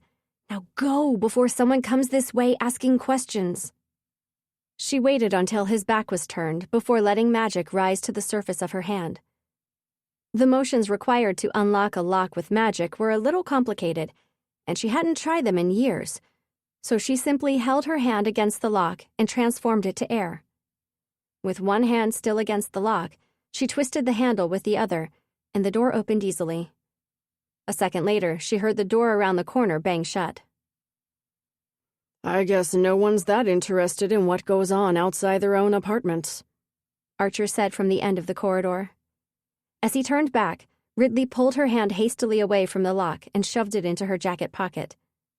The lock was visible again, and her hand was hopefully returning to its normal, non-glowy state while inside her pocket. Archer reached her side and frowned at the door that was now ajar. "You managed that pretty quickly." "Turns out the lock wasn't that different after all," she answered. She pushed the door open, walked in, and looked around. Aside from the couch she'd seen through the keyhole, a small table, a single chair, and one moth-eaten rug, the rest of the apartment was empty. She turned slowly on the spot, taking in the empty half of the room and the kitchenette with no appliances. Crossing to the only other door, she found an empty bathroom. A fine layer of dust covered the toilet lid and bath. She walked back out as Archer opened a kitchen cupboard to reveal empty shelves inside. "So, he's moved?" Ridley said. "Or is in the process of moving? 'Cause this is definitely where he used to live. I followed him here multiple times. I saw him come in here just last month." Archer stopped beside the window, too dirty to see out of, and said, "Interesting." "So," Ridley leaned against the wall beside the open front door and crossed her arms. "Do you still want to wait here for him? If he's already living somewhere else, it could be days before he comes back for this stuff. We could ask some of the neighbors if they know where he went. Or I could ask them, seeing as how you don't want to show your face. Or..." She trailed off as she noticed the strange way Archer was looking at her. "What?" she asked. No, not at her. His gaze was fixed on the wall just beside her head. She looked right and sucked in a breath. Some sort of insect, almost as large as her hand, clung to the wall. Translucent wings covered in glowing blue spots quivered. It detached itself from the wall, and Ridley held her breath as it zoomed through the open door and disappeared into the corridor, leaving a trail of light imprinted on Ridley's vision. "It must have come over the wall," she whispered. "So pretty," Archer said. "Don't you think?" Her gaze snapped back to him. "I guess," she said carefully. He paused a moment, watching her, then said, "Turn your comm screen off." "Why?" "Just do it." Heaving a dramatic sigh, she pulled the device from her pocket and switched it off. "Okay, done." She put it away. "What about yours?" "Mine's off already." "Terrific." She was about to tell him he was just as paranoid as Mira when he said, "You know what this building is, don't you?" She hesitated, wondering if this was a joke. An apartment block?" "No." "Okay, why don't you tell me then?" It's an entrance. Her eyebrows climbed a little higher. To... Archer cocked his head to the side. You really don't know? Or is this you doing a great job of pretending? Ridley's jaw tensed. An entrance to what, Archer? His lips curved into a small smile. Luminous City's illicit underworld of magic users. Chapter 17. Goosebumps crawled up Ridley's arms, and the hairs on the back of her neck stood on end. Illicit underworld of magic? She whispered. Why would I know about that? He frowned. Because you're a thief? Oh. Her racing pulse slowed slightly. Right. He leaned forward against the back of the couch, his eyes never leaving her. You really expect me to believe that you, a criminal, know nothing about the people who live illegally beneath the city surface where the drones can't detect them? I'm not that kind of criminal, Ridley answered. I keep to myself. I steal things and pass them on to Ezra. That's pretty much it for my criminal life. Oh, that's a bit of a letdown. Archer pushed away from the couch. Here I was thinking I've been in the company of a genuine crook. Sorry to disappoint you. I'm really more of a straight-A scholarship student than anything else. That's unfortunate. Ridley glared at him. I assume you mentioned this alleged magical underworld for a reason? Right. He sat on the arm of the couch as he looked around the room once more. This building conceals one of the entrances. Plenty of people who claim to live here merely use this place as a route underground. Ridley waited for him to start laughing, to crack a smile, but his eyes continued to examine the room. You expect me to believe this nonsense? Magic is dangerous, unreliable, totally unstable since the cataclysm. People who use it get killed. If this underworld you're talking about really did exist, there's no way it would remain secret. There'd be underground explosions all over the place. The ground would crack apart and buildings would cave in. Archer shrugged. Perhaps it isn't as dangerous as everyone believes.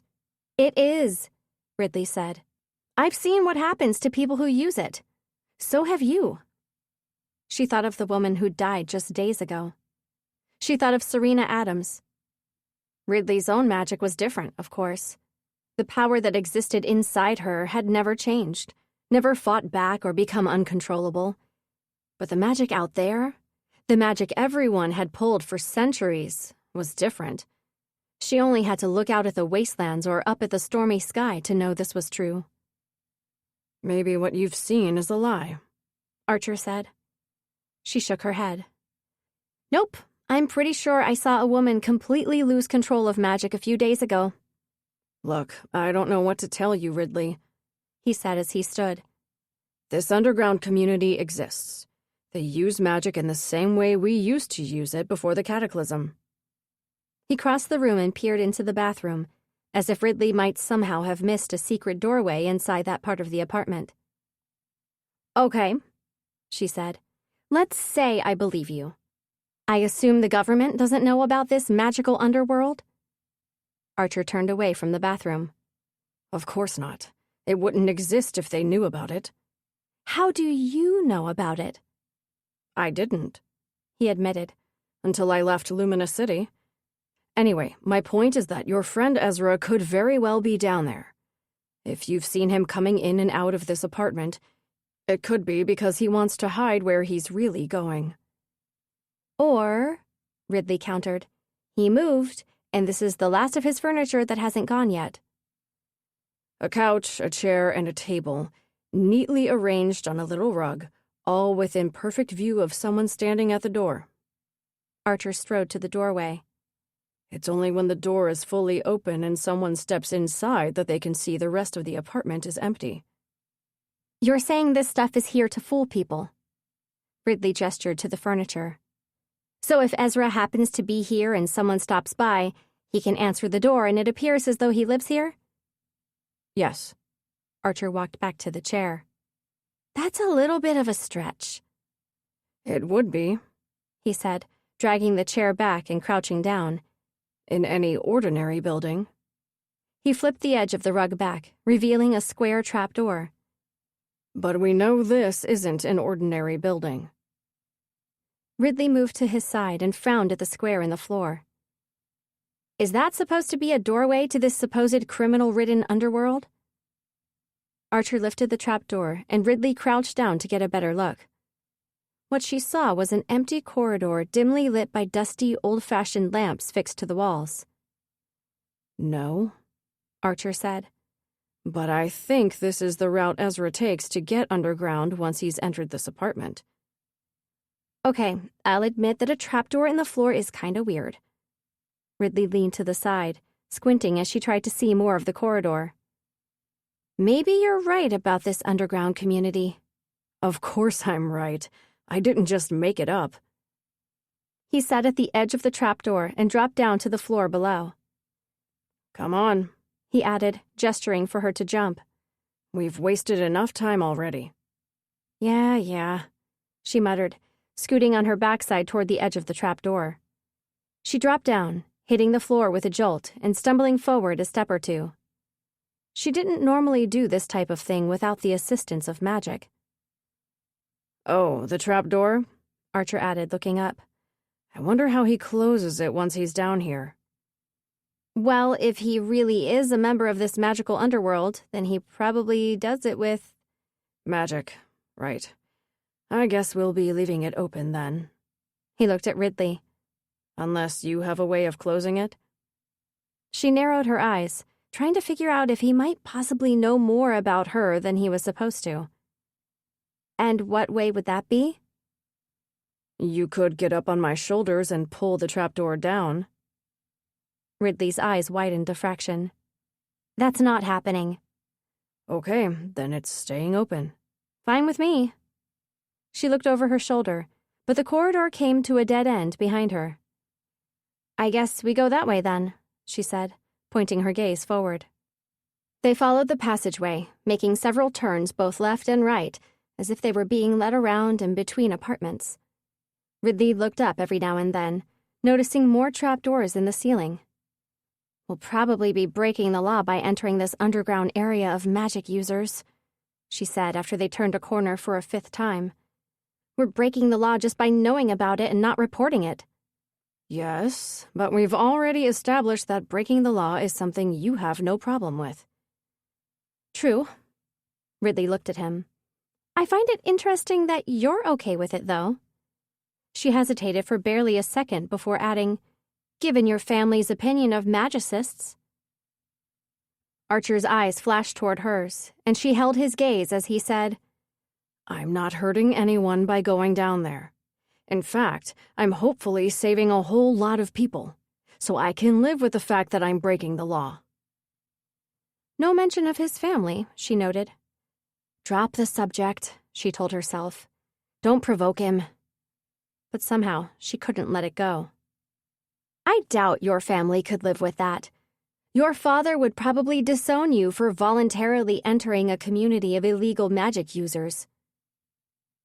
Instead of responding in anger, Archer's mouth quirked up on one side. Perhaps. He looked ahead once more, and Ridley was so busy examining his response that she almost walked into the door he stopped in front of. She brought herself to an abrupt halt with her nose inches from the plain metal door.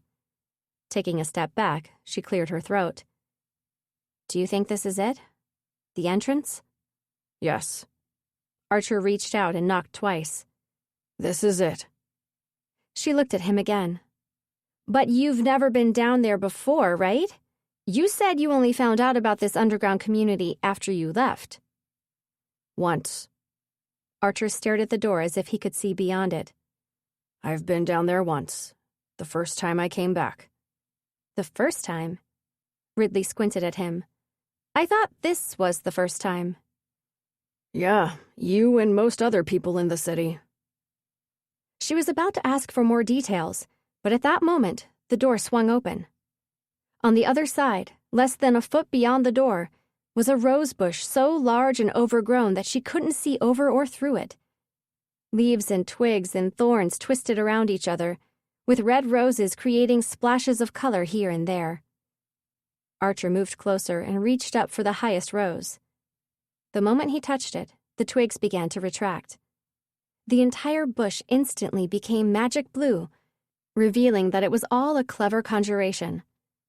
The twigs swiftly untangled themselves with a rustle of leaves and moved outward to flatten against the walls and ceiling, revealing a path forward. A path that was blocked, Ridley realized a moment later, by two thick-set men standing side by side. The one on the left was pale and bald, with numerous piercings in both ears, while the other's copper-colored arms were covered almost entirely in black, swirly tattoos. Ridley couldn't help looking for the scars beneath their left ears to see if they might only have one each. She was almost disappointed to see two, but she reminded herself that two scars meant nothing. After all, her own second scar hid no AI too. And the dazzling rosebush conjuration suggested Archer might be right about people safely using magic down here. "The moon is hidden tonight," Archer said. Ridley frowned, then realized this odd phrase might be some kind of code. Sure enough, the bald guy nodded and asked, "Yeah?" We're looking for someone," Ridley said. "A young man named Ezra." "Actually," Archer said, "we're here to see Krista."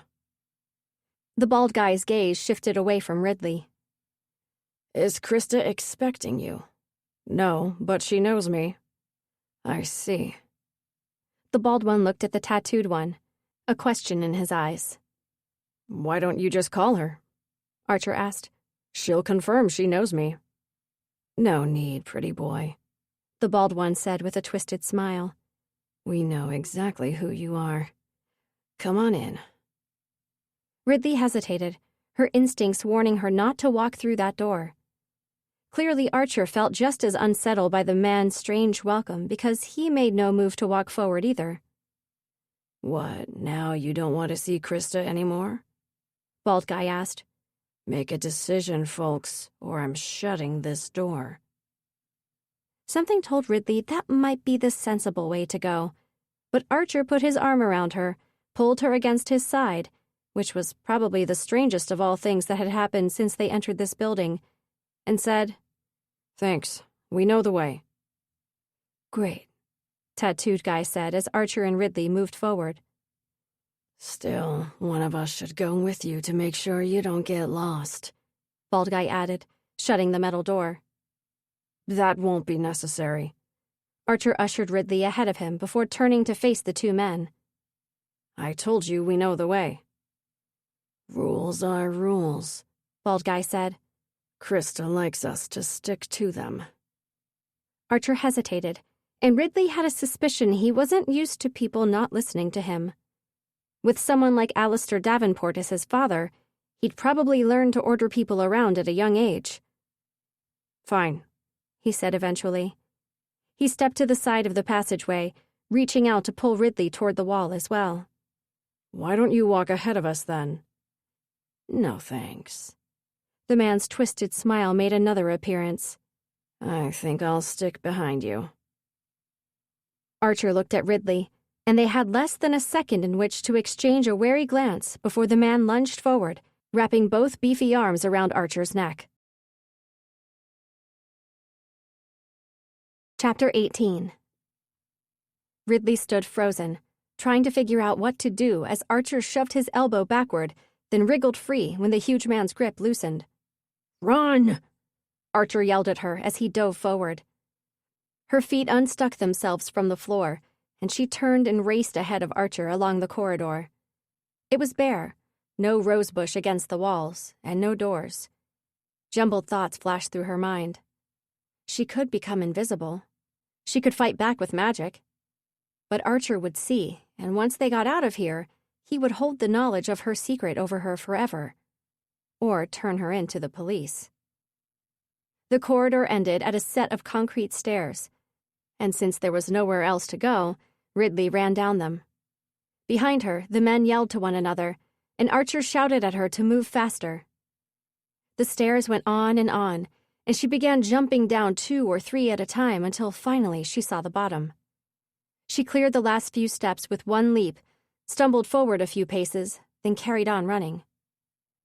This corridor was short, and soon it opened onto a wide tunnel with a canal running along it and a ceiling so high it was probably the same level as the ground way above them. But what stopped Ridley in her tracks was how unexpectedly alive this tunnel was. Lilies at the edge of the water, moss creeping up the sides of the canal, trees and bushes rising up from the concrete, luminous pink jellyfish propelling themselves through the water. Here and there at the edges of leaves and petals, the blue glow of magic was visible, hinting at the conjurations underlying this scene. It was all crafted from magic. "Don't stop!" Archer yelled behind her. With a jolt of adrenaline, Ridley raced toward the bridge that crossed the canal. She was halfway over it when a zigzag of brilliant blue light sizzled past her. The air gusted unexpectedly around her, almost shoving her over the edge of the bridge. She ducked down, lowering her center of gravity, and hurried across to the other side amid the relentless wind. Wonderful, she thought grimly. They definitely do use magic. Archer had said people used it safely here, but Ridley was more inclined to believe it would destroy this entire underground base. "You okay?" she called without pausing to look back. "Keep going," Archer shouted, which was answer enough. "Alongside the canal, toward the left." Ridley raced off the end of the bridge and immediately turned left. Archer reached her side as they began darting between the trees. She heard a sizzle of magic and risked a glance over her shoulder. Their pursuers crashed through the bushes behind them, but their larger size slowed them down, and their magic couldn't easily reach Archer and Ridley through the trees.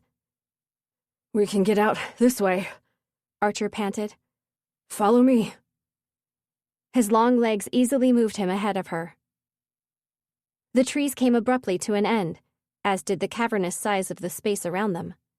The ceiling was suddenly much lower, only just above Archer's head, and the walkway on either side of the canal was wide enough for only one person abreast. Jellyfish illuminated the water, but other than that, all Ridley could see now was a circle of light up ahead. With Archer just in front of her, she ran toward it.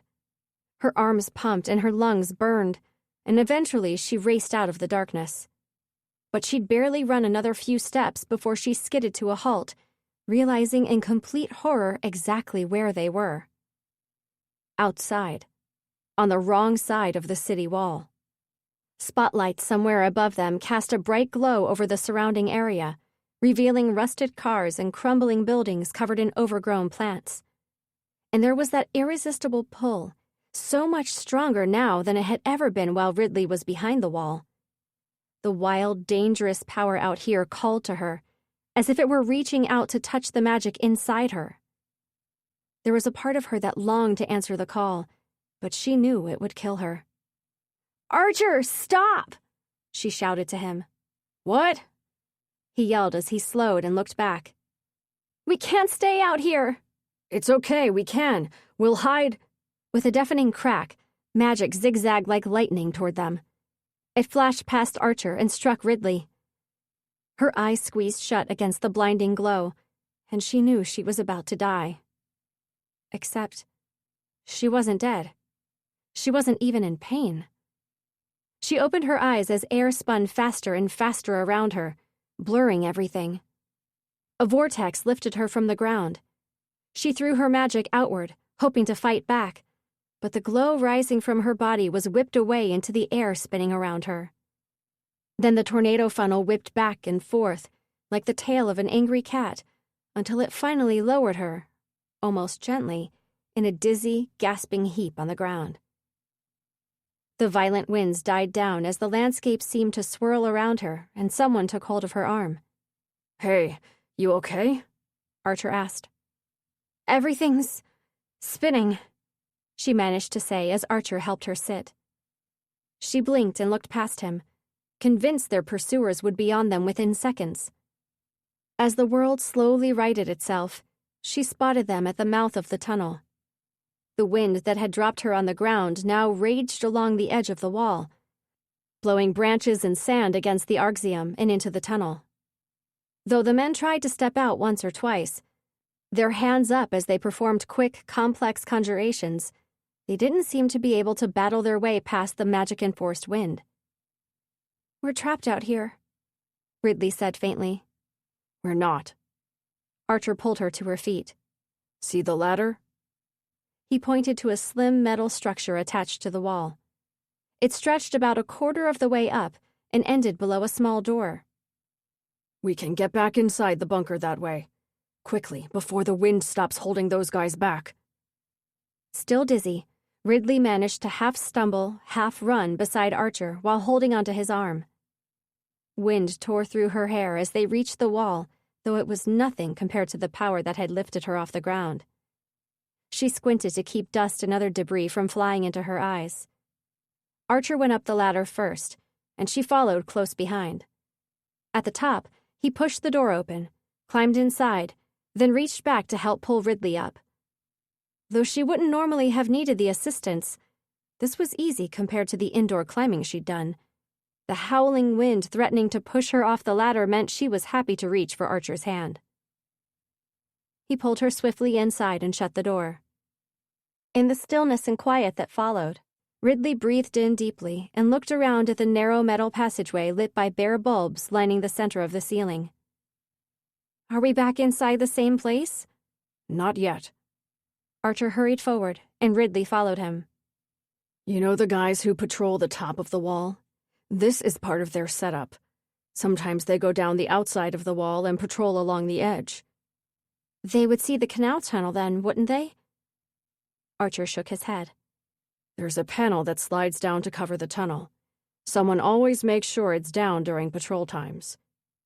"Great, so now we're about to get caught by government employees instead of criminal magic users. And why the hell were you suggesting we hide out in the wastelands of all places? What is wrong with you?" "We could have hidden if we'd got out of sight of those men in time." Ridley shook her head. "You're insane." "Hopefully not." Archer stopped beside a doorway and peered around the edge into the next room. "Empty," he said, stepping inside. Ridley followed him into what looked like a locker room. He moved to the set of lockers on the right, took hold of the end locker with both hands, and tugged forward. The entire row swung away from the wall, revealing a small opening into a dark space. "There," Archer said. "The way back inside." "You seem to know this illegal underworld pretty well, considering you've only been there once." Archer didn't answer as the two of them slipped around the lockers and into the darkened space. He pulled the lockers back against the wall. After blinking a few times and letting her eyes adjust, Ridley found that it wasn't entirely dark. Tiny lights at floor level lit the way forward along another metal corridor. They hurried along it, reached a square hole in the floor, and climbed down, down, down. Ridley couldn't see the bottom through the dim light, which, she decided as she clung tightly to each rung of the ladder, was probably a good thing. When her feet eventually touched a solid surface, it was concrete, and she suspected they were below ground again. "Another corridor," she muttered as Archer jumped down beside her. She looked both ways, seeing nothing particularly exciting in the light of the same old-fashioned lamps that lit the corridors of Ezra's apartment block. "That way," Archer said, pointing to her right. "Quickly. I doubt we'll be able to get out through the door in your dealer's building, so our best option now is to find Krista. I know where she—" "There!" someone shouted, and Ridley and Archer both whipped around. "See?" one of two solidly built figures said. "Told you they'd come back this way." The men began running, and Ridley and Archer took off once more. "This stupid figurine had better be worth it," Ridley panted. The corridor ended at a door, which Archer yanked open moments before Ridley reached it. They ran through, and she found herself alongside the canal again, running between trees. Nearing the edge of the forested area, she saw the bridge, but Archer swerved away from it, heading deeper into this underground world instead of back the way they'd first come in. They left the yawning space behind them and raced into a smaller room, where they found another stairway, this one winding in a spiral. They raced upward, Ridley trying her best to keep up with Archer and ignore the shouts from behind her and the occasional sizzle of magic. Around and up they went, passing numerous landings. By the time they stopped and turned onto one of them, Ridley's legs ached and her breath burned her throat. They both hurried forward along the passageway, which turned out to be more of a gangway. While doors lined the wall to her right, there was nothing but a railing on her left, and beyond that, open space. She veered closer to the railing and saw the steep drop to the canal far below. Just ahead of her, Archer came to a halt. Damn it, I've gone too high. What? I think Krista's place is further down. Ridley looked around at the sound of footsteps on the stairs. They're almost here. She ran to the nearest door and tried the handle, but the door was locked. Making sure her back was turned fully toward Archer, she bent over the handle and let her magic flood free of her body. She was about to shove it hard against the door when wind whipped her hair past her face and sent her stumbling a few paces backwards. She tripped and landed on her backside just as Archer lunged toward her. She looked up, saw the bald man at the end of the gallery with his hands raised, and felt Archer's grip on her arm as he pulled her up. The air crackled around them. Get down! Archer began, but the powerful blast of wind sucked his words away, knocked him toward the railing and clear over the edge. No! Ridley gasped, throwing herself against the railing and looking over the edge as Archer plummeted toward the magic-made forest and the concrete it grew from. She didn't stop to think. She threw both hands forward and hurled everything she had at the water below. The light that escaped her body almost blinded her, but the water responded instantly. A tidal wave arced up toward Archer, catching him before he hit the concrete.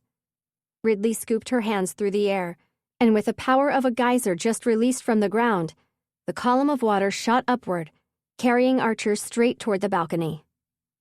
Ridley was vaguely aware of her pursuer shouting something at her, but a moment later, the canal water crashed over the balcony like a wave over the edge of a pier, dumping Archer on the gallery floor along with several pink jellyfish that shimmered, became blue, and dissolved into water.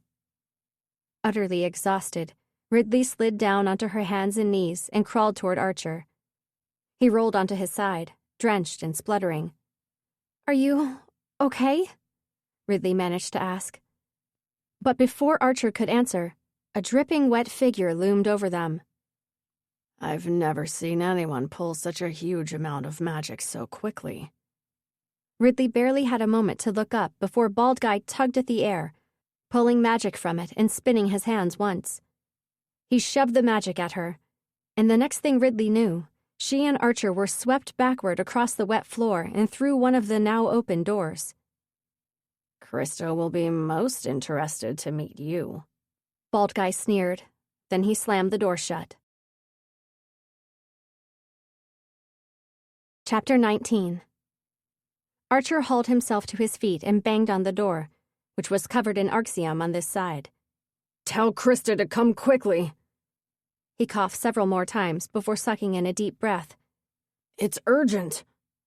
When no one responded, he thumped his fist against the door one last time before moving away from it. Ridley pulled herself up and leaned against the wall, waiting for her pounding heart to slow. Archer, his breathing still heavy, slid down the wall opposite her and sat. She didn't say a word, and neither did he, but she knew they couldn't ignore what she'd done. At some point, she'd have to confront the fact that her magic was no longer secret. She mustered enough energy to pull her comm screen from her soaking wet pocket. As she suspected, the screen remained blank instead of lighting up when she tried to switch it on. She pushed it back into her pocket. Her eyelids slid shut, blocking out the dull light of the single bulb hanging from the center of the ceiling. He doesn't know the biggest secret of all, she reminded herself as a dull pain began to throb behind her eyes. He doesn't know the magic came from inside you. She swallowed, opened her eyes, and dared a glance at Archer. It seemed he'd just about caught his breath by now. Slowly, his eyes rose to meet hers. You sure waited long enough to use your magic, he said. A beat of confused silence passed before Ridley said, "What?" "Your magic. You could have used it the moment they attacked us, or at any other point while we were being pursued. I assume the reason you didn't was because you didn't want anyone to see?" She breathed once, twice, a third time. But Archer's words, and the fact he wasn't the least bit surprised at what she'd done, still didn't make sense. What? He wiped one hand over his face, pushing his wet hair off his forehead. When he repeated the words, "your magic," it seemed there was a slight emphasis on the word your, as if he knew she hadn't pulled it from the environment. Her heart thudded several painful times before she could speak. "You were expecting me to, but how did you—" He couldn't have seen anything when she snuck into his bedroom to share the video. She'd definitely been on the other side of the door when using magic. Her mind flashed further back to the night she stole the figurine. But he couldn't have seen any magic then either. She turned her body away from the cameras as she transformed one side of the glass box into air so she could stick her hand inside and remove the figurine. "You shouldn't know," she said. "I didn't let any camera in your home see my magic." He shook his head. "No. Long ago, before the cataclysm. You were at the apartment visiting Lila. You used magic. Magic that came from inside you. You were alone in a room, but I saw you. I saw the magic glowing under your skin." Again, Ridley had to wait several moments for her brain to make sense of the words before she could answer. "You've known all these years that I'm some kind of unnatural freak?" Archer leaned his head back against the wall and draped one arm over his knees. "I'm not sure about the freak part, but yes, I've known about your magic for years." "And did you?" Ridley was too scared to ask. "No," he answered.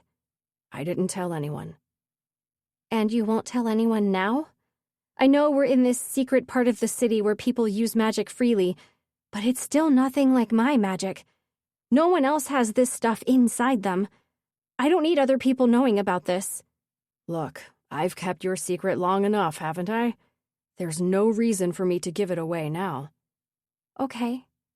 But he might know," she said quietly, the realization chilling her. "The bald guy. He might suspect I'm different. He said he'd never seen anyone pull so much magic that quickly. He might guess that it came from inside me." "Why would he guess that?"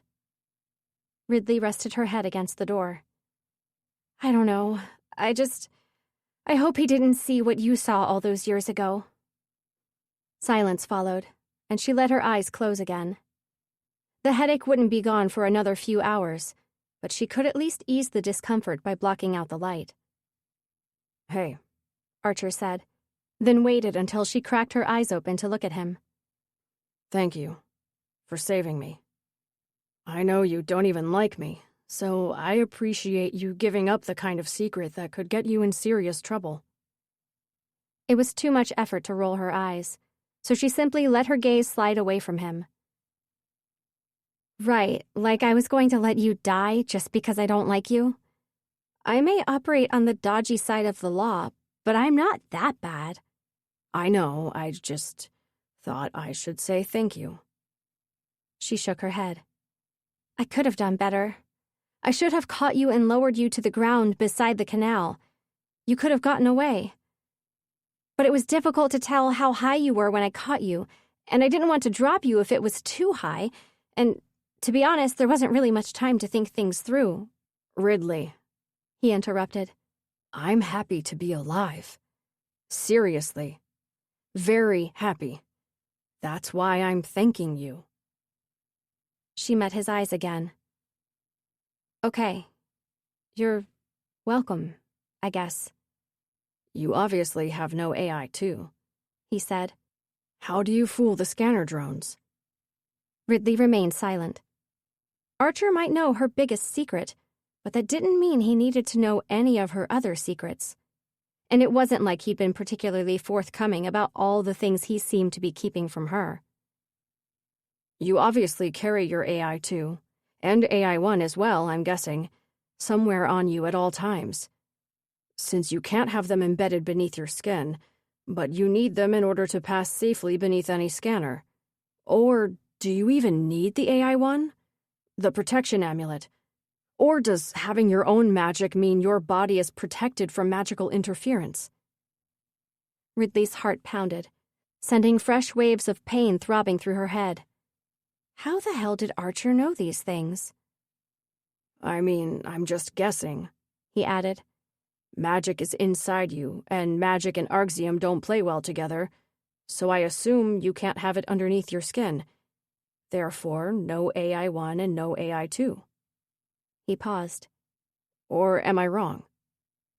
You're wrong, she answered, far too quickly, and she could tell from Archer's smug smile that he knew she was lying. Is it the chain you always wear around your neck? Damn it. Here she was thinking he hadn't paid her any attention since her friendship with Lila ended, but if he'd noticed she always wore the same chain, then he clearly hadn't been as oblivious as she assumed during his time at Wallace Academy. So your amulets are on the necklace, he continued when she didn't answer. That's dangerous. What if the chain breaks and falls off without you realizing? You won't last a day in this city without a scanner drone flying over and finding out you have no implants.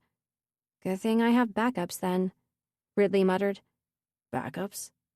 Archer frowned. But you can't get backup amulets. They're each registered to a specific person. One AI-1 and one AI-2. She smirked. Finally, something he didn't know. Well, she said with a shrug. I guess I'm screwed then. Archer was right, of course. She couldn't legally have copies made of her Arxium amulets. But that hadn't stopped her from getting duplicates made illegally 2 years ago. Ezra had found someone to do it, no questions asked. Then Ridley had used Dad's tools to bend each one into a small cylinder shape, exactly as he'd done for her original AI-1 and AI-2. She wore them now on a short chain around her right ankle.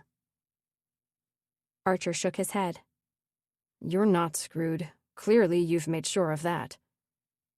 Ridley inhaled slowly, folded her arms across her chest, and closed her eyes yet again. In case you haven't gathered, I'd prefer not to talk about anything to do with the freakish fact that magic exists inside me. Archer, however, continued undeterred. So that's how you got to the top of Aura Tower and into our apartment undetected.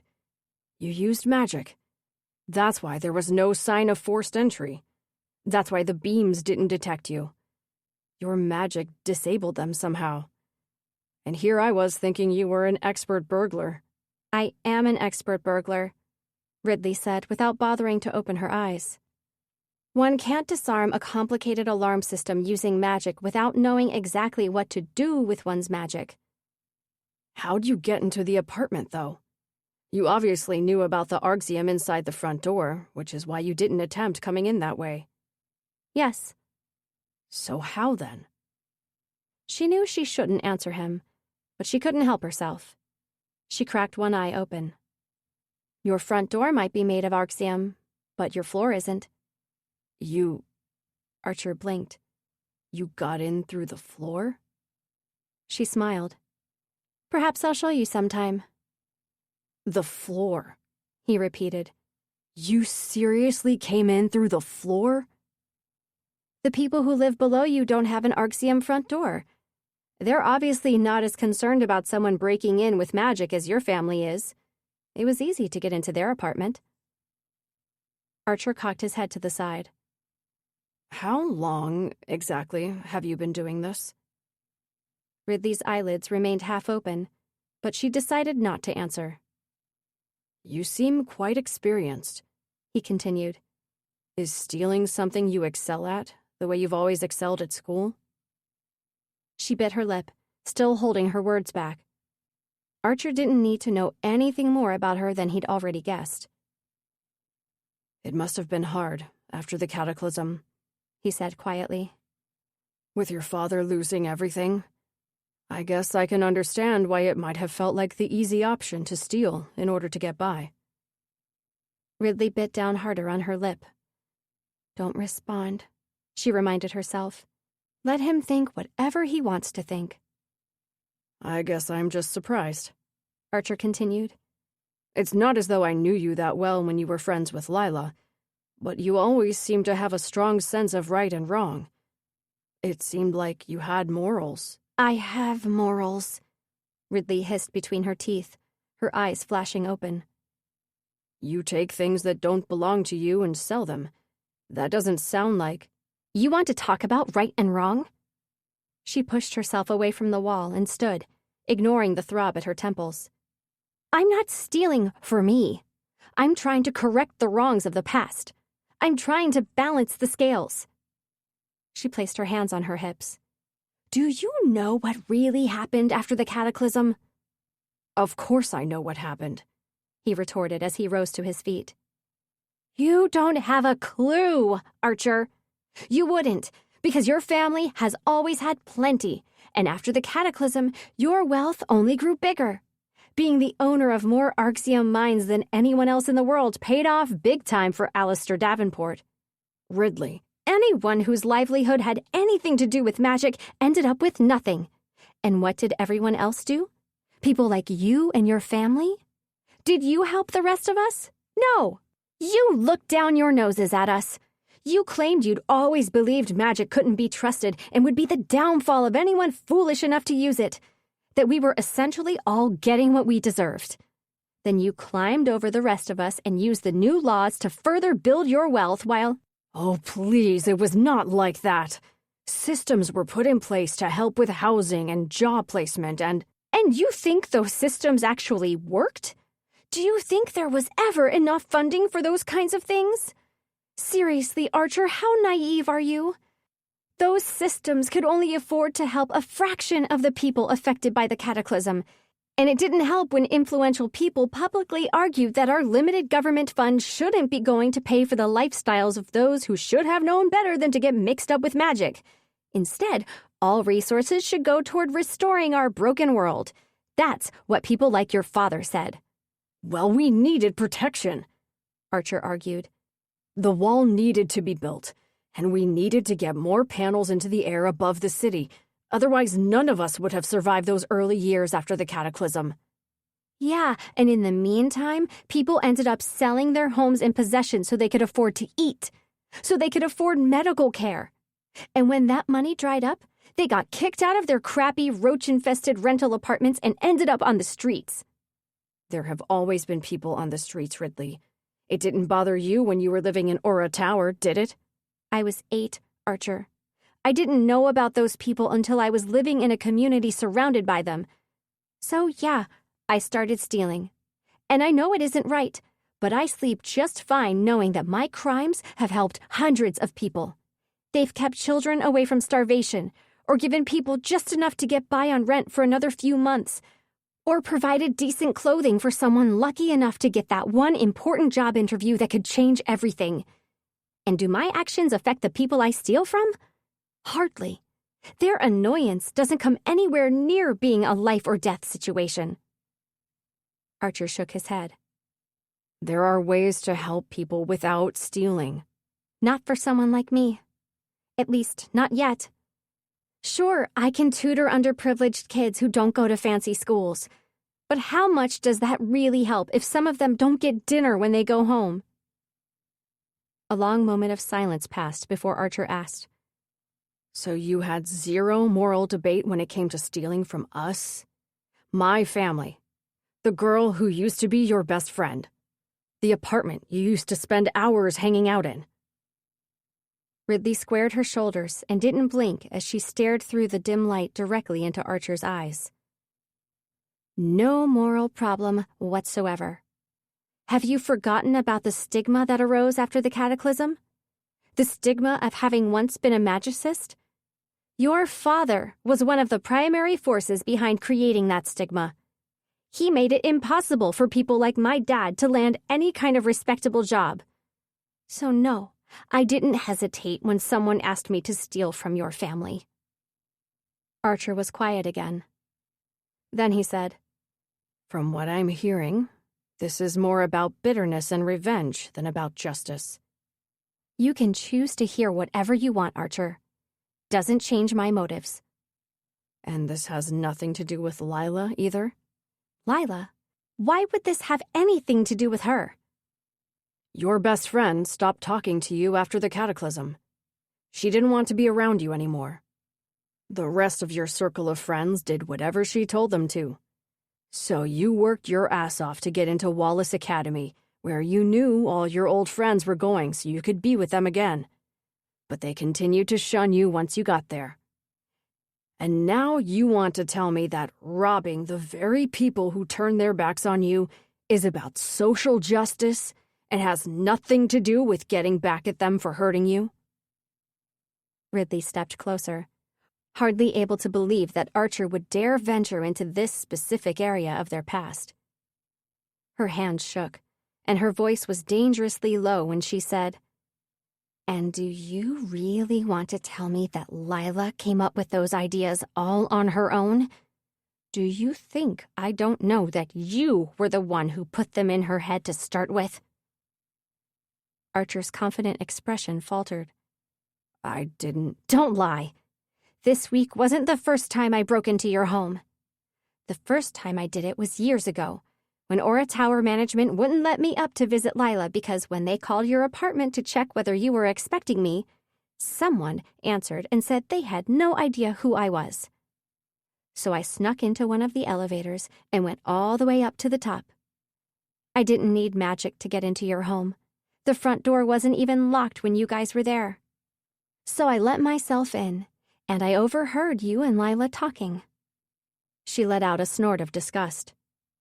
You're exactly like your father, not wanting to taint yourself by associating with anyone who fell from grace after the cataclysm. Lila didn't care who had once used magic, but you made her care. Ridley. Archer trailed off, his gaze moving back and forth across her face. He bit his lip, then said, I'm sorry I hurt you. She was normally so composed. On any other day, she might have smiled her sweet smile and told him she had no idea what he was talking about. But she was tired and headachy, and she'd just saved Archer's stupid, selfish life. And now he was bringing all this up? Questioning her motives and suggesting that this was all about revenge? How dare he? Her hands flew up and she shoved him. So hard he stumbled backward. Don't you dare tell me you're sorry. That means nothing to me. It changes nothing. I know, but Ridley, if the cataclysm happened now, I would never say those things to Lila. I wish I could take back— Shut up! She spun and strode away from him. She banged one fist on the door and peered through the small glass pane. Hey, let us out of here! I know the past should stay in the past, Archer continued. I wasn't trying to hurt you all over again. I was just— He cut himself off, letting out a groan of frustration. I don't know. I was just trying to get you to see the real reason you're so happy to steal from the type of people who used to be your friends. I just wanted you to see that it's wrong. You said you want to right the scales, but this isn't the way to do it. You don't want to be this person. You're better than this. Slowly, she turned to face him. You know what? You're right. You, Archer Davenport, really have changed. She heaved a sigh and pasted on her most fake smile. You've turned into a gigantic, hypocritical slime weasel. Ridley. No, seriously. Her smile vanished. Where the hell do you get off telling me what I do is wrong? What about all the things you've ever done wrong? Vandalizing school property, setting that fire at one of the Wallace dinners and getting people injured, squandering your parents' money on parties, not to mention the appalling way you treated the string of girls always clamoring for your attention. Oh, yes, and let's not forget about you turning Lila against me. Then you leave the city for a while, and when you come back, you're all high and mighty, wanting to tell other people about right and wrong? He lowered his head into his hands. After several beats of silence, he looked up. Trust me, I am all too aware of the many, many times I've screwed up. I have to live with myself knowing all the things I've done, which is why I'm telling you to stop before you end up like me, before you end up doing something worse than just stealing. I'm not going to do anything worse than— I ruined your life after the cataclysm, he shouted, and now I'm trying to keep you from ruining it further. She stared at him. With his hands shaking at his sides, his breathing shallow, and his dark eyes pleading with her, she wondered if she was finally seeing the real Archer, or if this was all part of his act. "What were you really doing this past year?" she asked quietly. "Tell me the truth, and maybe I'll believe that you actually care enough about my future to want to keep me from ruining it." He let out a long sigh, but his eyes never left hers. I can't. I'm sorry, but I can't. She shook her head and turned back to stare out of the tiny window again. "You know why else I don't believe anything you say, Archer? Because you haven't said a word about the stolen figurine that you were apparently so desperate to find that you were willing to hand me over to the police, thereby ruining my life forever if I didn't help you. If it's so important, then why aren't you trying to beat down the door to get someone to let us out?" I would, he answered quietly, if I thought it would make any difference. But Krista will come as soon as she finds out I'm here, and no amount of yelling will make that happen any faster. And just so you know, I was never going to tell the cops about you. That was just— "Hey." Ridley stepped away from the door as a figure came into her line of sight on the other side. "Someone's here." She heard a key slide into a lock. The lock turned. The door swung open, and on the other side was a woman whose waist-length brown hair was streaked with gray. "Archer," she said, "you should have told me you were coming." Chapter 20. "Krista," Archer said, moving to stand beside Ridley. "How was I supposed to tell you?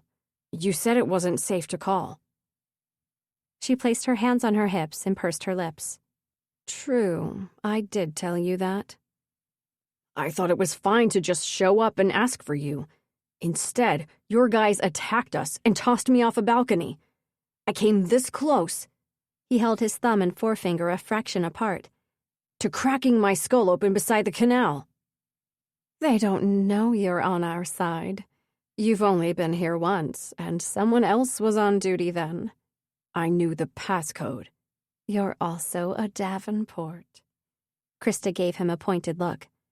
"Son of one of the most vocal members of the anti-magic movement straight after the cataclysm." Archer gritted his teeth. "I'm not my father." "I know that, but they don't." She turned her gaze to Ridley then, examining her with one brief, bright green glance before focusing on Archer again. "I heard it was quite an impressive display of magic that saved you." "It was.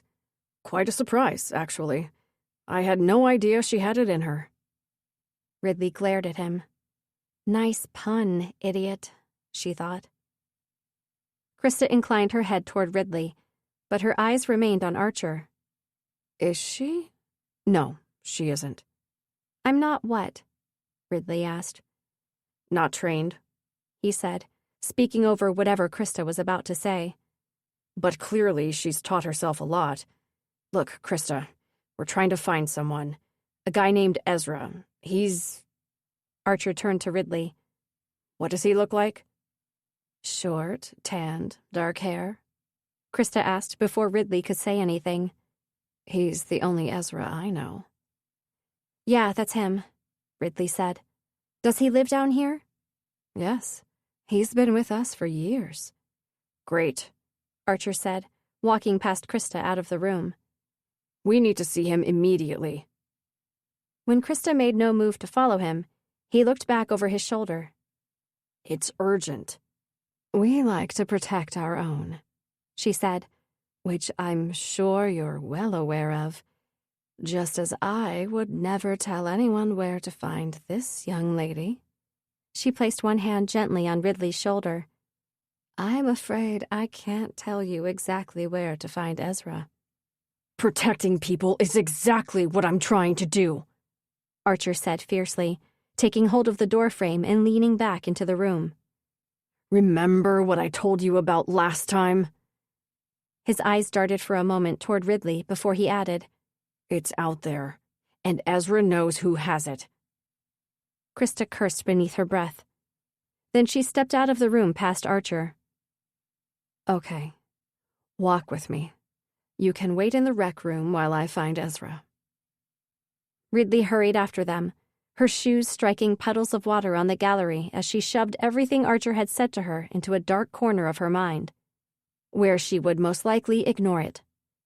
Then she made a conscious effort to push her frustration aside as well. Krista clearly knew exactly what Archer was talking about, while Ridley was still in the dark. I assume you didn't know until today that Ezra's part of our community, Krista said as Ridley reached her side.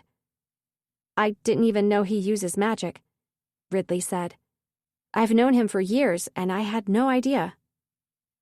Does he have any idea you use magic? Krista asked. When Ridley shook her head, Krista said, Well, there you go. When it comes to magic, we all prefer to keep our secrets.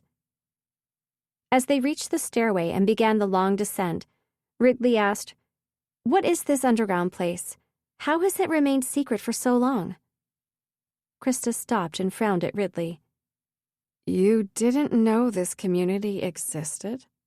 No, not a clue. For all I knew, I might have been the only person in the whole city safely using magic. I certainly wasn't going to ask anyone else if they've been doing the same thing. Krista turned her piercing green eyes on Archer. Are you sure we can trust this girl? I know she uses magic, which would suggest she's automatically on our side, but that doesn't stop her from being a spy. A spy? Ridley started laughing. Who would I be spying for? The government? The people who would lock me up and sentence me to death for violating magic laws? She isn't a spy, Archer assured Krista. She doesn't know anything. Even if she wanted to give away information about this place, which she doesn't, she wouldn't have any idea who to tell. Because you insist on keeping me in the dark about everything, Ridley muttered. Because it's none of your business, Archer retorted before continuing down the stairs ahead of them. So, Ridley said as they followed, this place? I'm only asking because I'm curious. Because it seems like the kind of place I could maybe live in. As she said the words, she realized there was a part of her that actually meant them. She knew barely anything about this community, but not having to hide the use of magic was an appealing idea. It's essentially a bunker, Krista explained. An enormous one, with many rooms and tunnels, built by Aldous Lane before the Cataclysm. Aldous Lane? The property development guy? The one who also designed the Liberty Monument? Yes. But then surely the government knows about this place. The plans would have been filed in some official government department, right? Krista shook her head. He did it all off the record while demolishing an old apartment block and putting up several new ones. The workers who were involved knew about it, of course, but with enough money, you can buy silence. Ridley couldn't help glancing at the back of Archer's head as he descended the stairs ahead of them. She knew all too well that money bought silence. Archer's family had proved this repeatedly. What prompted Aldous Lane to build this place? Was he some kind of doomsday prepper? Pretty much. The global simultaneous magic energy conversion was proposed years before it was ever agreed to. Years before they began putting plans in place to make it happen. You probably weren't even born yet. There were plenty of people who argued against it from the beginning. Some people kept fighting it, as I'm sure you're aware, while others went ahead and made their own plans. This was Aldous Lane's plan. If this was his plan, then why was he outside the Arxium wall at the time of the cataclysm? Ridley asked. We all knew exactly when the GSMC was happening. It's not like he could have got the date wrong. If he doubted it so much, why wasn't he hiding in his secret bunker? He was. Ridley frowned. Her education had included stories of exactly where many of the world's famous people had been when the cataclysm killed them. Aldous Lane, the architect who designed the Liberty Monument, had been at the very top of that monument where he'd supposedly told people they could get the best view of the global magical event that was about to change history. Teachers always went on about the irony of this when relating Aldous Lane's story. It certainly changed history, they'd say, but not in the way he, or anyone else, hoped it would. He was close to retirement at that time, Krista continued. He made a public statement about planning to watch the GSMC from the top of his most famous work, then came to his bunker instead, along with all those to whom he'd promised a spot in exchange for silence or money or some favor. He planned to live out the rest of his days down here, and if anyone survived on the surface, those people would assume he'd died. Wow. Okay. And when it turned out that all the cities with Arxium shields had survived, he didn't change his mind? He didn't want to go back up there? She shook her head. Magic was outlawed. The legislation for the AI-2 was proposed. Some people didn't seem to mind all that much. They figured it was worth giving up the freedom to use magic in exchange for living on the surface in the fresh air and sunlight. Well, occasional sunlight, she added grimly. But most people down here were happy living the way they'd always lived. So they stayed. And every now and then, others join us. They reached the bottom of the stairway. So he's still down here? Aldous Lane? Krista shook her head as the three of them stepped onto the bridge. No, he died 3 years ago. Old age. Oh. They crossed the bridge and walked among the trees and plants on the other side of the canal. How do you know all this about him? Krista gave Ridley a sad smile. He was my father. Oh, I'm sorry. No need to be sorry. He had a long life. It was his time to go. Ridley nodded, but her mind couldn't help turning to her mother. It definitely hadn't been her time to go. Her mother should have lived many more years. So, Ridley cleared her throat. You don't feel trapped living underground all the time? Some of us still move around above the ground, carrying illegal amulets to get past the scanners. I assume that's how Ezra survives without getting caught. But we're not entirely trapped down here. We've extended our longest tunnel in recent years. It stretches right out into the wastelands. Not this one? Ridley said, gesturing to the canal. No, our longest tunnel goes beneath the wall, and the opening is much further out. But why? People can barely survive minutes out there before the magic kills them. Krista shook her head. That, my dear, is a lie. Ridley came to an abrupt halt. A lie? But why would anyone lie about that? Krista shrugged. I'm sure there are plenty of conspiracy theories we could come up with about those who govern our world today. I'm not sure exactly which one is true, but the notion that the magic out there will kill you is a lie. After all, you're fine, aren't you? The guys told me you and Archer ran to the end of the canal tunnel. Magic tossed you around a bit, but it didn't kill you. It didn't even hurt you. A fluke, Ridley said immediately. 1 chance in a million. I got insanely lucky. Krista raised her eyebrows. You really think that? Ridley didn't answer. At this point, she didn't know what to think. Can we argue about this at another time? Archer asked, looking back at them. We have more urgent matters to attend to. Yes, of course. Krista gestured through the trees away from the canal and said, This way. They emerged from the conjured greenery, and Ridley noticed several arched doorways at intervals along the wall. Krista walked beneath the nearest arch and said, "This is one of our rec rooms. You can wait here while I see if Ezra's home." Ridley looked around as she entered the room just behind Archer. She had expected another concrete area, like the room they'd been locked in and the concrete tunnels they'd run through. But this room managed to be both large and cozy. Thick rugs covered the floor, and flames danced in a huge fireplace on the far side of the room. Do they have a chimney all the way up to ground level? She wondered vaguely as her eyes traveled across the walls. They were painted to depict large windows looking out onto one continuous beach scene, a palette of ocean blue, warm sand, and foam white. But it was paint infused with magic, the type that could be conjured to move in looping motion, as if she were really watching waves rolling up ashore before slipping back into the sea. Ridley blinked and swallowed against the intense emotion that rose out of nowhere and made her eyes sting and her throat ache.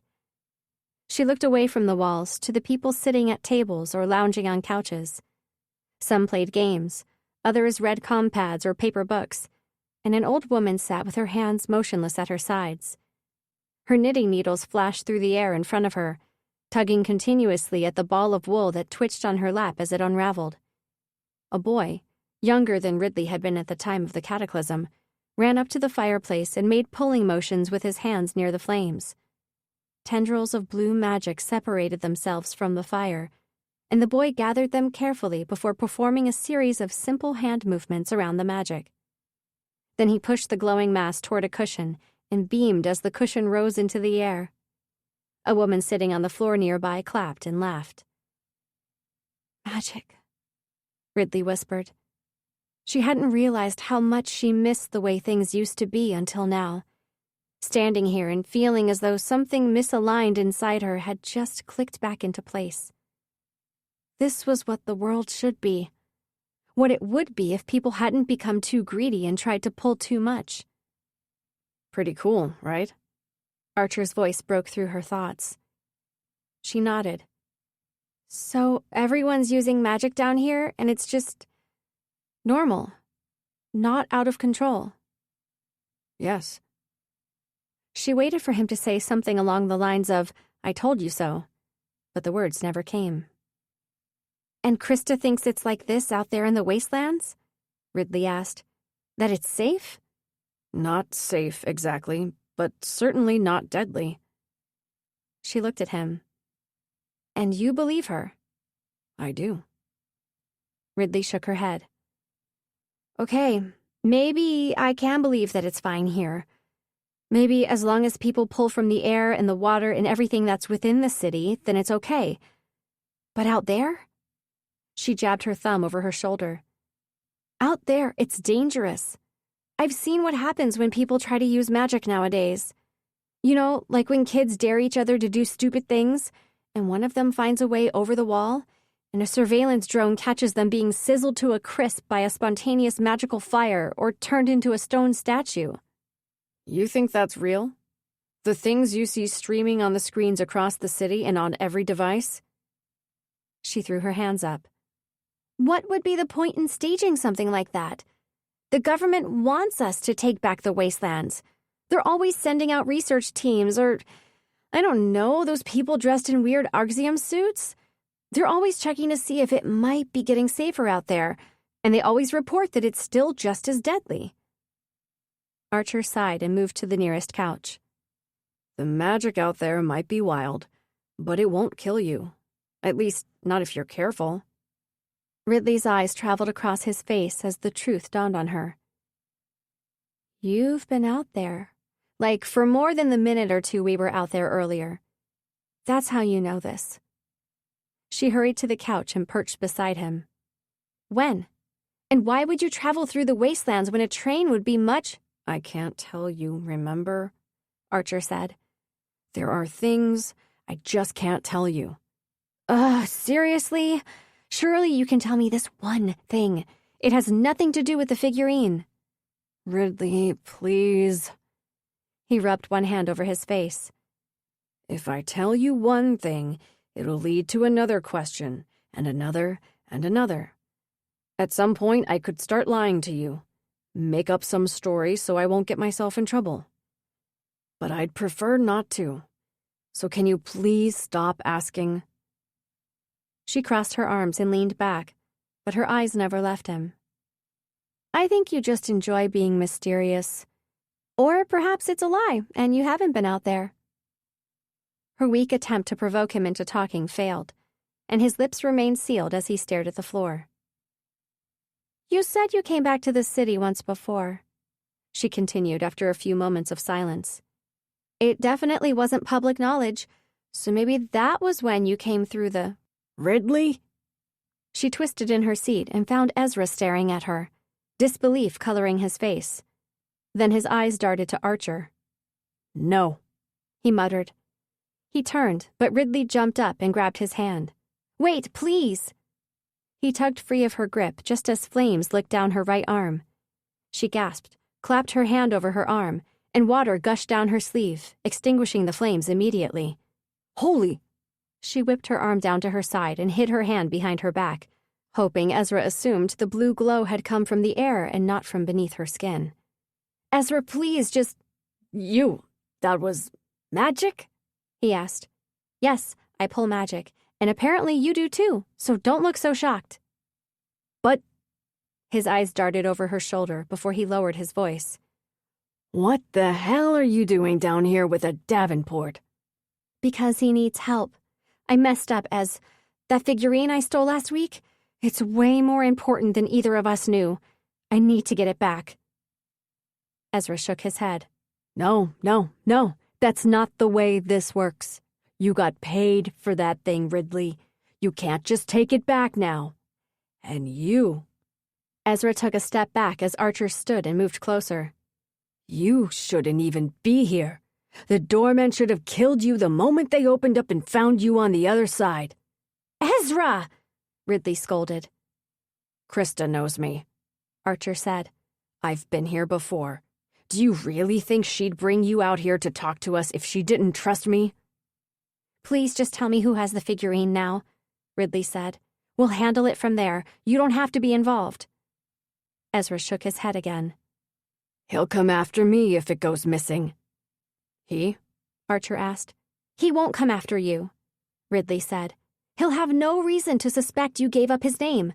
We'll steal a whole bunch of valuable things so it'll look like a coincidence that the figurine is one of the stolen items. Archer, standing beside her now, folded his arms. I doubt that's the best way to go about things. Look, you want this thing back, don't you? She said to him. Well, this is the only way to do it without raising suspicion. This is how we keep Ezra from landing in trouble. Right, to keep the guy who deals in stolen goods from getting into trouble. Remind me why that makes sense. See? Ezra cried, throwing his hands up. Nobody should have let this guy down here. We're supposed to be safe in this place. You are safe, Ridley insisted. I don't like him any more than you do, Ez, but it seems he has bigger things to worry about than turning in a bunch of magic users. She looked at Archer. Right? Right, Archer grumbled after a moment's pause. He held his hands up in surrender and took a step back. I guess I can go along with one robbery if that's what it's going to take. Ridley turned back to Ezra. See? All good. So can you give us a name? He released a long sigh. It's gonna take a seriously good thief to steal that figurine back. If it was anyone else, I'd have my doubts. But you're probably the best I know. Yeah, well, in case you haven't figured it out, I have magic on my side. Ezra's mouth dropped open. Wait, you use magic out there? Are you insane? A name, Ezra, Archer reminded him. Give us a name. Fine, but if this gets back to me, I'll make sure he knows it was you who stole that thing back. You rich people can battle it out on your own without involving the rest of us. You rich people? Archer repeated. Yeah. Ezra folded his arms. It was the mayor's son, Lawrence Madsen. Chapter 21. Damn, Archer murmured, turning away from Ezra and Ridley. he knows. Knows what? Ridley took hold of Archer's arm and tried to pull him back around. You're welcome, Ezra said loudly. Can I go now? Yes. Ridley looked over her shoulder at him. Thank you, Ezra. Then she hurried to block Archer's way forward. Why the heck does Lawrence Madsen need to steal from your family? Archer's eyes rose to meet hers, but it was as if a wall had come down over them. Thanks for your help, Ridley. I can handle things from here. She dropped her hands to her sides. Seriously? That's it? That's it. Your job's done. You can go back to your friends. He made to move past her, but she put her hand out and stopped him. Hang on, just wait. I can help you with this. It's easy for me, remember? I managed before, Archer said. when I was hoping to get the envelope back. I think I can manage again. Okay, but... Realizing her hand was still pressed against his chest, she hastily lowered it. All I want is to understand, Archer. A man I don't know started following me. He was killed in an alley behind my house. An alley that both you and Lawrence happened to be in. Lawrence took an envelope that you, apparently, wanted just as badly as he did. And now it turns out Lawrence is stealing from you? I know you said it's none of my business and I should just walk away, but it is my business. That man was following me. It was my home he died outside of. So please, just give me something. Archer's eyes rose to meet hers. He opened his mouth, then closed it without saying a word. Ridley threw her hands up in frustration. If it's something sensitive or confidential, and you're worried I'm going to go and tell a whole bunch of people, then you've obviously forgotten that you know my biggest secret. You know about...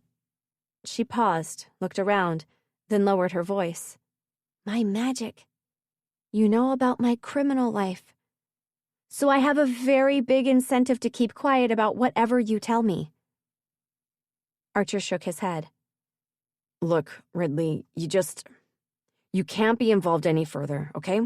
You need to get back to your normal life. You've got school on Monday, and... You're seriously reminding me about school right now? It's your senior year, Ridley. It's important. So is this, apparently. Whatever this is. And life is never going to be normal again. Someone shot at me, and there's a secret underworld of magic? Oh, and to top it all off, magic isn't actually the wild, deadly entity we've all been led to believe. Life doesn't just go back to normal after discovering these kinds of things. Well, it has to. She shook her head. You might refuse to tell me what's really going on, but you can't keep me from being involved. I'm going to get that figurine back. I made this mess, Archer. I stole the figurine and... Earlier today, you weren't the least bit interested in fixing your mistakes. How about we just pretend nothing's happened since then, and you can continue being disinterested? Because now I know that people's lives are in danger. At least they are if you've been telling the truth. Of course I've been telling the truth. I wouldn't lie about something so... Okay, then let me do this. I'll get it done quickly. Quicker than you, at least. No. Her eyes darted over his shoulder. She could run. She could get around the corner, become invisible, and he'd never be able to catch her. She shoved past him and ran, but he lunged after her and caught her arm. Don't, please, I'm serious, Ridley. She tried to tug free, but his fingers dug into her arm. Why? Because someone doesn't want you involved. She stopped struggling. Her arm went limp, and Archer's grip loosened. Someone? Don't even try to ask who, he said, shaking his head. You know I'm not going to tell you. Just know that someone has put a great deal of effort into keeping you safe from all of this, and you need to respect that. I promised not to involve you, and I've already strayed too close to breaking that promise. I can't tell you anything more. She blinked and shook her head. Okay, now I have even more questions. Archer sighed. You need to forget all this. The world is more dangerous than you know. If you keep digging, you're probably going to get yourself killed. Someone already tried to shoot me, remember? He let go of her arm. I think it's a lot more likely someone was trying to shoot me. Which is my problem, not yours, he added before she could say anything. So I'll deal with it. It's not exactly a brand new experience for me. Being Alistair Davenport's son isn't without its risks. Ridley held his gaze for several long moments as questions flooded her mind. But it was clear by now that Archer wouldn't answer any of them. So, you want me to go home now and pretend none of this happened? Yes. Go hang out with your friends. I'm sure there's some kind of celebration happening now that one of them's no longer being charged with murder. Oh, and if you could stop stealing, that would be great too. Heat flared in Ridley's cheeks and ears at the memory of everything Archer had said to her while they were locked up. But she had no desire to revisit their argument, so she merely turned away from him, muttering, "Don't hold your breath." Wait, Ridley, wait. He caught her arm again. Hadn't she told him earlier to stop doing that? And turned her back to face him. He sighed and said, I'm sorry. It's just, if I'm wrong about the shooter being after me, then you're in danger. If you're wrong, Ridley responded, then I'll figure out how to protect myself. I'm not entirely helpless, in case you hadn't noticed. I know you're not helpless, but you won't be able to do much about someone with a gun aiming from a distance. Perhaps not, but that isn't your problem. It might not be, but that doesn't mean I can't help. There's a security company my dad often works with. Personal security, bodyguards, and no. I can arrange for 1 or 2 people to keep an eye on you. If they notice anything suspicious, they'll handle it before anything happens to you. No. She leaned a little closer and held his gaze, hoping he would understand how serious she was when she said, I don't want strangers following me and knowing my every move, especially not if they're strangers who work for you and your father. I'm just trying to help, Ridley. Don't. The last person I need help from is a Davenport. Fine. Then I guess I'm done here. I need to get that figurine back. He strode past her and left the room without a backward glance. For some reason, Ridley found it immensely irritating that he was the one who got to storm away first. She shut her eyes and counted to 5, putting just a few seconds of distance between herself and Archer. Then she opened them and walked forward. Leaving so soon? A voice asked, and Ridley stopped short of walking into Krista in the doorway. Yes.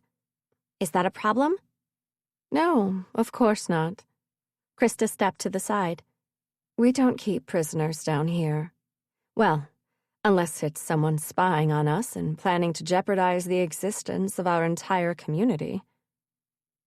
Ridley's hands twitched at her sides, wanting to reach for her magic, to pull it around herself and become air, or to shove fire or water at this woman before running to escape this place. And have you satisfied yourself that I don't fall into that category? Yes, don't worry, Krista said with an easy laugh. I have my reasons for trusting Archer. If he says you're no threat to us, then I believe him. Too bad the guys at the door didn't believe him, Ridley countered. A misunderstanding for which I've already apologized, and I'm sure Archer understands how seriously we take security here. But as I was saying, you're free to leave and come back whenever you'd like. I just thought you might want to see more of our bunker before you go, since you said it might be the kind of place you could live. I don't know. Maybe next time. She took a step forward, but then Krista asked, Do you ever play? Ridley stopped. Excuse me? With magic. Do you experiment, have fun? Or do you only pull it when you need it? Ridley faltered, trying to remember a time when she'd associated words like fun or play with magic. She wasn't sure if that had ever been the case. Even before the cataclysm, she'd been taught to keep her own magic hidden. I just use it when I need it. That's risky enough without adding experimentation into the mix, don't you think? Krista nodded. I understand. Up there, it's easy to get caught.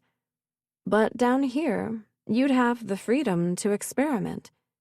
You already seem quite skilled, at least from what the guys told me about how you saved Archer. But there's so much more you could learn.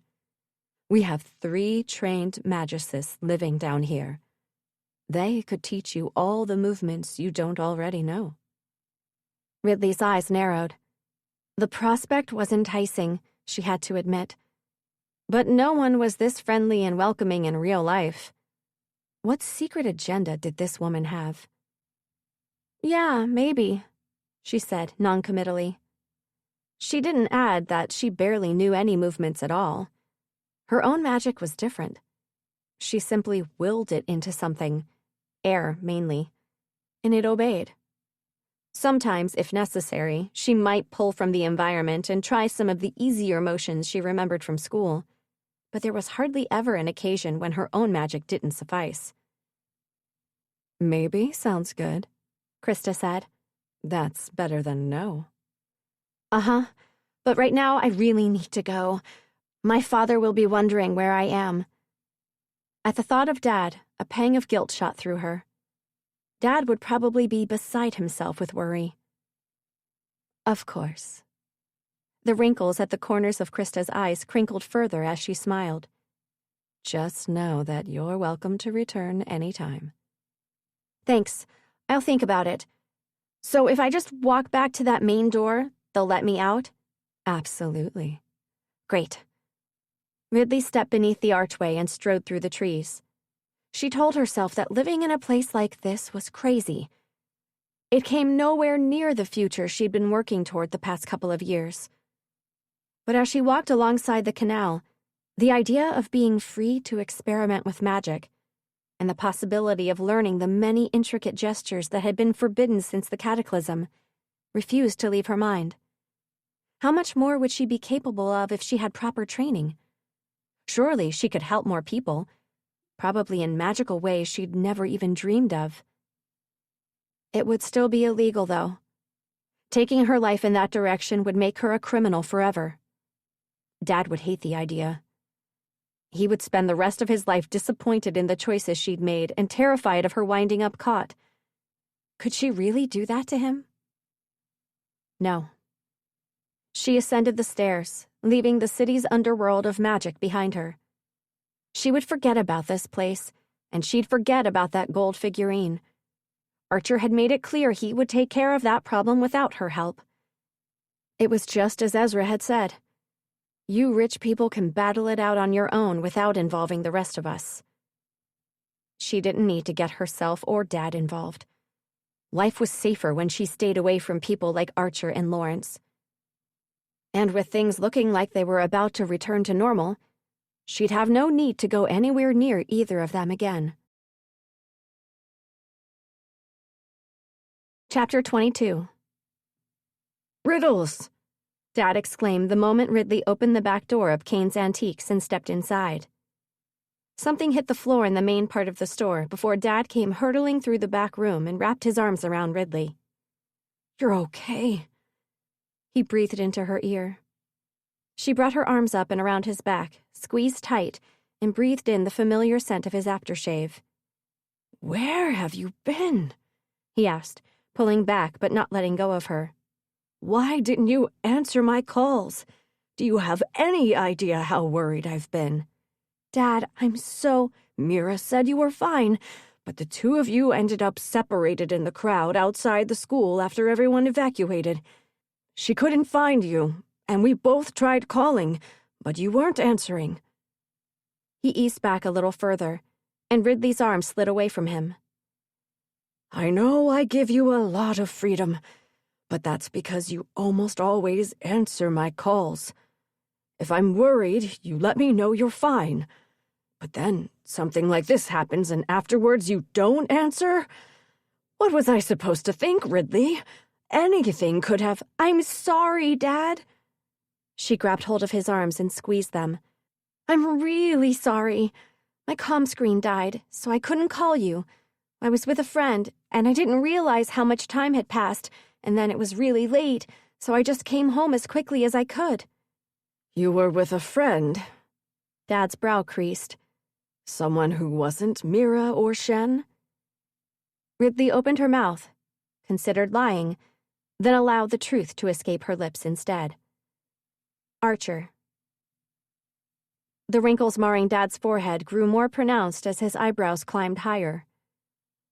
Archer Davenport? Ridley lowered her arms and reached behind her to pull the door shut. Yes. Since when is he a friend? She turned the key before facing Dad again. Okay, so friend is stretching the truth. We were... Again, she considered making something up, but it was easier, and more believable, to go with some version of the truth. We were arguing, actually. I wanted to let him know exactly what I thought of him going along with the cover-up of what happened out there the other night. She gestured over her shoulder to the alley on the other side of the door. Riddles, Dad said, slowly exhaling. That probably wasn't the best idea. I know. I was just so angry about the whole thing. Dad nodded, then paused before adding, It must have been a very long argument. Ridley looked at her shoes. It morphed into a bigger argument. About more than just the other night. You know, stuff about the past and about Lila and everything that changed after the cataclysm. I was furious by the end of it, so... She lifted her shoulders, preparing herself for the small lie she was about to slip in. So I went for a walk. A long one, to cool down. And when I remembered the gunshots at school and how worried you must be, it was really late. Her eyes rose to meet her father's. I'm sorry for lying, she whispered silently. But telling him where she'd really been was out of the question. She'd already added to Dad's gray hair and wrinkles this evening, and she couldn't bear the thought of making him worry more. Okay, well... Dad reached out and rested a hand on her shoulder. At least you're safely home now. Yes, and I'm so sorry for making you worry. It's okay. He swung one arm around her back as they headed for the stairs. It's part of my job as your father to worry about you. Perhaps, but that doesn't mean I should make you worry any more than necessary. I know it's late. He glanced at his watch. But do you want something to eat? There was obviously no dinner at Wallace, so you must be... A bang on the door caused Ridley's legs to freeze and her stomach to tighten.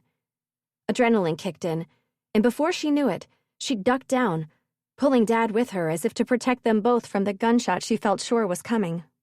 Hey, Ridley? A familiar voice called from the other side of the door. Sweetie, it's just Mira.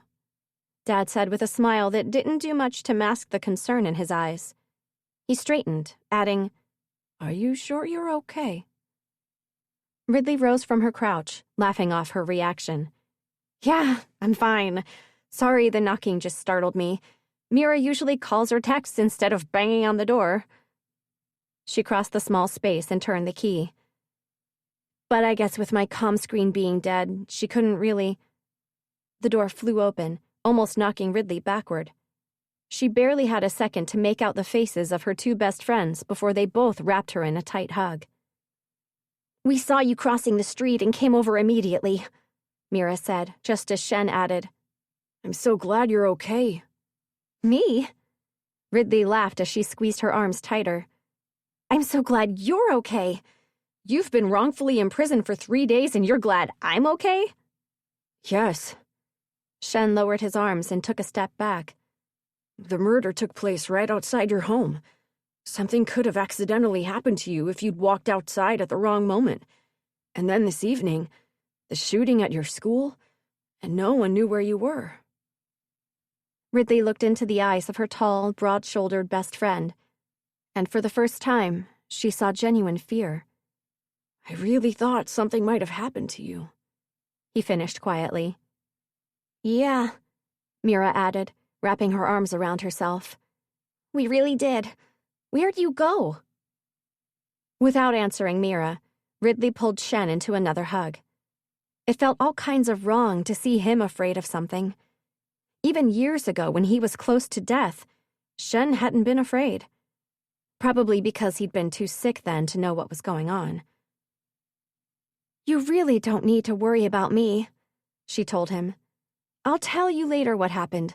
I'll tell both of you, she added to Mira, peering at her other best friend over Shen's shoulder. But how are you? She asked Shen. I'm fine. But as he pulled away, she couldn't help noticing the way his smile didn't reach his eyes. I mean, I'll be fine, he corrected. It was a lot to deal with in a short space of time, thinking I might end up spending my life in prison, or that maybe those crazy lawyers would try to prove I had something to do with the magic on the knife and I'd get the death penalty. Then suddenly I was being released instead. He made a weak attempt at a laugh. I think my head's still spinning. Just give yourself some time, Dad said, reaching up to place one hand on Shen's shoulder. Things will return to normal again eventually. What have you done since you got home? Ridley asked, almost adding that she'd seen him at the hot dog stand before remembering that no one knew she'd been in that part of town. According to his family, he spent like an hour in the bathroom, Mira said with a laugh. Yeah, I've always been a shower kind of guy, but I don't know. Shen lifted his shoulders, and when he gave Ridley a sheepish grin, he looked almost like himself. My body ached from spending the past few nights on a super thin mattress, and I just felt kind of grimy. Like, all that prisonness seeped right through my skin, and I needed to soak it all out. I don't think I've ever enjoyed a bath more than I did tonight. And then we went out for veggie dogs to celebrate, and then Mira came over. So, a pretty great evening. Shen? They all turned at the sound of a new voice. Mrs. Lin leaned in through the doorway, the lines around her eyes crinkling as she beamed at her son. Sorry. I know I'm being paranoid, she said with a chuckle.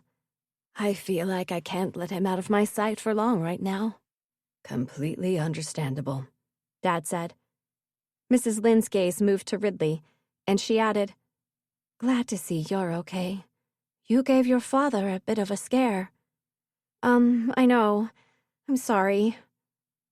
Ridley's insides tightened with shame as more guilt piled itself on top of the healthy dose that had already settled there.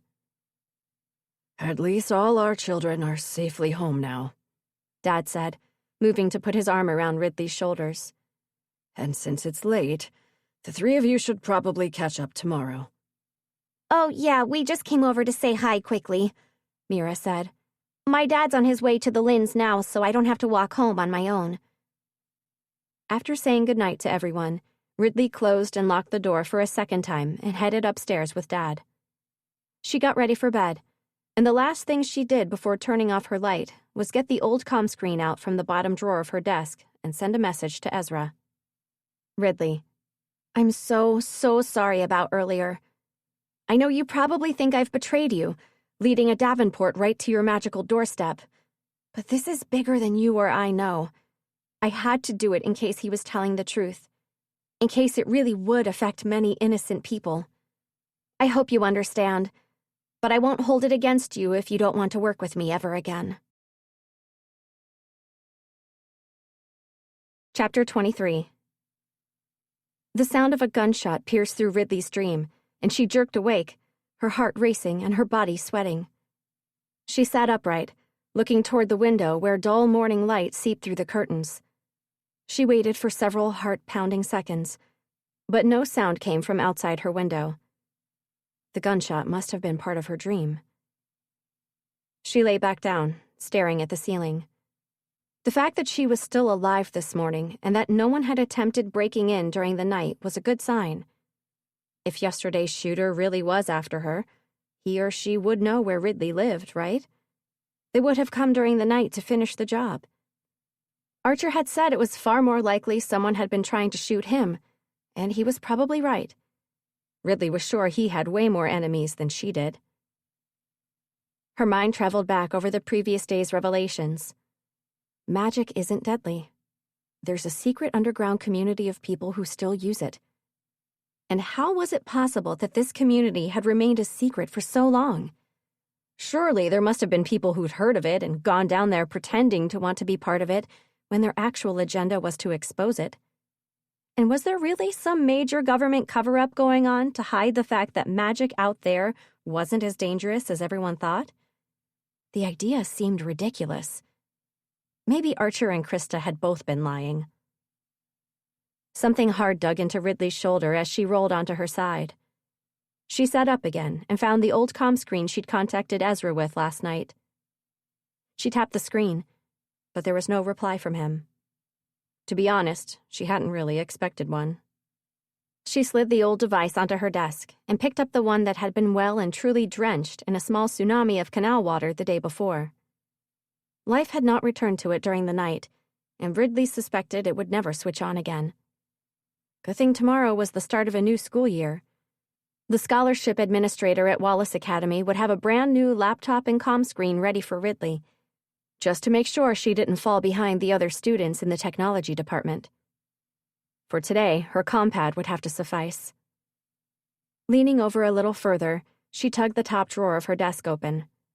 Her hand fished around inside until it located her compad.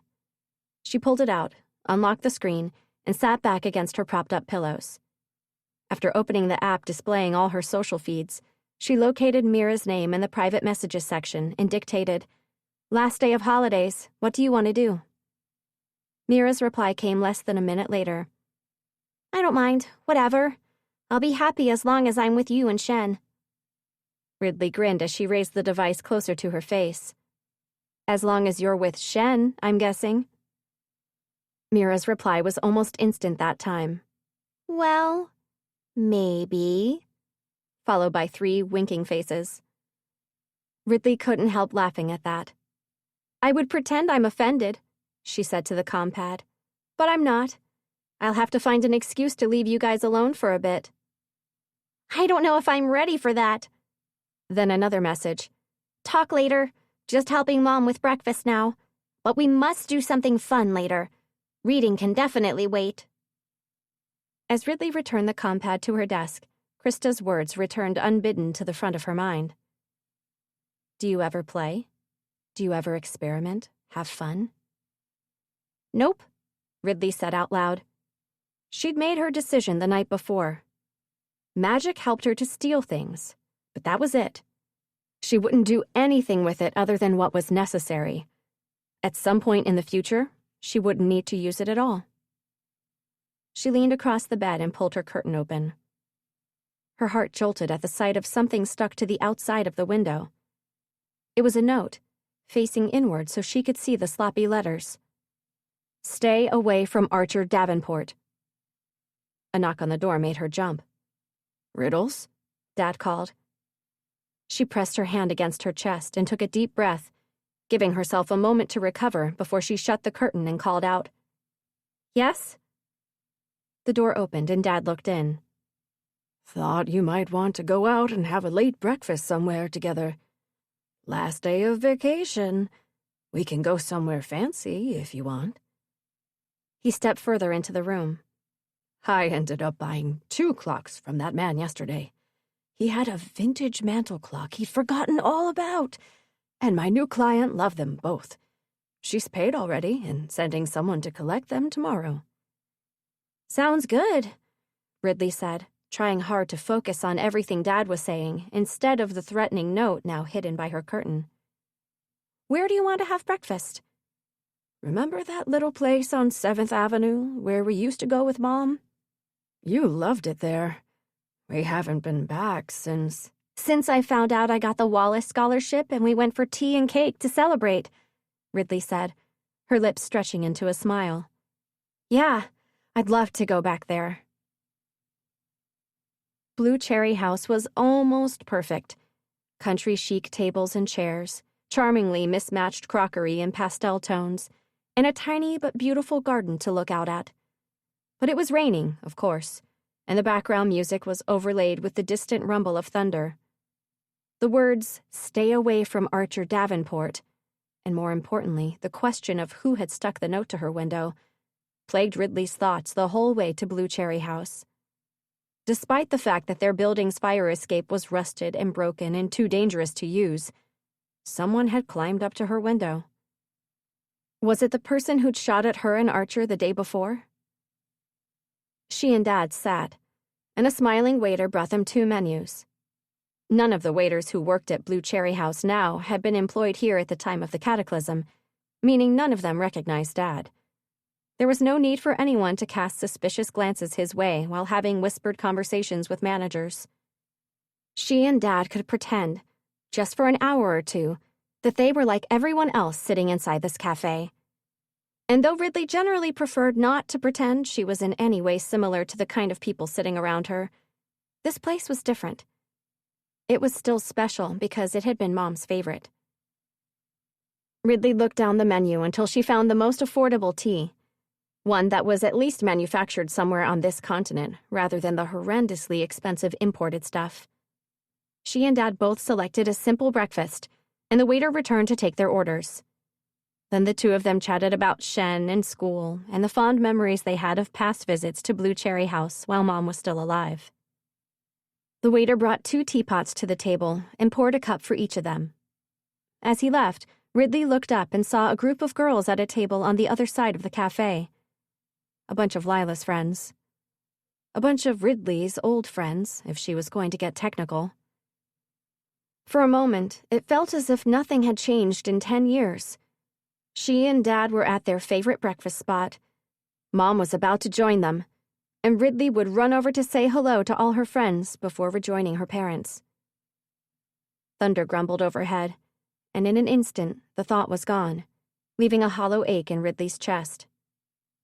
Mom wouldn't be joining them ever again. She lifted her teacup and, with some difficulty, smiled across the table at Dad. At least she had him and Mira and Shen. She sipped her tea and glanced over Dad's shoulder again, wondering why Lila wasn't here at Blue Cherry House with her friends. Perhaps she hadn't been invited. Perhaps her friends were giving her the cold shoulder because of her brother's involvement in a murder investigation, the same way Lila had shunned Ridley so many years ago for something out of her control. Ridley's lips turned up in a smug smile. This is more about bitterness and revenge than about justice. The echo of Archer's words jarred her so badly she almost lost her grip on the teacup. It slipped sideways, sloshing hot tea over the side, which burned her fingers and dripped onto her lap. She sucked in a breath and hurriedly placed the teacup down. "You okay?" Dad asked as she grabbed the napkin to wipe her fingers, then dabbed at her skirt. "Yes, sorry, just being clumsy.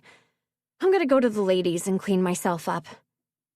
She stood, pulled her purse onto her shoulder, and headed for the restrooms, giving a wide berth to the table of girls. She cleaned up quickly in the cafe's restroom, but as she walked out, her purse began buzzing. Startled, her comm screen was sitting lifeless on her desk at home, wasn't it? She flipped the top open and looked inside, and remembered that she'd brought her compad instead. On the screen blinked an image of Delilah Davenport's perfectly smiling face, the most recent profile picture she'd uploaded to the social feeds. Ridley stepped back into the restroom, pulled the compad out, and tapped the screen. The profile picture winked out of view and was replaced by a video call displaying Lila's far less happy face. "What the hell happened yesterday?" she hissed, her eyebrows pinching together as her face moved closer to the screen. Hello to you too, Lila," Ridley answered. Her eyes darted around the edges of the screen, but she couldn't tell where Lila was. "I'm serious. I know Archer came to Wallace before the dinner began. I saw him go into the library with you, and I heard you guys arguing. And, as everyone now knows, that's where the shooting happened." "You know he wasn't shot, right?" Ridley said, wondering if perhaps Archer hadn't been home yet, and his family was just as worried as her father had been last night. "Yes, I'm aware of that, but then I don't have much else to tell you. I have no idea who was shooting at us. I want to know what happened afterwards. Lila said, because he didn't come home for hours. And when he called for a car to go fetch him in the early hours of this morning, someone blew up that car. Holy crap. Ridley's hand rose to cover her mouth. He's alive. He was near the car, but not in it. He's covered in cuts and bruises, and there are some fractured bones, I think. But other than that, he's fine. And it was one of our driverless vehicles, so no one else was hurt. But my point, Ridley, is that you were the last person I saw with him, and I want to know what happened in between the shooting and the time at which my brother was almost blown up.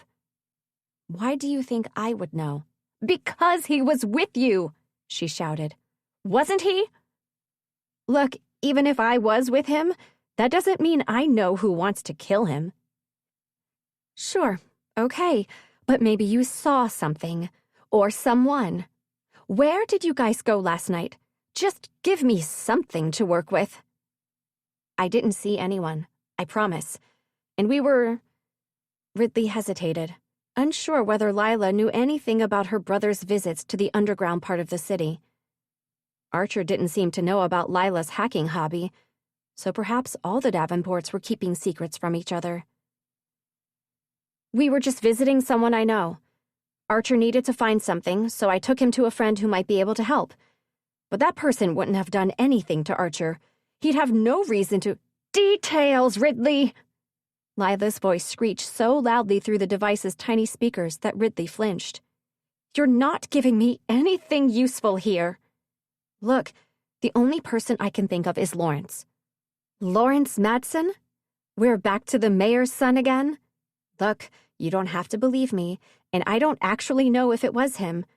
But you asked for details, and that's the only thing I can think of.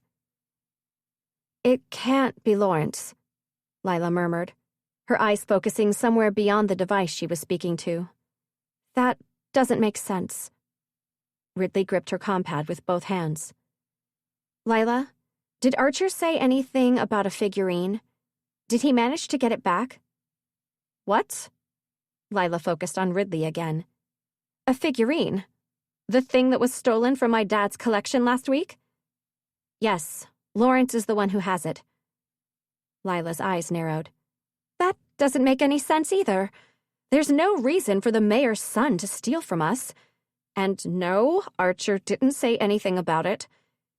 He just keeps telling anyone who will listen that he can't stay here at the hospital and that he has extremely important business to attend to, though he won't tell me what it is. She rolled her eyes. Total nonsense, I'm sure. Ridley had a feeling it wasn't nonsense. If Archer was desperate to leave the hospital, he probably hadn't found the figurine yet. Which hospital? She asked. Lumina Private, obviously. Anyway, I suppose I can look into Lawrence Madsen's recent activities, just in case you're telling the truth. All I'm telling you is what I've been told. Lawrence has that figurine, and Archer was probably trying to get it back last night before his car exploded. Make what you will of that information. Fine. Well, I can't say you've been helpful, exactly, Lila said as she looked over her shoulder, then began walking. But I'll see what I can find out. She brought her hand up to the screen and ended the call before Ridley could respond. Ridley leaned against the restroom wall and stared at the blank screen, her mind working. So Archer had insisted he didn't need her help anymore, but now he was stuck in the hospital and most likely hadn't got that darned figurine back yet. It will affect many people, many innocent people. I'm not so terrible a person that I'll let dozens of people die if I can stop it. Which people? A bunch of Archer's rich friends? Did it even make a difference who he was talking about? Ridley knew it shouldn't, but she had trouble feeling as much empathy for the people filling the upper floors of Aura Tower as she felt for those in her neighborhood in Demer District. This is more about bitterness and revenge than... She pushed away from the wall and away from the reminder of Archer's accusation.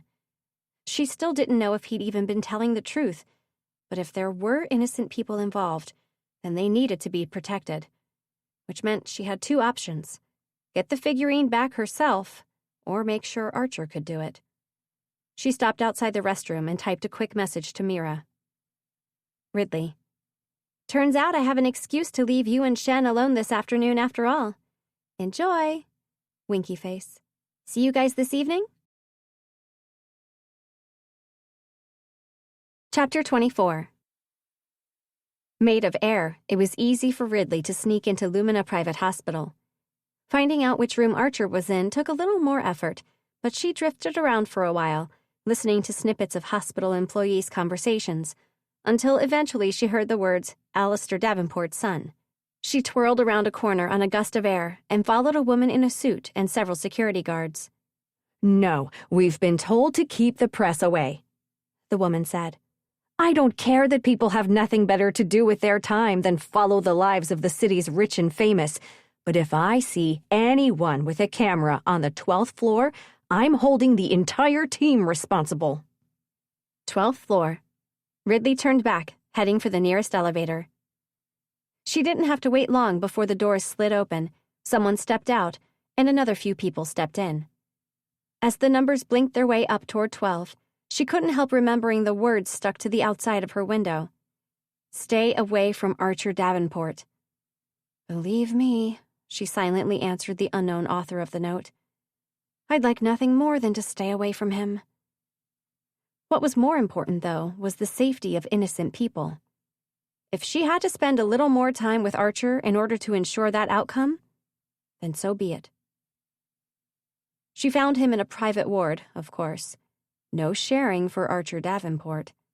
She watched him through the glass pane of the door, but before she could figure out exactly how to get through it without raising anyone's attention, a nurse came toward her. Ridley moved out of the way, and once the door was open, it was easy to follow the nurse inside. She was a pretty young woman, and when she stopped beside Archer's bed, she gave him a dazzling smile. You called, Mr. Davenport? Mr. Davenport. Ridley would have rolled her eyes if she hadn't been looking around the room to make sure no one else was here. Have you found out yet when I can leave? Archer asked in a tone that suggested he'd asked this same question a dozen times already. No, I'm sorry. Your doctor is still waiting for the results of some tests. You're probably fine, but he needs to be certain that you don't have— Is my sister still out there? Archer craned his neck to see past the nurse through the open doorway, his face twisting into a grimace. Please, can you— No, I'm afraid she isn't, sir. Visiting hours are over. But, the nurse twisted a stray strand of hair around her finger. It's almost the end of my shift, so I can come back in a few minutes and keep you company if you'd like. At that, Ridley did turn her invisible eyes toward the ceiling. Unbelievable, she thought. Archer fell back against his pillows with a groan, shutting his eyes. His breaths became quicker, shorter. No, thank you. But if you could up the pain meds, that would be great. Sir, you've already received as much as— Yes, okay, thank you. That's all then. He raised one hand, covered in a plaster cast, as if to dismiss her. Okay, all right. Somewhat reluctantly, the nurse turned away from the bed and left the room. She pulled the door closed behind her, and as it clicked shut, Ridley pushed a flurry of air away from her and across the room to drop the blind over the door's glass pane. Archer opened his eyes and frowned at the closed blind, swinging gently back and forth against the door. But he must have thought it was nothing more than an accident, because instead of calling the nurse back or looking around the room with suspicion, he simply turned his head toward the window and stared out, his brow furrowing. Ridley followed his gaze. Up here on the 12th floor, they could just see over the top of the wall. Not much of the world beyond was visible, but Ridley could see the afternoon sun streaming through breaks in the clouds, lighting up the tops of the tallest ruined buildings that remained. Her encounter with the elemental magic out there came to mind, but she did her best to push the memory away. She didn't like thinking of how utterly out of control she'd been while magic tossed her around. She turned her back to the window as she pulled her magic back toward herself. The blue glow shimmered just above her skin as she reappeared, then settled back inside her body. Hi, she said simply. Archer's head jerked up as he took in a sharp breath. Ridley, what the hell? Do you ever look out there? She said, nodding over her shoulder, "and think we got what we deserved." Oh, what?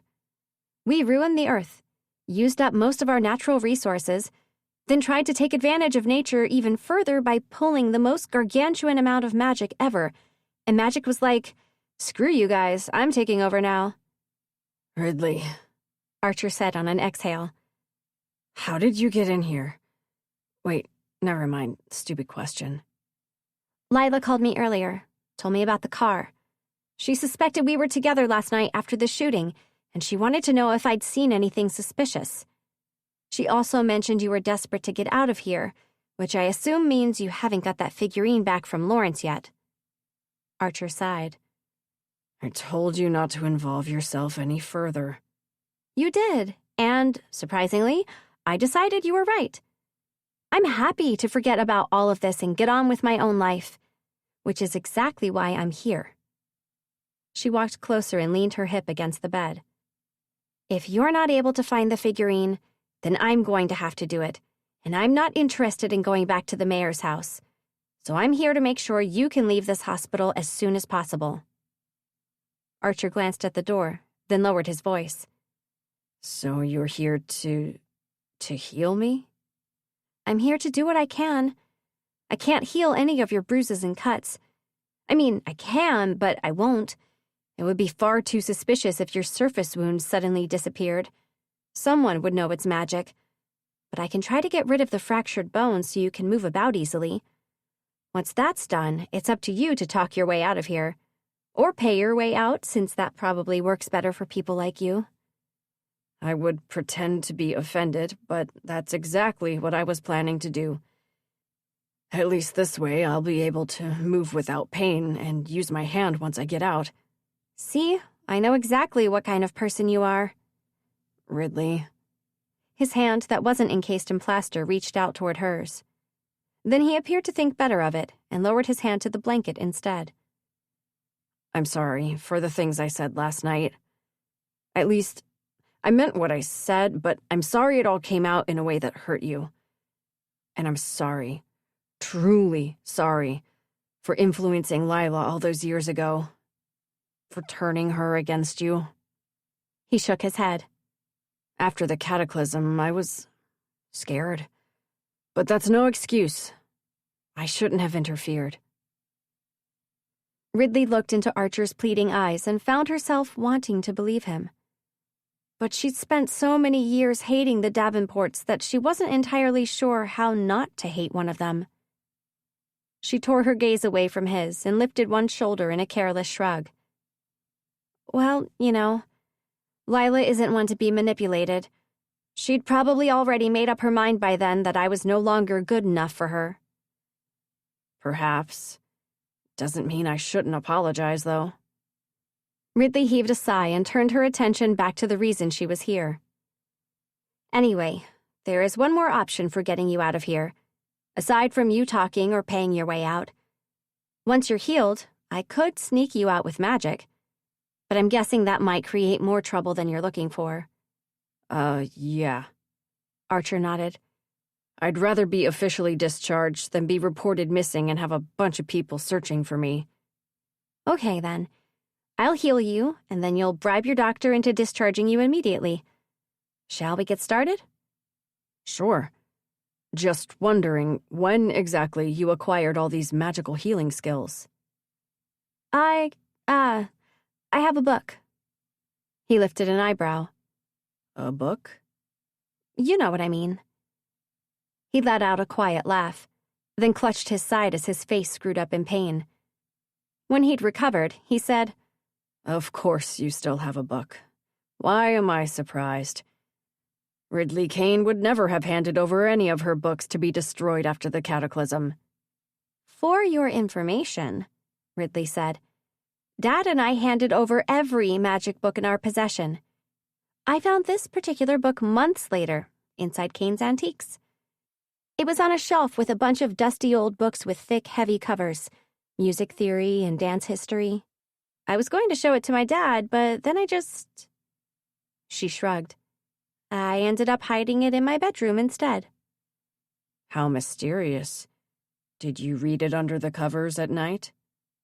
She folded her arms and met his smirk with a deadpan expression. Yes, by the secret light of my own magic. He started laughing again, then seemed to remember the pain it caused him the first time and stopped. I'm guessing that's a no, then. It's a no. I've barely looked at the book in the past few years. And now you want me to trust that you can heal me? It's just a few fractured bones.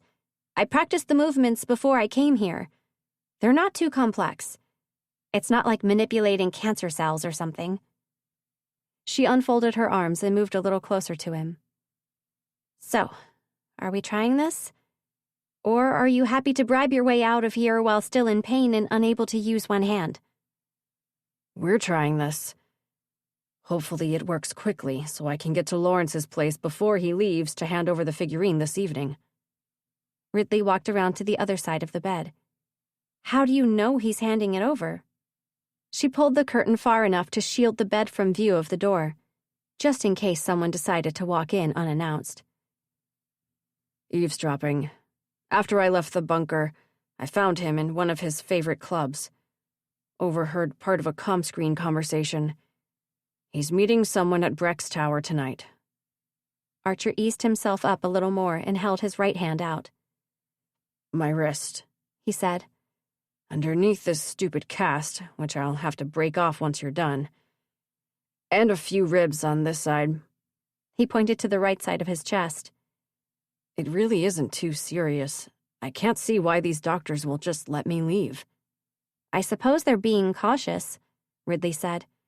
Wouldn't want to let a precious Davenport leave the hospital if there might be some serious underlying damage. She raised her hands, then added, Don't freak out, okay? Why would I freak out?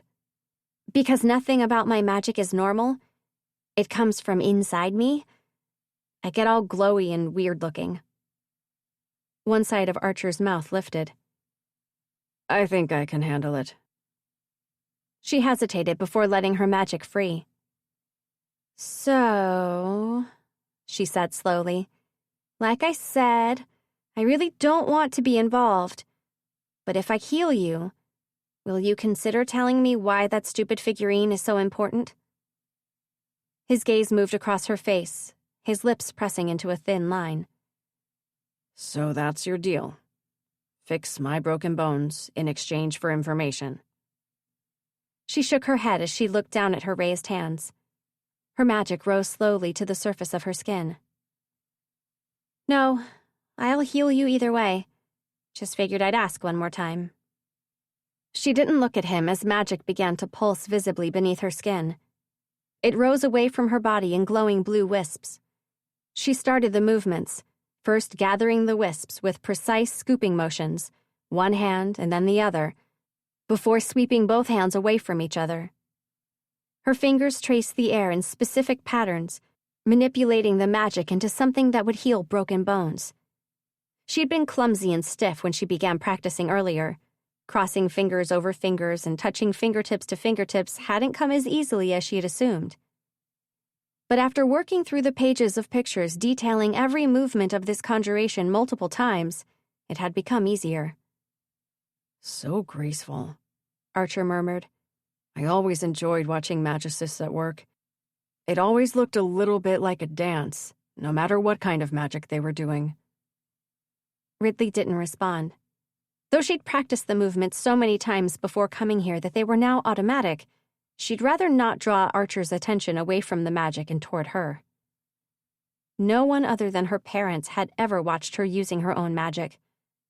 She felt naked and vulnerable. Don't, she reminded herself. He already knows about your magic. Who cares if he sees what you look like when using it? The set of movements ended with her nudging the magic toward Archer's wrist where the plaster cast began. But the book had told her to repeat the set at least 3 times for each area of injury, so she began again. You surprised me the other day, Archer said. The day we came to the antique store. Her hands almost faltered, but she managed to keep the movements going without pause. She finished the second set, then let her magic fade a little before saying, I surprised you? Are you kidding? I'm pretty sure the most shocked person in that situation was me. You just seemed different from the person I remembered. The person you remembered? The 8-year-old you last had a conversation with before the cataclysm? Yeah, I can see why I might have seemed a little different from that girl. I don't mean like that. It's not like I haven't seen you since then. There were several years when we were both at Wallace. I mean, you seemed different from when I left the city at the beginning of last summer. He leaned his head back with a sigh. I don't know. Maybe it's just me. Everything I look at seems different now. As if I wasn't seeing anything properly before. It was all distorted, and now everything is clearer. Ridley returned her attention to her magic and began the third set of movements.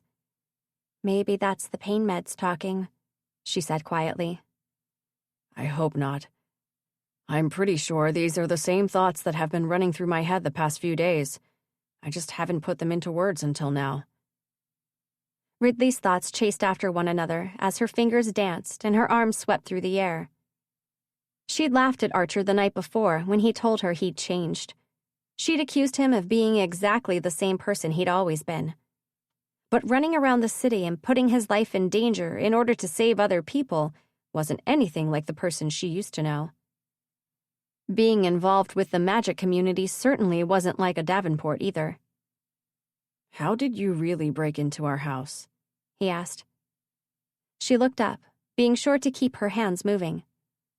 I told you before, she said, watching the way his eyes followed the magic swirling around and between her hands. Through the floor. I know. I just wondered, how exactly? And how did you get to the alarm system to disable it without crossing any of the beams? She looked at her hands again to make sure her thumbs met each other in precisely the right position before her fingers spread out and scooped through the magic. I made a hole in the floor, she explained. Well, not a hole exactly. She finished the third set and lowered her hands to the edge of the bed before she continued explaining. It's not as though I took away part of the floor. The magic tells part of the floor to fold back in on itself, which creates a section where the floor no longer exists. I climbed through that bit. Then reversing the movements makes the floor fold back out of itself and reform. Something like that. I'm probably not explaining it properly. He was watching her face now, his eyes moving across the magic she knew was glowing in her cheeks. But most of the time, she continued, speaking faster as she tried to get him to focus on what she was saying and not the way she looked. I don't use movements at all. My own magic doesn't require it. It just sort of responds to my will. I haven't experimented much. I generally just use it to become invisible. Like air, you know? So that's how security beams and cameras and things don't see me. As long as I stay invisible, of course.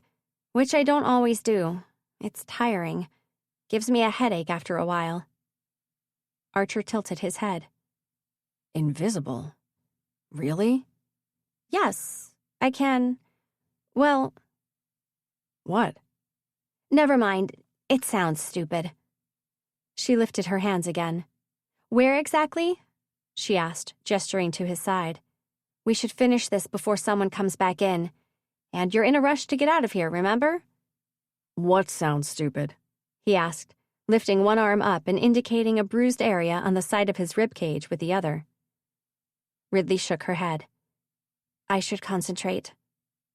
She began again, saying nothing as she made sure to curve her hands in the correct way, then sweep her arms outward at the same time, and let her fingers weave through the magic in the required patterns. Whatever it is that you think sounds stupid, Archer said as she neared the end of the third set. I'm sure it isn't. I can become the elements, she said quickly, as if speed might make the statement sound less weird. Her hands twisted around each other, met together, and nudged the magic toward Archer's side for the last time. Or, at least, my magic can conceal me as any of the elements. I'm not sure of the exact technicalities. Maybe because magic comes from the elements and that same magic is inside me. Air seems to be the easiest. I use that the most. I'm scared of Earth. I don't know, it just seems so suffocating, so solid, like I might not be able to return to normal afterwards. And water and fire, well, fire is quick and volatile, and water can be that way too. I feel out of control when I'm either of those two elements, so I tend to avoid them. Archer didn't answer. She looked up and found him staring at her. Great, she muttered. I can see I've totally weirded you out with this. No, sorry. He shook his head. I'm just thinking. She looked away. It's okay. You're right to find the whole thing extremely weird. This isn't normal. I'm not normal. At all. She caught sight of the blue glow in the reflective surface of one of the machines beside the bed and turned her head fully to look at her face. At the vibrant electric blue that pulsed through her veins, and the patches of her skin that lit up, then faded, then lit up again. At the luminous blue glow in her eyes and lips. She returned her gaze to Archer and, fighting the urge to smother her magic, she said, You can't tell me you see anything other than a complete freak of nature right now. Actually, he said, his eyes traveling slowly across her skin. I think it's beautiful. Beautiful. Her mother had said the same thing when Ridley first discovered magic inside her own body, but Ridley had never agreed. Her magic was unnatural. It had to be hidden. Now, though, she remained still beneath Archer's searching gaze, willing herself not to be ashamed, to show herself for who she truly was. And at that moment, the door opened. Crap, Ridley hissed. Her magic flared for a second before responding to her first thought, air, and surrounding her in nothingness. Mr. Davenport? Someone pulled the curtain aside, and Ridley slipped beneath the woman's arm in a quick rush of air. Is everything okay? She asked, smoothing her hair down and looking around with a frown. It was the same nurse from before, no longer in uniform. Was that a flash I saw when I walked in? Yes, Archer said. He looked toward the window. Another storm coming. It must be windy out there. I could feel a draft coming in beneath the door, which is why I closed the curtain. A draft? Really? The nurse threw a perplexed look at the door, which presumably had never let a draft in before. Well, my shift is finished, she continued, looking at Archer again. I just came to say, in case you're no longer here when I get to work tomorrow, that I hope you recover soon. Thank you, Archer said to her. And on your way out, please let my doctor know that I need to speak to him urgently. Oh, yes, okay. And please close the door on your way out, he added. Yes, of course. She left quickly, pulling the door shut behind her. Ridley? Archer whispered, his eyes searching the room. Are you still here? Yes. She crouched down on the other side of the bed beneath the window before letting herself become visible again, just in case Archer's doctor entered as abruptly as the nurse had. Do you feel any better? Did the magic work? Archer twisted his torso from side to side. Yes, not perfect, but way better than before. He sat straighter and breathed deeply. Almost no pain. That's amazing. Thank you. Good. I'd better get out of here then. It's a flash drive, he said before she could rise to her feet. Inside the figurine. That's what Lawrence is after. The information on the flash drive. Ridley slid down the wall until her backside met the floor. I see, she murmured, afraid to voice any of her questions in case Archer decided to close up again. The first time I came back to the city, about 10 months after I left, it was to give that flash drive to someone. But things went wrong. I had to leave quickly. So I hid it, and someone was supposed to collect it. Without anyone in my family knowing, of course. His gaze darted over his shoulder before returning to Ridley. But she never made it there. She was killed. Killed? Yes. Serena Adams. Someone discovered her using magic. She was killed for it. Serena Adams? But wasn't her death an accident? She was using magic and it got out of control and she ended up killing herself? Archer's expression darkened. There was no doubt in his voice when he said, It wasn't an accident. She was murdered. So the flash drive remained hidden until recently, when Lawrence must have found out where it was and hired someone to steal it. But what's on this flash drive that's so important it means life or death for... I can't say. I'm sorry, but you're not supposed to know anything more. Then why tell me anything at all? Ridley pushed herself to her feet. Don't you know it only makes me want to know more? I felt like I owed you something for helping me. And because I need you to understand that there are people in this city more dangerous than you think. If they know what you can do, they'll chase you onto the top of a building or out into the wastelands and blow you up, just like they did to Serena. Was Serena? The question hovered on the tip of Ridley's tongue. A question so absurd she almost couldn't voice it. If it were true, people would know about it. It would be a normal part of the world, just like regular elemental magic. But still, she had to ask. Was she like me? Archer hesitated, his brow drawing low over his eyes as he searched her face. There's no one else like you. Disappointment flooded Ridley's chest as she looked up at the sound of footsteps outside the door. Time to go, she muttered, magic already lifting away from her skin to conceal her. Good luck, she added. Thanks. Stay away from trouble. Chapter 25. Ridley arrived home at the same time as her father, reaching the corner of their block just as Dad came out of the Lynn's restaurant across the road. Is Shen home? She asked as Dad walked toward her. No, I was just paying his parents a visit. Dad paused, a frown creeping across his face. Weren't you just with Shen and Mira? Ridley realized her mistake a moment too late. Actually, I decided to give the two of them some time alone together. Ah, Shen and Mira. How interesting. They continued down the alley toward the store's back door. I would never have guessed they felt that way about each other. Ridley shrugged. They can both be quite shy sometimes. Maybe that's why? Yes. Dad pushed his key into the lock of the back door, then leaned a little closer when it wouldn't turn. Odd, he murmured. I'm sure I... He pushed down on the handle, and the door opened easily. Didn't you lock it when you left to see the Lynns? Ridley asked. I'm sure I must have. Dad pushed a hand through his scruffy hair and squinted at the partially open door. Why wouldn't I? He pushed it open fully, and Ridley peered through the back room and into the store. She couldn't see much from this angle. They wouldn't know whether anyone had broken in and stolen anything until they moved further inside.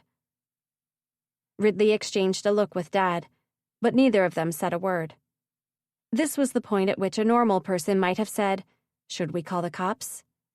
But Ridley wasn't normal, and Dad had spent a long time keeping her away from the attention of anyone in law enforcement.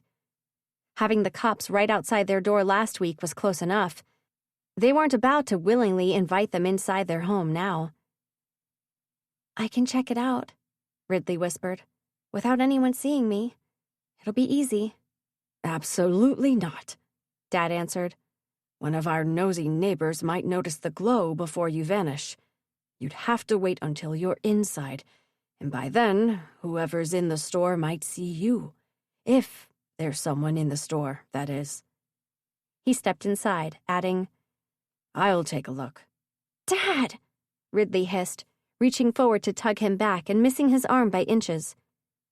She followed him inside, but he turned his furious gaze back over his shoulder at her, mouthing something about her waiting outside. She shook her head, just as insistent as her father. No way was she leaving him to confront whoever was inside their store. "Go back outside," Dad whispered. Ridley leaned back, tugged the door shut, then shoved her magic outward as she lunged forward and pressed herself against Dad's side. They both vanished as her magic turned to air around them. The air moved them forward at Ridley's mental command, and at the back of her mind, she couldn't help noticing the irony of the situation. She was a thief, about to get a taste of her own medicine, about to find her family's store robbed of everything valuable. Except, it wasn't. Not a single item appeared out of place. She swirled the two of them through the air as she examined the shop, but it was exactly as she and Dad had left it that morning before heading out for breakfast. The magic dissipated around them, revealing them bit by bit until they were fully visible, Ridley still pressed against Dad's side. He stepped away and swung Ridley to face him. "What the hell was that?" She hesitated, startled for a moment by his anger. "I was trying to keep us both safe, okay? Anyone could have been inside this store, and you just walked in unarmed." He leaned closer to her, lowering his voice.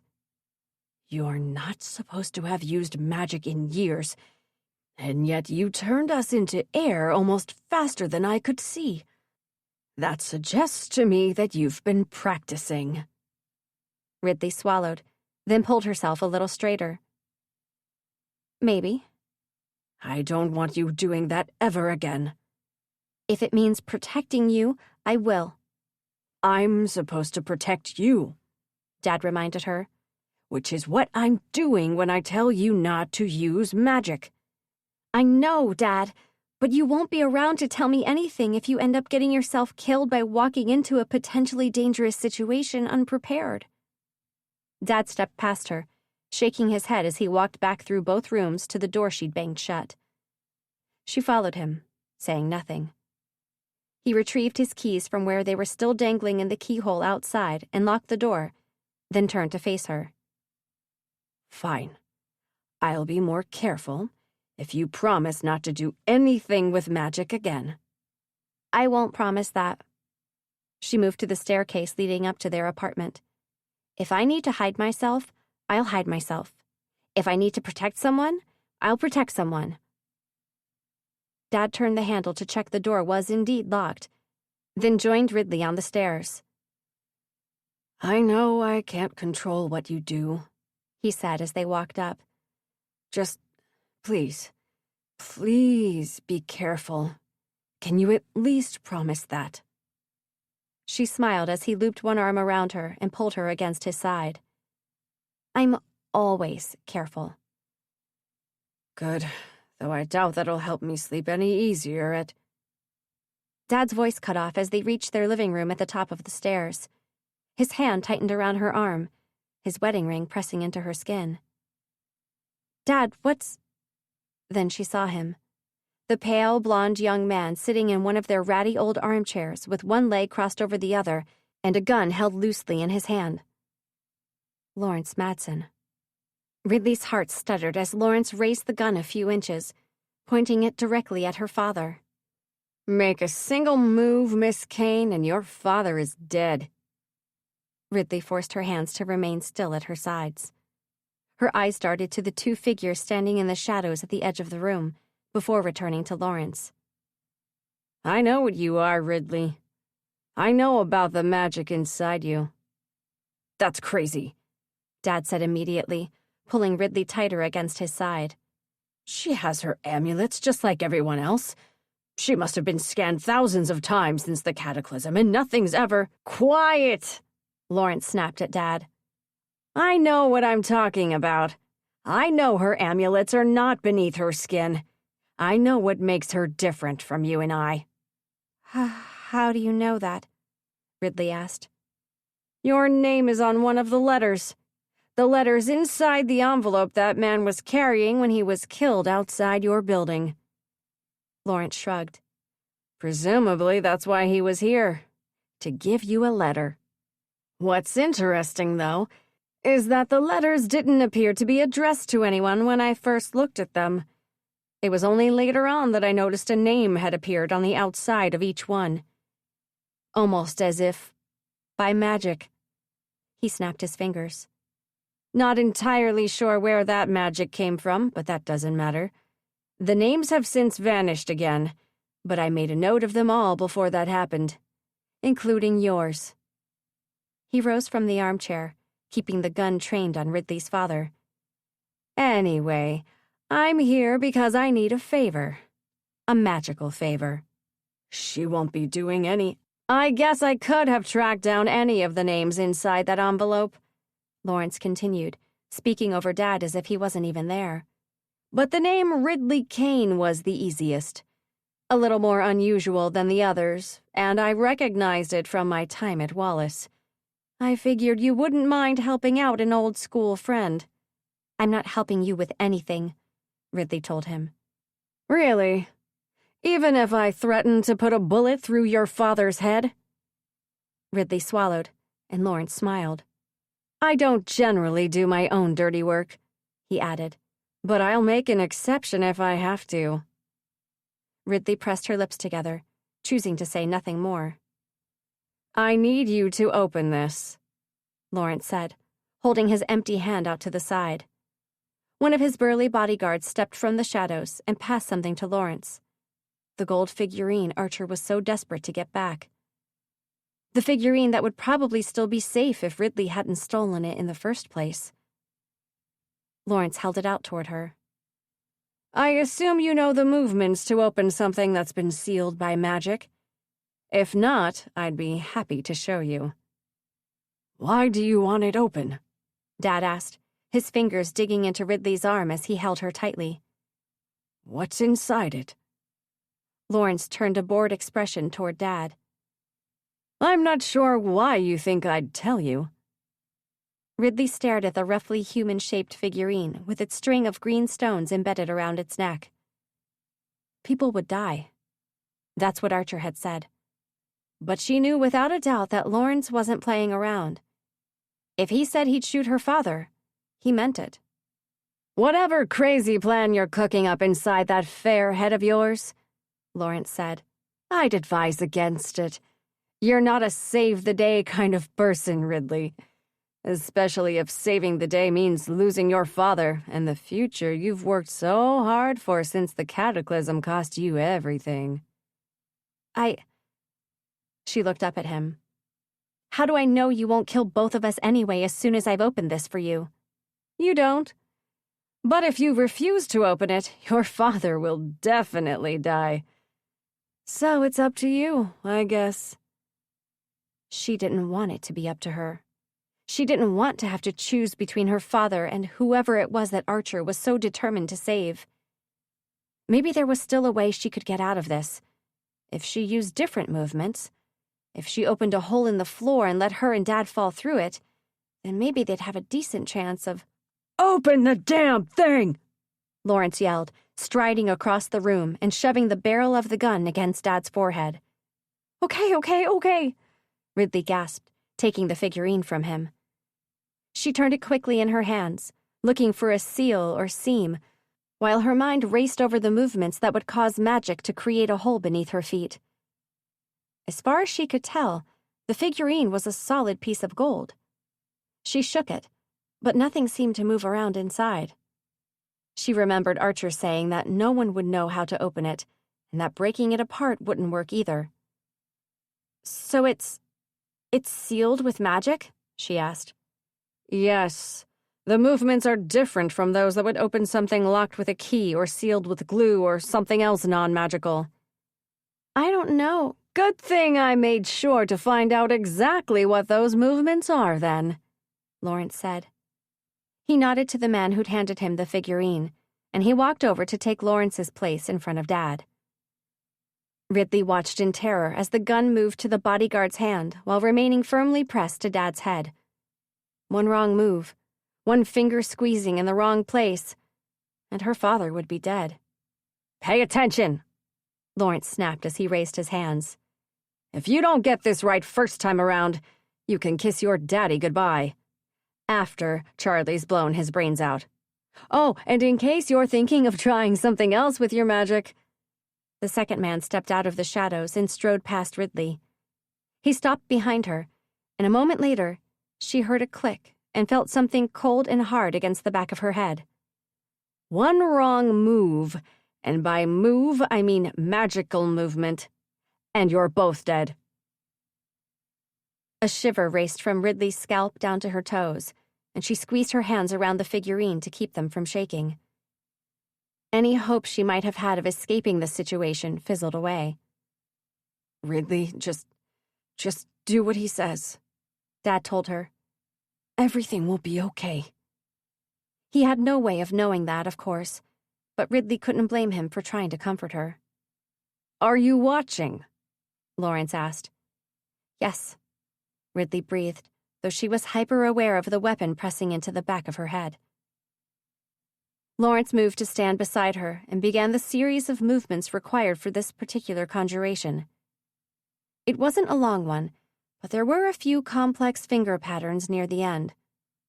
When he began a second time, Ridley's fingers twitched against the figurine as she mentally copied the motions. Right? Got it? He asked when he was done. Can I practice? Just the movements, no magic. To make sure I've got them right. When Lawrence narrowed his eyes, she added, I'm not trying to trick you. I just don't want to wind up with a bullet in my brain because I accidentally turned my hand the wrong way. Fair enough. He took the figurine from her hands and watched closely as she ran through the movements. No, not that way, he said when she was almost done, reaching forward to correct the way her two forefingers traced a circular pattern in the air. She almost jerked away as his hand touched hers, but she managed to remain still. Yes, correct. Now do it again. Finally, when she'd practiced successfully several times, he said, Okay, now with magic. And only do exactly what I showed you.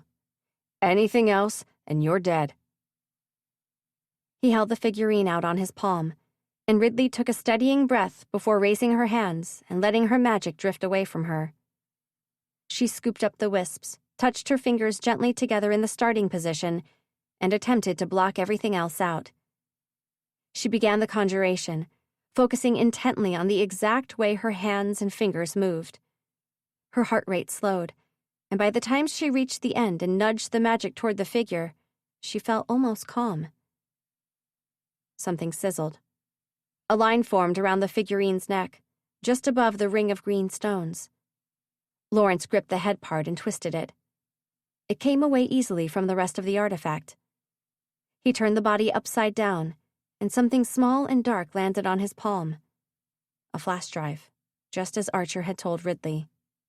For the briefest moment, surprise flashed through her, and she realized that up until this point, she hadn't entirely believed him. Finally, Lawrence whispered. Then he laughed. A genuine grin spread across his features as he stared at the flash drive. Thank you, Ridley. You have no idea what this means for me in my position. He looked up. And the fact that I get to hand you over along with this information makes it even better. Hand me over? Ridley repeated at the same time Dad said, Don't you dare touch her! But before either of them could do anything, pain sliced through her head, and all she knew was darkness. Chapter 26. She dreamed of the day the world almost ended. She was in Aura Tower's penthouse, hanging out with Lila and Josephina Cruz. The three of them had taken advantage of the fact that Lila's annoying older brother wasn't home and had claimed the entire living area for themselves. Blankets were draped across nearly every item of furniture, creating a maze of fluffy tunnels. But they'd grown tired of the tunnels sometime earlier that morning, and the treasure at the center of their blanket maze, Lila's brand new robotic unicorn, lay forgotten next to a pile of wrappers from the sweets Josie had snuck past Lila's mom. It was a good thing Mrs. Davenport wasn't home now. They all knew she'd freak out at the sight of her lounge. But they'd promised Grace, the nanny, that they'd clean everything up before Lila's parents got home. So Grace, whose patience seemed to have no end, had moved all the priceless relics and art pieces to the edge of the room, where the girls wouldn't accidentally knock them over. Josie was currently sitting on the cushioned stool in front of the grand piano, playing a near-perfect rendition of the theme music that accompanied their favorite VR game, Dragon Slayer Princess, which was yet another thing Mrs. Davenport didn't approve of. But Lila had somehow got hold of a copy, and the three of them played whenever they were at Josie's place. Right now, though, with Grace watching them from the kitchen while she made lunch, they had to make do with pretend dragon slaying. So Lila and Ridley leaped about the living room with invisible swords, ducking to avoid invisible flames, and jumping over invisible obstacles. "Hey, we could make actual flames," Lila panted, coming to a halt and breathing heavily. She grinned at Ridley. "You could do it. You're super good at that stuff." "No magic inside the house," Grace called to them. "You know your father's rules, Lila." Lila rolled her eyes. Grace had impeccable hearing. Even when the girls whispered, she always seemed to hear them. Ridley sometimes wondered if she used a conjuration.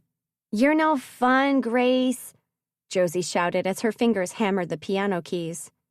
"No magic inside the house," Grace repeated. "Fine," Lila groaned.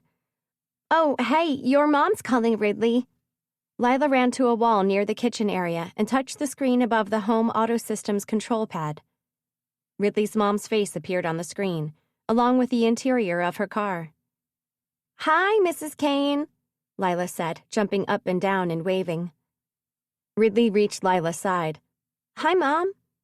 "Hey, Riddles. Hey, Lila." Mom grinned in the direction of her comm screen camera before looking back at the road. "You guys having fun?" "We made a blanket maze," Lila said. "And we're sword fighting." "Hi, Mrs. Kayne," Josie squealed, crashing into Lila and Ridley. "Hi, Josie," Mom said, smiling at the camera again. "So, blanket mazes and sword fighting, huh?" she said as her eyes returned to the road. "I hope you're not making too much of a mess for Grace." No, we said we'd clean up," Ridley told Mom as Lila and Josie nodded beside her. "Okay, well, I just wanted to say hi and tell you I'll only see you tomorrow. I left a little late, so you'll probably be asleep when I get home tonight." "Okay, see you tomorrow," Ridley said. "All righty, have fun and be good. Love you lots." "Love you, Mom." Lila tapped the screen to end the call. Then she leaped around, brandishing a make-believe sword. In her deepest voice, she said, "Beware, Princess. Dragons guard this land." "Dragons cannot stop me," Ridley and Josie shouted in unison. "I will complete my quest." "Girls, go wash your hands," Grace interrupted before they could launch themselves into a full-blown imaginary dragon battle. "Lunch is ready." Lila lowered her sword hand, her shoulders slumping. "Fine, we can carry on after lunch." 5 minutes later, the three of them were seated on stools at the kitchen island eating ravioli lasagna. Grace sat on the other side, watching the news on the screen that popped up out of one end of the island. "Grace, can we watch Milo and Mara?" Josie asked. "Yeah, this is boring," Lila said. "Oh, wait, is that the big magic thing?" she asked, pointing her fork at the screen where a drone camera was zooming out over something round and copper-colored, and probably as wide across as a city block. "They keep talking about it at school." "Yes, the GSMC," Grace said. "This is historic, girls. We should be watching it. In years to come, everyone's going to be talking about the day we ended the global energy crisis, and you'll remember sitting here eating your lunch as you watched it." "Doubt it," Josie grumbled. "If it's so important, why aren't my mom and dad watching it?" Lila asked. "They are. They're just watching it somewhere else on a big fancy screen. That's how important it is." "Oh." Lila peered a little closer at the screen, so Ridley and Josie did the same. Dozens of people stood in a ring around the circular thing, each of them with one hand placed against it. As the camera zoomed further out, they saw a line of people connecting one ring of people to another enormous ring of people. then another, and multiple lines of people extending toward a large body of water. "Those are all magicists, right?" Ridley said. "Yes," Grace answered. "This is happening all around the world at this very moment." "Duh, that's what the G stands for," Lila said. "Global." On the screen, the magicists began their conjuration, everyone pulling from the air or the water with one hand, while touching either the circular device or the person next to them. Magic materialized, and the screen glowed bright blue. It was like a large-scale dance, every free hand near the device moving in the same way, pushing outward, swinging back in, twisting back and forth, cupping the air, and then trailing fingers in patterns too small to see. "Don't they need both their hands for a conjuration?" Josie asked. "Not for magic energy conversion," Grace said, her eyes glued to the screen. "That kind of conjuration only requires one hand for movements and one hand touching the, battery? I'm not sure exactly what they call the other part, but it's basically like a battery." "Oh, we haven't done that conjuration at school yet," Josie said. "I think you'll only learn it if you become a magicist," Grace told her. "Anyway, I heard they're doing something new here where all the people who are not touching a battery are just pulling magic and sending it toward the magicists who are touching it. So they can do the conversion conjuration faster, I think." "Okay," Ridley said. They watched for another minute or two, but by then it was just more of the same thing and it was starting to get boring. She picked up her fork again, but a thunder-like rumble startled her. She looked up, and a second later, the rumble sounded through the screen's speakers. The blue glow hanging above the gathering of magicists flashed too bright to look at before the feed suddenly went blank. "What happened?" Josie asked. "I don't know," Grace said, frowning at the screen. A second rumble came from outside, louder this time. Then the sizzle and crack of lightning, followed by a crashing boom that sent a shudder rippling through the floor. "What's happening?" Josie whimpered, clutching the countertop. Grace muttered something beneath her breath, her brow furrowing as she stared past the girls toward the windows on the far side of the living area. Ridley and Lila spun around on their stools and jumped down. Together, they ran to the windows and looked out.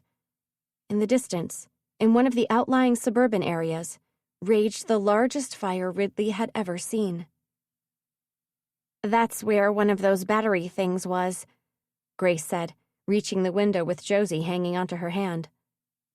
"By Menlo Lake." As they watched, buildings near the fire began heaving and crumbling as the earth cracked around them. Earthquake, Ridley thought, but then lightning zigzagged out of a cloudless sky and struck something too far away to see. No, not lightning, because it was definitely blue. "Is that magic?" Ridley asked. "I think so," Grace said. "We're all going to die," Josie whispered. "But there are panels over the city that reflect magic," Lila reminded them. "My dad told me those would keep us safe if anything magical ever went wrong." "They can keep us safe from above, but what about everything out there?" Ridley said, pointing a shaking finger at the fires in the distance. "And the magic in the ground underneath us." "Don't some foundations have Arxium built into them?" Grace said. "We'll be fine. Don't worry." But Ridley couldn't help hearing the shudder in her voice. "Look up there," Lila said. "Those are the panels, right? The Arxium ones? They're moving." They watched as the panels spread out, while above them, dark clouds gathered unnaturally fast. "They're, like, making sort of a dome? See, so we'll be protected from the side as well," Lila said, nudging Ridley's arm. "But then the spaces between the panels are way too big," Ridley said. "They were big already, and now they're just massive. That magic lightning is going to get through and—" Her eyes shut automatically as magic flashed down into Lumina City. "See?" she said, her eyes opening and her voice now a high-pitched whisper. "But Maybe only a little bit of magic will get through, Lila said, though she sounded far less certain now. And we'll still get protection from the side. So we'll be okay. I don't want to be up here, Josie said, close to tears as she backed away from the window. We're gonna fall down like those other buildings. Ridley's feet remained frozen to the spot as she stared beyond the distant fires. Please be okay, Mom. Please, please, please be okay. Then Dad was suddenly there, tugging at Ridley's hand, pulling her away from the window, and she became abruptly aware that she was dreaming. She remembered that this was the day Mom died. This was the day her entire life came crashing down around her. Nothing would ever be the same again. She pulled free of Dad's grip and spun away from him, desperately clawing her way through the swirling confusion of the dream world and toward consciousness. Chapter 27. Ridley woke slowly, becoming aware bit by bit of the dull pain in her head, the aching throughout her left side, the hard surface beneath her body. She peeled her eyelids apart as she probed at her memory, trying to dredge up her last waking thoughts before... Crap. Her heart leapt into action, sending renewed pain shooting through her head as the scene in her apartment rocketed to the surface of her mind. She pushed herself up and took stock of her surroundings. An empty, unfamiliar room. A closed door. A single window. And no Dad. Dad? She whispered as her hand rose to the back of her head. Her fingers moved through her hair until she found the source of her headache. A large lump. One of Lawrence's men must have hit her. Where are you? She muttered, climbing to her feet. Her thoughts tumbled over one another, arriving all too quickly at the worst possible scenario. She was alive and trapped somewhere, which meant she was valuable to Lawrence. But Dad wasn't like her, which meant he wasn't valuable. Would Lawrence really have left him alive? Left him in a position where he could go to the police and tell them exactly who had broken into his home and abducted his daughter? No, came the silent answer. Of course not. But he can't be dead, she thought immediately. He can't be. But the fact that Dad wasn't locked up here only served to confirm her worst fears. She hurried to the door and twisted the handle, though she knew already that it would be locked. When the door wouldn't budge, she jiggled the handle more desperately. A sob clawed its way up her throat, tightening her chest and stealing her breath. Stop it, she whispered fiercely to herself, stepping away from the door and forcing her hands to her sides. Don't panic. She took several deep breaths, then let her magic rise away from her body. Before attempting any specific movements, she nudged the magic toward the door. It curled lazily through the air, brushed against the door, then rebounded instantly in a jagged flash, zigzagging back and forth almost too fast to follow. She stepped backward and out of the way just as the magic erupted into an explosion of sparks and vanished. In the darkness that followed, Ridley let out a grim sigh. It was just as she'd expected, an Argxium door. Or at least, it had Argxium hiding somewhere inside it, since the door appeared to be made of wood. She turned and moved toward the window, where the heavy clouds blotting out most of the light made it hard to determine whether it was late afternoon or early evening. She nudged her magic toward the bars crisscrossing the window. The blue glow drifted slowly, then burst away from the window in a rush of angry sparks. Ridley ducked down, only rising again once the magic had vanished. More Argxium, she muttered.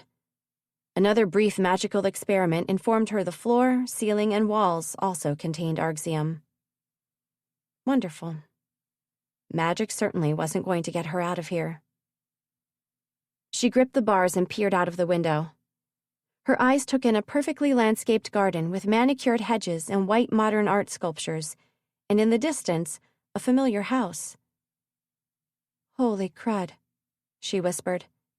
Even if she hadn't recognized the house, the oddly shaped sculptures would have given it away. She was a prisoner on the mayor's property. In his pool house, to be more precise, if she correctly remembered what she'd seen of his garden. It made sense, of course, given who had abducted her. But still, it seemed crazy that Lumina City's mayor had a room like this on his property. It couldn't have come about by accident. This room would have been made specifically to confine a person who might want to escape using magic. She doubted she was the first prisoner to inhabit this cell, which meant the mayor of Lumina City and his son, it would seem, were in the habit of locking up magicists. Ridley folded her arms and stared at the door she couldn't get through. Lawrence said he knew about her magic, but did he know exactly what she could do with it? Hopefully not. Because when he opened that door, she was going to get the hell out of here. How long would it take before he showed up? Archer said Lawrence was meeting someone at Breck's Tower tonight. The shorter, less extravagant version of Aura Tower. Had he left already, or would he come by to check on her before going? Wait, hadn't he said something about handing her over? She frowned in concentration, trying to remember exactly what Lawrence had said before she was knocked unconscious. He was excited to have the flash drive, and even more excited that he'd be able to hand her over along with it. A chill raced across her skin, but with it came a sense of optimism. If she was supposed to be going with Lawrence to Breck's Tower, then it wouldn't be long before he came to fetch her, and she would make sure he never got his hands on her. She waited near the window, her eyes glued to the sliding door leading onto the deck outside the main house. Lawrence might approach the pool house from somewhere else, of course, but there was no other door for her to watch, so she kept her eyes trained on it. Eyes she knew must be glowing with magic. She let it ripple across her skin and hover in the air around her, ready to use the moment anyone showed up outside the pool house. Fortunately, she didn't have to wait long.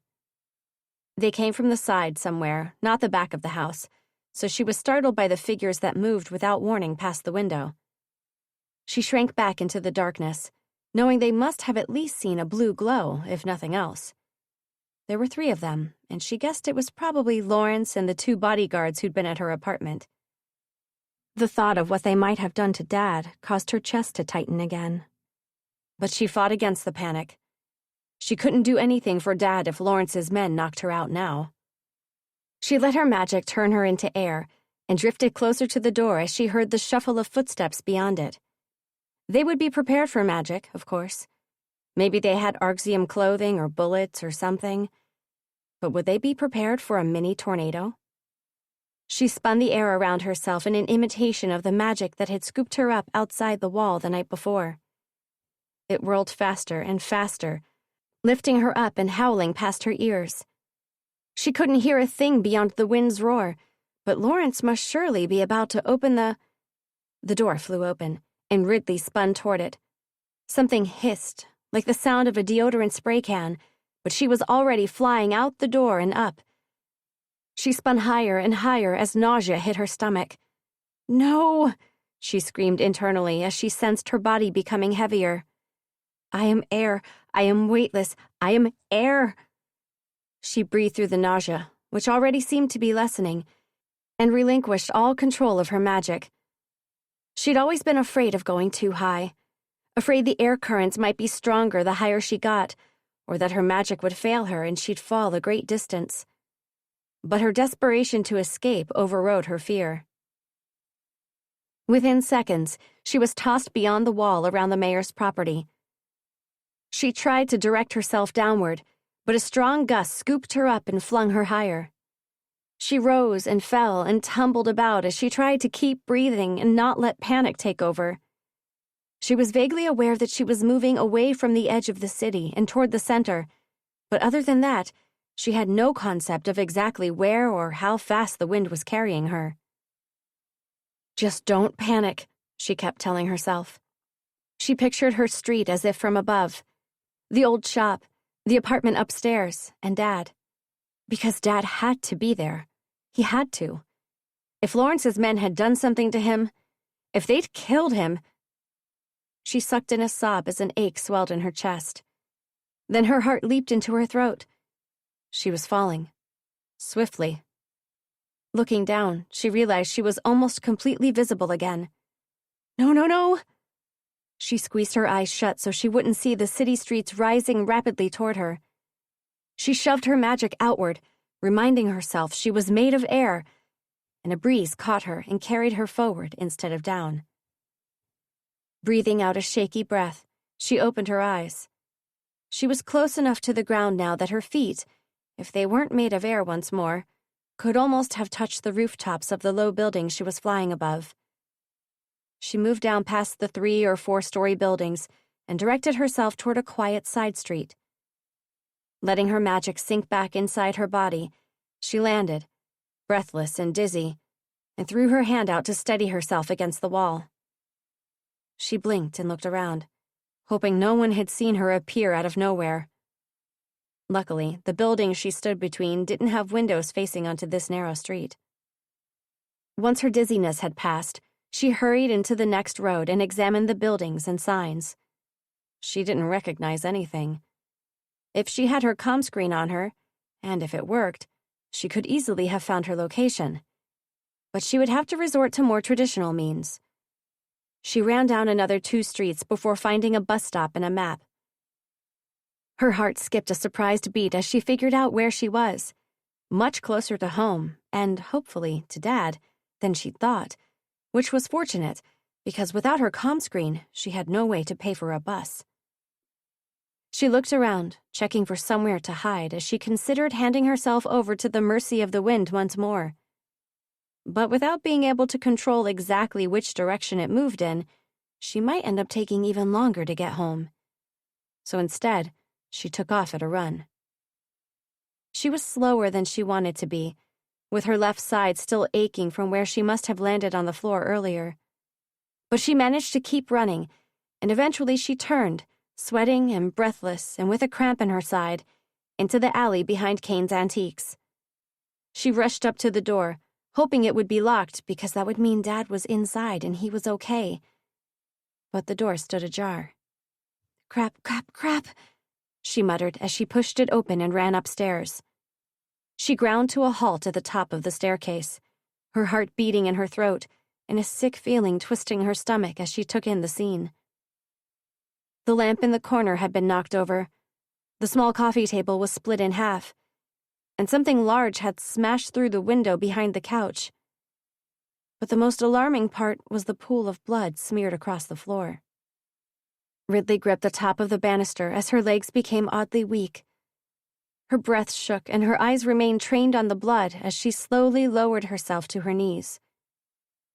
For a moment, she considered the possibility that she was entirely alone in the world. Tears blurred her vision. She squeezed her eyes shut, letting the tears fall. "He's not dead," she whispered shakily. "He's not dead."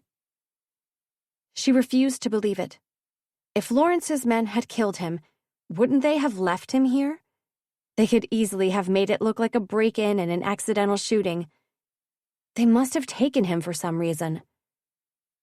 "Alive," she told herself firmly, opening her eyes. They took him alive. She reached for the banister again and pulled herself up, then wiped beneath her eyes. If Lawrence had taken her father, where would he... Something rustled behind the couch. The curtain moved.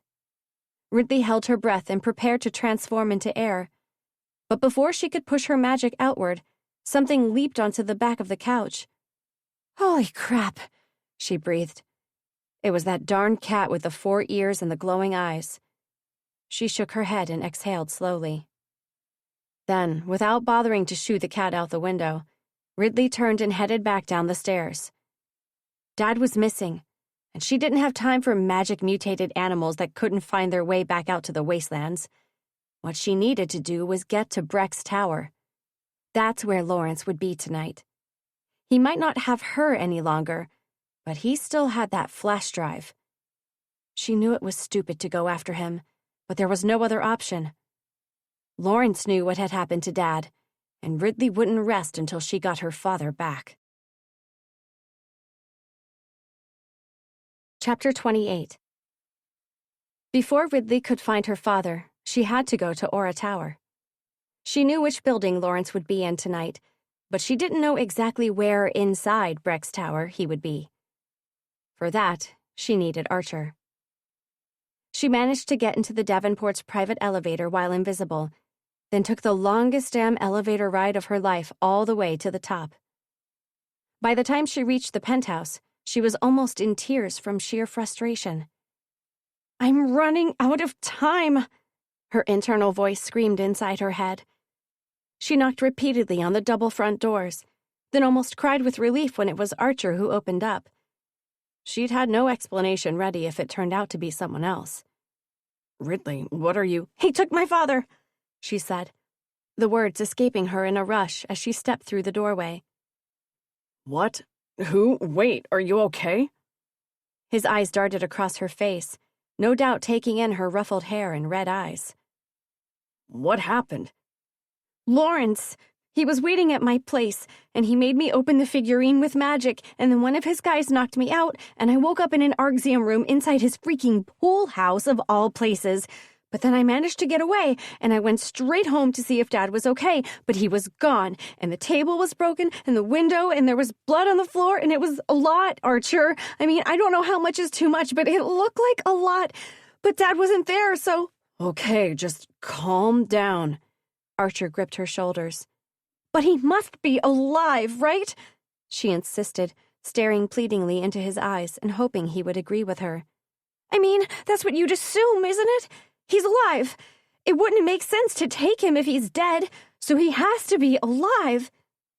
Archer pulled her against his chest and wrapped both arms around her. "Seriously, you need to calm down. Lawrence would be an idiot to kill Maverick Kayne. We'll find your father, okay?" It was both extremely strange and oddly comforting to be hugged by someone she'd known since she was 4 years old, but had barely spoken to in almost a decade. She shut her eyes and replayed Archer's words in her head. They sounded so reasonable when he said them. She didn't know why Lawrence would be an idiot to kill her father, but she was happy to go along with that reasoning. "So Lawrence has the flash drive now?" Archer asked quietly. Ridley sniffed. "Yes. So you need to get it back before he gives it to someone else, and I need to get my father back." She removed herself from Archer's embrace and stepped backwards. "Do you know where he'll be at Breck's Tower tonight?" "Yes, Sapphire 84. That restaurant on the 84th floor with all the private balconies, so I'm assuming he'll be on one of those." "Okay, let's go." She turned toward the open door. "Wait, hang on." She looked back at him.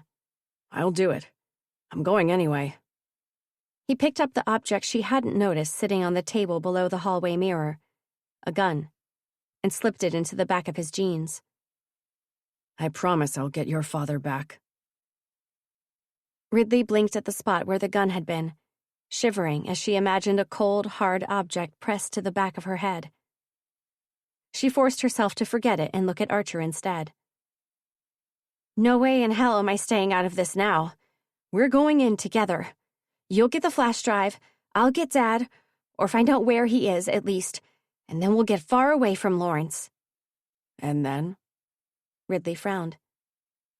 "Then what?" "Lawrence knows what you can do. You won't be safe, even if you do manage to get us out of Breck's Tower alive."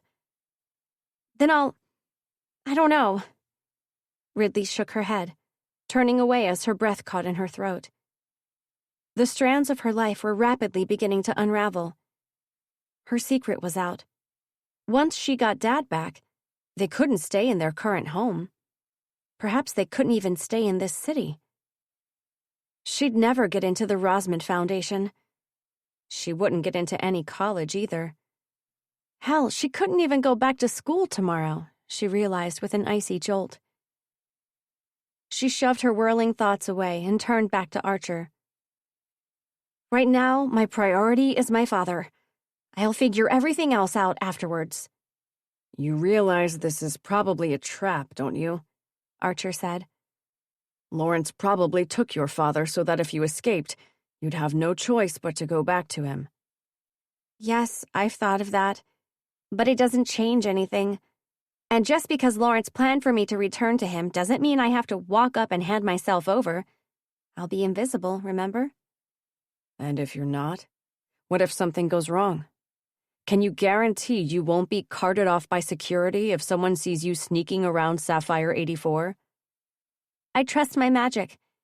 Even if it reaches the point of driving a blinding ache through my head, I won't stop using it. Really? What happened at the Madsons' house? Something certainly went wrong then. That was... She cut herself off when she realized she had no answer for why her magic had made her so dizzy and nauseous that she'd actually passed out while sneaking through the mayor's lounge. To be honest, she'd forgotten about the strange experience in the wake of everything that had happened since. Look, I don't know what that was, but that was the only time it ever happened, so I don't expect it to happen again. Now can we please go? We're wasting time, and my father's life is on the line. I know, but so is yours. That's why I need to do this, not you. This isn't negotiable, Archer. And when things go wrong inside there, or wherever it is that your father's being held, when you find yourself trapped, surrounded by all those bodyguards Lawrence likes to keep nearby, I know you've got magic on your side, but you're a thief, Ridley, not a fighter. I'm not going there to fight. She turned and strode into the still open elevator without hesitation. I'm going there to steal. Stealing her father back was likely to be the most challenging heist of her life, but Ridley didn't allow herself a moment's doubt. There was no room for failure. Security isn't quite as tight as Aura Tower, Archer said as they stood in the shelter of a doorway across the street from Breck's tower. But there's still a sign-in process. I can probably talk my way in without a reservation at Sapphire 84, and you can do your invisible thing. No, Ridley said. I can get us both in. It'll be faster. The front door of the fashion boutique they stood in front of was set into a recess, allowing Ridley to move further back and out of sight of most of the road. Don't freak out, she said to Archer as vibrant, pulsing patches of blue appeared across her skin. He looked back at her. You said that before. I didn't freak out, remember? Yeah, but this is different. It was also potentially awkward, she reminded herself, and so she did it as quickly as possible. She rushed forward and wrapped her arms around him as her magic lifted away from her body. It swirled around them both, turning them to air within seconds. Ridley's momentum spun them away from the door, and the next thing Ridley heard was a startled curse in her ear. Told you, she said. It's freaky stuff. A breeze caught them and twirled them above the cars and across the street. Ridley then directed them both up the wide stairs and into Breck's tower. It was an unexplainable thing, being somehow weightless, while also having the sensation of Archer's arms tight around her, like the memory of a touch instead of something tangible. She tried not to think about it too much, and instead whisked between people, leaving fluttering hair, billowing skirts, and a few shocked gasps in her wake. She headed over a turnstile, past the elevators, where too many people were stepping in and out, and toward the stairwell. Then straight up through the center of the spiral staircase, her eyes keeping track of the numbers flashing by on each landing, until eventually she saw the number 84 beside an open doorway. She stopped but didn't let go of either Archer or her magic. Whoa, Archer breathed. That was weird. Like a roller coaster without any actual machinery. Yeah, sorry, I'm in a rush. Ridley moved them both beyond the stairwell and onto the 84th floor. A sign with the words Sapphire 84 directed her toward the right. She followed the arrows around the corner toward the floor-to-ceiling glass panes that separated the restaurant from the rest of this level. Music, chatter, and the clink of glasses reached her ears. Heading swiftly through the open doors, she looked past the tables to the numerous balconies jutting out from the side of the building, each of which was strategically concealed from the view of the indoor patrons by trellises covered in lush greenery. We'll need to go to each one and take a look, Archer said. They began at one end, looking through the doorway onto each balcony as quickly as they could. Ridley hoped desperately that she was about to look out and see Dad on one of them. Even if he was tied up or unconscious, at least she'd know for sure he was alive. But when they found Lawrence, he was alone at the far end of the balcony table, speaking to a comm screen. A cold fist tightened around Ridley's heart, but she tried to look on the positive side. "At least his bodyguards aren't here," she murmured as they hovered in a doorway. "They're inside," Archer whispered. "I saw 2 of them eating together. There might have been more of them sitting at other tables." "Well, at least they're not out here. Ready to move closer?" she asked. "Yes. Wait until we're behind him and I've got the gun out. Then you can make us visible. Or just me. I'll force him to hand over the flash drive and tell me where your father is." "And if he refuses, are you actually planning to shoot him?" "Would you try to stop me if I did?" Ridley hesitated. "I don't know. He's a despicable human being, but I'm not okay with murder." "Do you think people deserve to die for using magic?" Archer asked. "Because that's what will happen if I don't stop Lawrence. Many, many people's lives are tied to the information on that flash drive. Once the wrong people know exactly who they are, they will all be killed." Ridley let his words sink into her brain. "It's about the bunker, isn't it?" she guessed. "All those innocent people just getting on with their lives, using magic in secret underneath the city. That's the information on the flash drive." Archer was quiet for several heartbeats. "Do you think they're worth saving?" he asked. Ridley already knew her answer. She moved Archer and herself out onto the balcony. A pane of glass on the outer edge of the balcony railing provided protection from the wind and prevented anyone from falling over the rail, while still allowing for a spectacular view of the city. "Pity I lost her," Lawrence was saying to his comm screen. "But she might be back if she can't find her father." Ridley turned her attention back to him. Clearly, he was talking about her. "Yes, it would be a bonus if you had her," said the woman on the device. Ridley had a feeling she'd heard her voice before. Lawrence's mother, perhaps? "But the flash drive and the letters will be more than enough to secure you a position at the table, plus the evidence against Archer Davenport." As they moved closer, Ridley sensed Archer's phantom arms tighten around her. "I know," Lawrence said. "It's shocking the amount of information he's been hiding. I won't tell you now, you never know who's listening in, but I'll show you everything at home." "You made a copy?" "Of course." Archer made a sound like a suppressed groan. Lawrence looked up, but of course there was nothing for him to see. He focused on the comm screen again. "Dad's going to hate me for going behind his back like this." "He won't hate you, honey. He's been underestimating you, that's all. He didn't realize you had what it takes. Now you can show him, and the others, that you do." "Yes, finally." Then almost in one movement, Lawrence dropped the comm screen and grabbed a small spray can from below the table. His hand shot out, and he sprayed the contents of the can in a wide arc in front of him, back and forth, and then all around as well as behind him. Nausea hit Ridley's stomach about 2 seconds later. She sucked in a breath, but she was already losing control of her magic. Dizziness overwhelmed her, and she felt herself falling sideways. Through the spinning of her surroundings, she became aware that she was no longer invisible. Then Lawrence's voice reached her ears. "Ridley, I was hoping you might find your way back to me." Chapter 29. Darkness clouded Ridley's vision and pulled her downward, and she was pretty sure she lost consciousness for a few moments. Then her stomach heaved, and she almost threw up. Gasping and swallowing, she peeled her eyelids apart to find that the only thing keeping her upright was Archer's arm pinning her to his side. His other hand pointed the gun at Lawrence.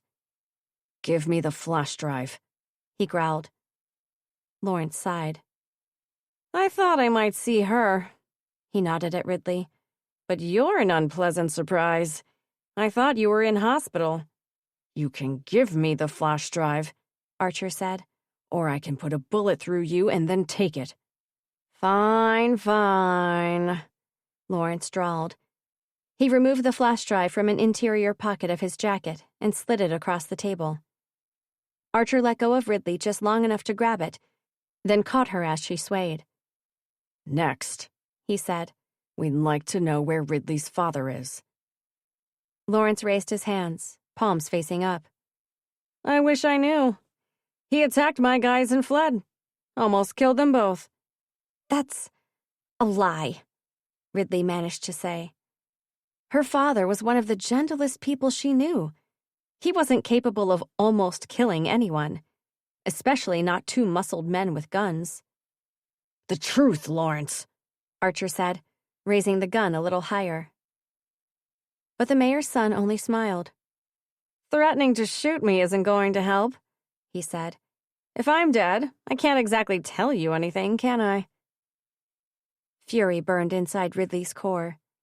Though it made her want to hurl and caused bright spots to dance in front of her eyes, she managed to force a tiny bit of magic out.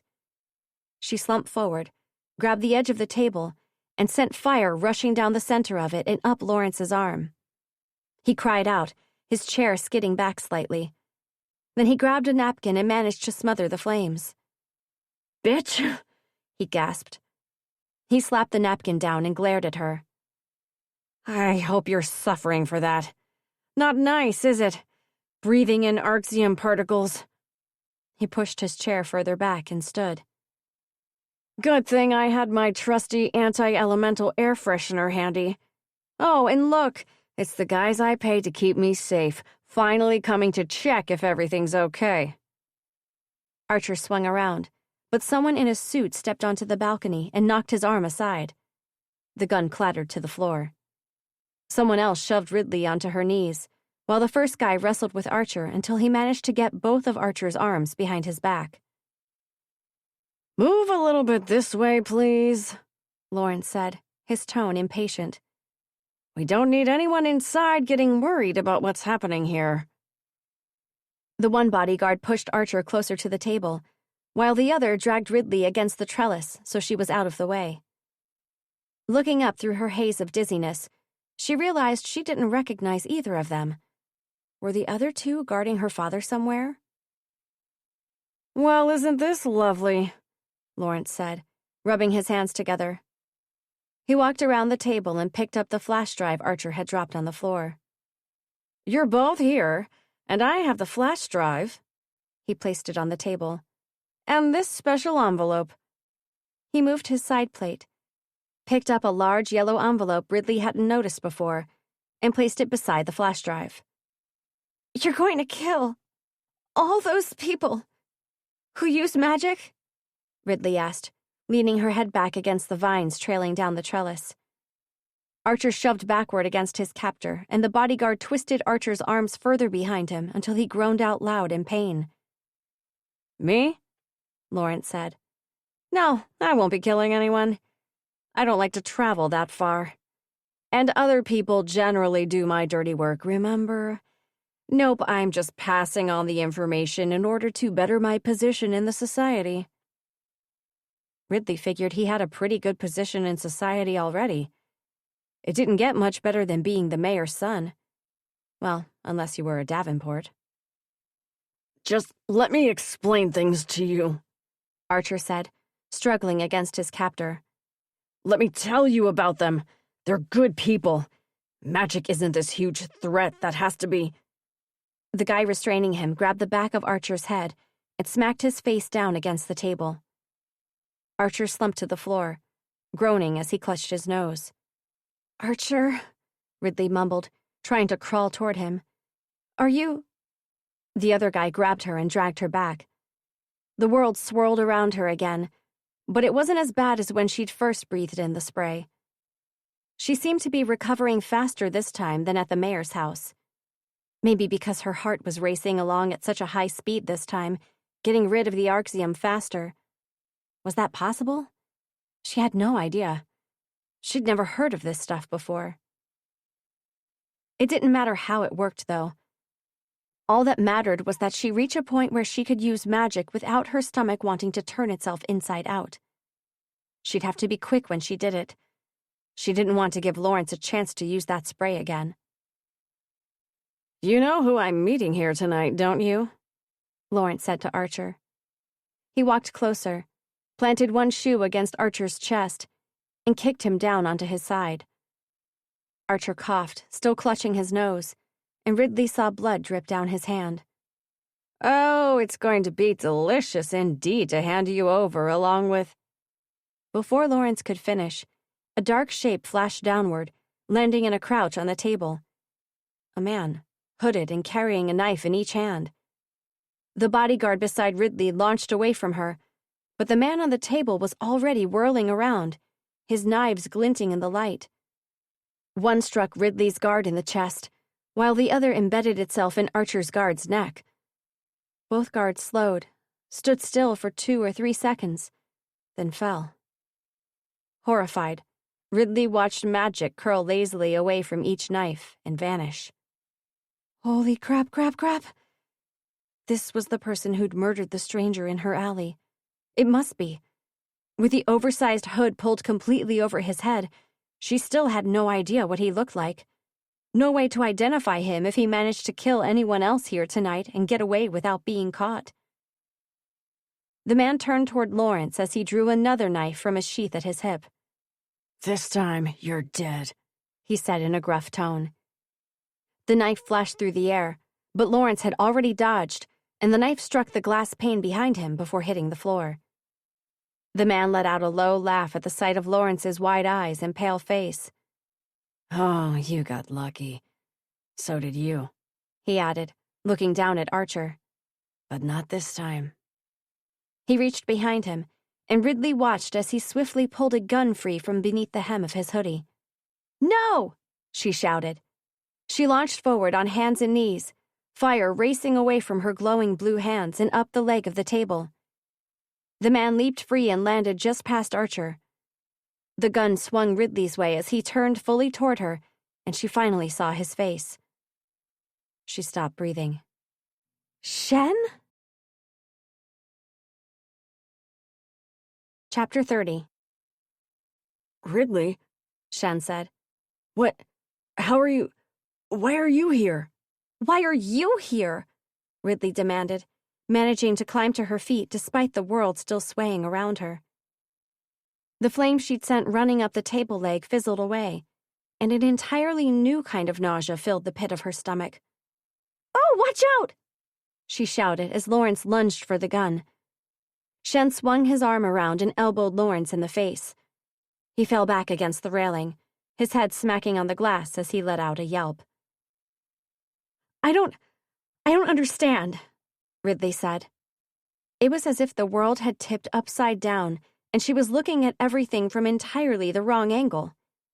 Her best friend wanted to kill people, and the guy who represented everything she hated was the one helping her to right her wrongs and find her father. Were you the one? Did you kill that man in the alley?" Shen's grip tightened on the gun. His eyes moved to Ridley's hands, where the blue beneath her skin was fading away now that she was too shocked to focus on her magic. His eyes rose to meet hers, and there was no sign of surprise in them. "Yes." "But you weren't there. You were somewhere else, doing a delivery or—" "He was there," Lawrence said, rubbing the back of his head. "I looked up and saw him on your roof. That's why I had no problem telling Archer's lawyers to comb through the drone footage from the area and stick his face onto the original video." "That was your idea?"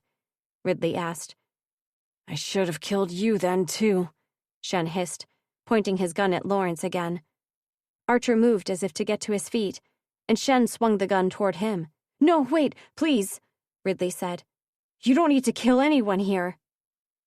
"I know you've tried to kill me before," Lawrence said to Shen, his voice oddly calm given the situation. "You probably don't know that I saw your face that time, but I did.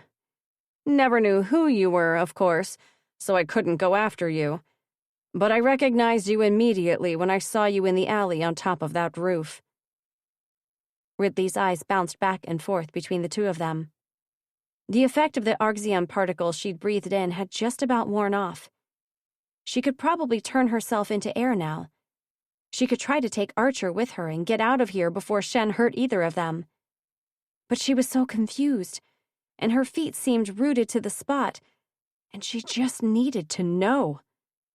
This was her best friend standing here with a gun, and she needed to understand what had led him to this point. "Shen, what's he talking about?" she asked. "Why would you have tried to kill him before?" "Because he killed Serena," Shen said, squeezing both hands around the gun and pointing it at Lawrence again. Lawrence's expression didn't change. "I will neither confirm or deny that accusation, but either way, what's it to you if I had anything to do with Serena Adams' death?" Shen ground his next words out between his teeth. "I loved her, and you killed her because of magic. That doesn't explain why you killed the stranger outside Ridley's place," Archer said. He'd risen to his feet now, and his hands were raised at his sides. His nose was swollen, and blood covered part of his upper lip and chin. "I was trying to kill you," Shen shouted, "but you moved." "What a terrible tragedy," Lawrence deadpanned. "But why?" Ridley cried. "Just why? I know we've never liked the Davenports, but why would you want to kill one of them?" Shen gave her a pleading look. "You have to trust me on this, Rid. You don't know who these guys are. You don't know what they've done and what they're capable of.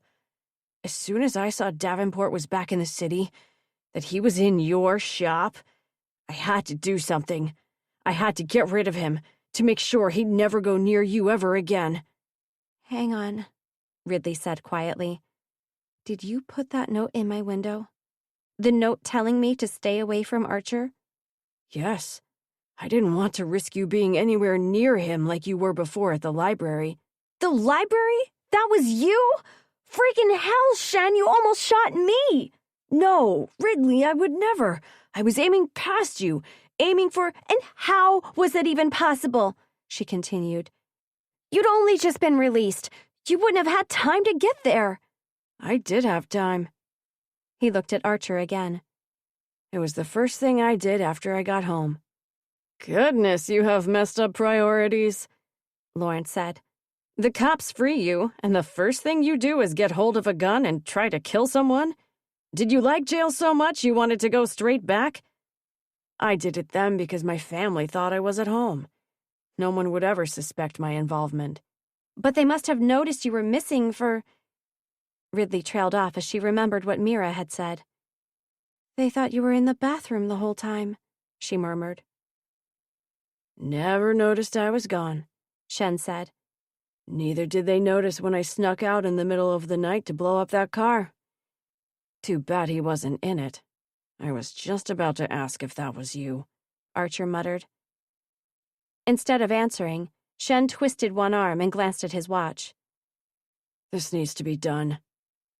He swung the gun back to Archer, and then again to Lawrence, as if he couldn't decide who to take out first. "I've wasted enough time already." "I'm happy for you to take your time," Lawrence said. "Shen," Archer said carefully, "you're about to make a mistake." He kept his hands raised as he took a step toward Shen. "You already made a mistake when you killed the man outside Ridley's place, but you don't need to make things any worse. Whatever you think you know about me isn't true." "Sure," Shen said bitterly. "Anyone would say that with a gun pointed at them." Ridley moved a tiny bit closer, almost close enough to put her arm on her friend's shoulder. "Shen, just think of your family, your parents and your brothers, and Mira. Everything's going to change if you do this. Your life will never—" "My family understands. They know what's at stake, and they know I'm only doing what has to be done. They've looked out for you, too, just as I have." Ridley shook her head, confusion mounting upon confusion. "What are you—" But a gunshot cracked through the night, and she jumped, squeezing her eyes shut instinctively. With her heart banging against her ribcage, she forced her eyes open. Across the balcony, Lawrence slid to the floor with one hand pressed against his chest. He tried to gasp out a few words, but then his hand rolled to the side and he became still. From his wound rose a wisp of magic. The next second, the gun was trained on Archer. Before she had time to think, Ridley rushed in front of Archer and raised her hands. "No, please don't!" "Ridley, get the hell out of the way," Archer hissed. "He's been helping," Ridley told Shen. "He's been trying to save all those people who use magic." Shen's eyes narrowed, but not before she saw the confusion and the hurt in his eyes. Then he threw a glance over his shoulder. Was someone coming out here? Surely people must have heard the gunshot.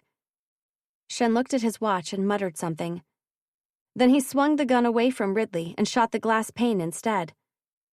Once, twice, 3 times, until finally it shattered. "Get out of here, Rid," he said as he lowered the gun. "Air, water, whatever. Just get away quickly." She barely had time to register what he was saying, that he knew what her magic could do, before he was running toward the shattered hole in the glass. "No!" Ridley shrieked, lunging after him, but her fingers clutched at empty air. He jumped, sailed right through the opening, and fell into the night. Ridley threw herself against the railing, one hand stretched out, magic lifting instantly from her body. But looking down, she saw Shen clinging to one of the larger scanner drones, zooming away from Breck's tower. "What the hell?" Archer said as he reached her side and looked over. "Hey!" someone shouted behind them, and Ridley made sure to pull her magic back within her before turning. "Down!" Archer shouted, and the next thing she knew, he'd pushed her to the floor as another gunshot sounded. She scrambled toward the table before looking up. The newcomers were a man and woman, smartly dressed and each holding a gun. More of Lawrence's bodyguards? And then, was that a man in a blue masquerade mask? And a beanie? He raced onto the balcony, pulling magic from the air as he went. He moved his hands, a conjuration too quick for Ridley to see, then tossed magic at the trellis. It immediately duplicated itself, the second one sliding to the side to cover the doorway. The woman bodyguard aimed at the masked man, but Archer, who now had a chair in his hands, yelled and swung the chair at her. She cried out and fell against one of the trellises. As the masked man spun his hands in a new conjuration and aimed magic at the other bodyguard, Ridley's eyes landed on the forgotten flash drive on the table and the envelope beside it. The envelope that apparently contained a letter with her name on it. In 2 quick strides, she was at the other end of the table, grabbing hold of both. But a hand smacked down on hers. It was the woman, on her feet again on the other side of the table. Acting on instinct, Ridley set her magic free as her thoughts turned to fire. In an instant, flames engulfed her body. The woman yelled and snatched her hand away, sending cutlery and 2 side plates clattering to the floor as Ridley reminded herself not to panic. "I'm not burning. I'm not in pain. I'm not covered in fire. I am fire." Archer tackled the woman, but the masked man yelled at him to get out of the way. He seemed to be doing 2 conjurations at once. With one hand, he kept the other bodyguard at a distance, while the other hand performed a series of complex, intricate finger movements. Archer launched away from the woman, and the masked man swung both arms up and then outward, pointing at each bodyguard. Then he clenched both hands tightly into fists. Both the man and woman halted. Their hands clawed at their throats, and they appeared to be trying desperately to breathe. Ridley looked away, not wanting to watch. Remembering she still held the flash drive and envelope in her burning hand, she let her body return to normal. Both items were fine. Things she held onto when becoming the elements always seemed to return to normal. So she zipped the envelope up inside her jacket and pushed the flash drive into a pocket. And that's when both bodyguards fell to the floor. Had they suffocated? Ridley didn't want to know. The unknown man, in the mask that looked both ridiculous and oddly familiar, lowered his hands to his sides. Behind him, the trellis shook, and Ridley became aware of people shouting on the other side of it. The masked man jumped over the fallen bodies and shouted, "Get us out of here!" as he reached Ridley. And that voice. That voice! "Archer!" the man yelled, reaching behind him with his hand. "Quickly!" Archer launched over the bodies and grabbed the man's hand. "The flash drive," he asked, looking around. "I've got it," Ridley answered. And as the trellis rattled harder and cracked down the middle, she let her magic swirl around them and become the air. A breeze lifted them, and they spun away over the top of the glass pane. Chapter 31. Ridley's magic set the three of them down in a quiet street several blocks away from Breck's tower. She checked for passing drones, then pulled her magic back inside herself. The moment they were visible again, she reached for the masquerade mask, the mask that had looked so strangely familiar, and pulled it free, taking the beanie with it. At the sight of those blue eyes she knew almost as well as her own, her heart leaped. "Dad!" She dropped the mask and beanie and flung both arms around him. "You're okay," she whispered as tears stung her eyes. He hugged her tightly. "We're both okay. Everything's okay." "Not yet," Archer said from behind them. "I need to get to the mayor's house. Lawrence's computer needs to be destroyed." "Already done," Dad said, pulling away from Ridley and looking at Archer. "What?" she asked. What were you doing there?" "Looking for you. I overheard the mayor's wife on her comm screen. Fortunately, Lawrence gave away enough information for me to know I needed to destroy his computer. And just before the call went dead, I heard him say your name. So I used a conjuration to crush the computer and all its component bits and pieces, then went straight to Breck's tower." Archer exhaled, his shoulders relaxing. "Thank you, Mr. Kayne. That's a relief. But you still need to leave," Dad added. "Make sure you're seen somewhere else as soon as possible." He looked back in the direction of Breck's tower. "You definitely don't want to be linked to the murder of the mayor's son." "Right. Of course not. You said you have the flash drive?" Archer asked Ridley. She nodded as she removed it from her pocket and handed it to him. He dropped it onto the sidewalk and ground his heel back and forth into it until it broke apart into numerous tiny pieces. Dad crouched down and did a quick conjuration. A conjuration? Her father was using magic that lit the remains of the flash drive on fire. "And the envelope?" Archer asked as Dad straightened. "Because if that's still up there, we should go back for it. It might contain sensitive information." Ridley paused for a fraction of a second before shaking her head. "It burned up." "Oh, are you sure?"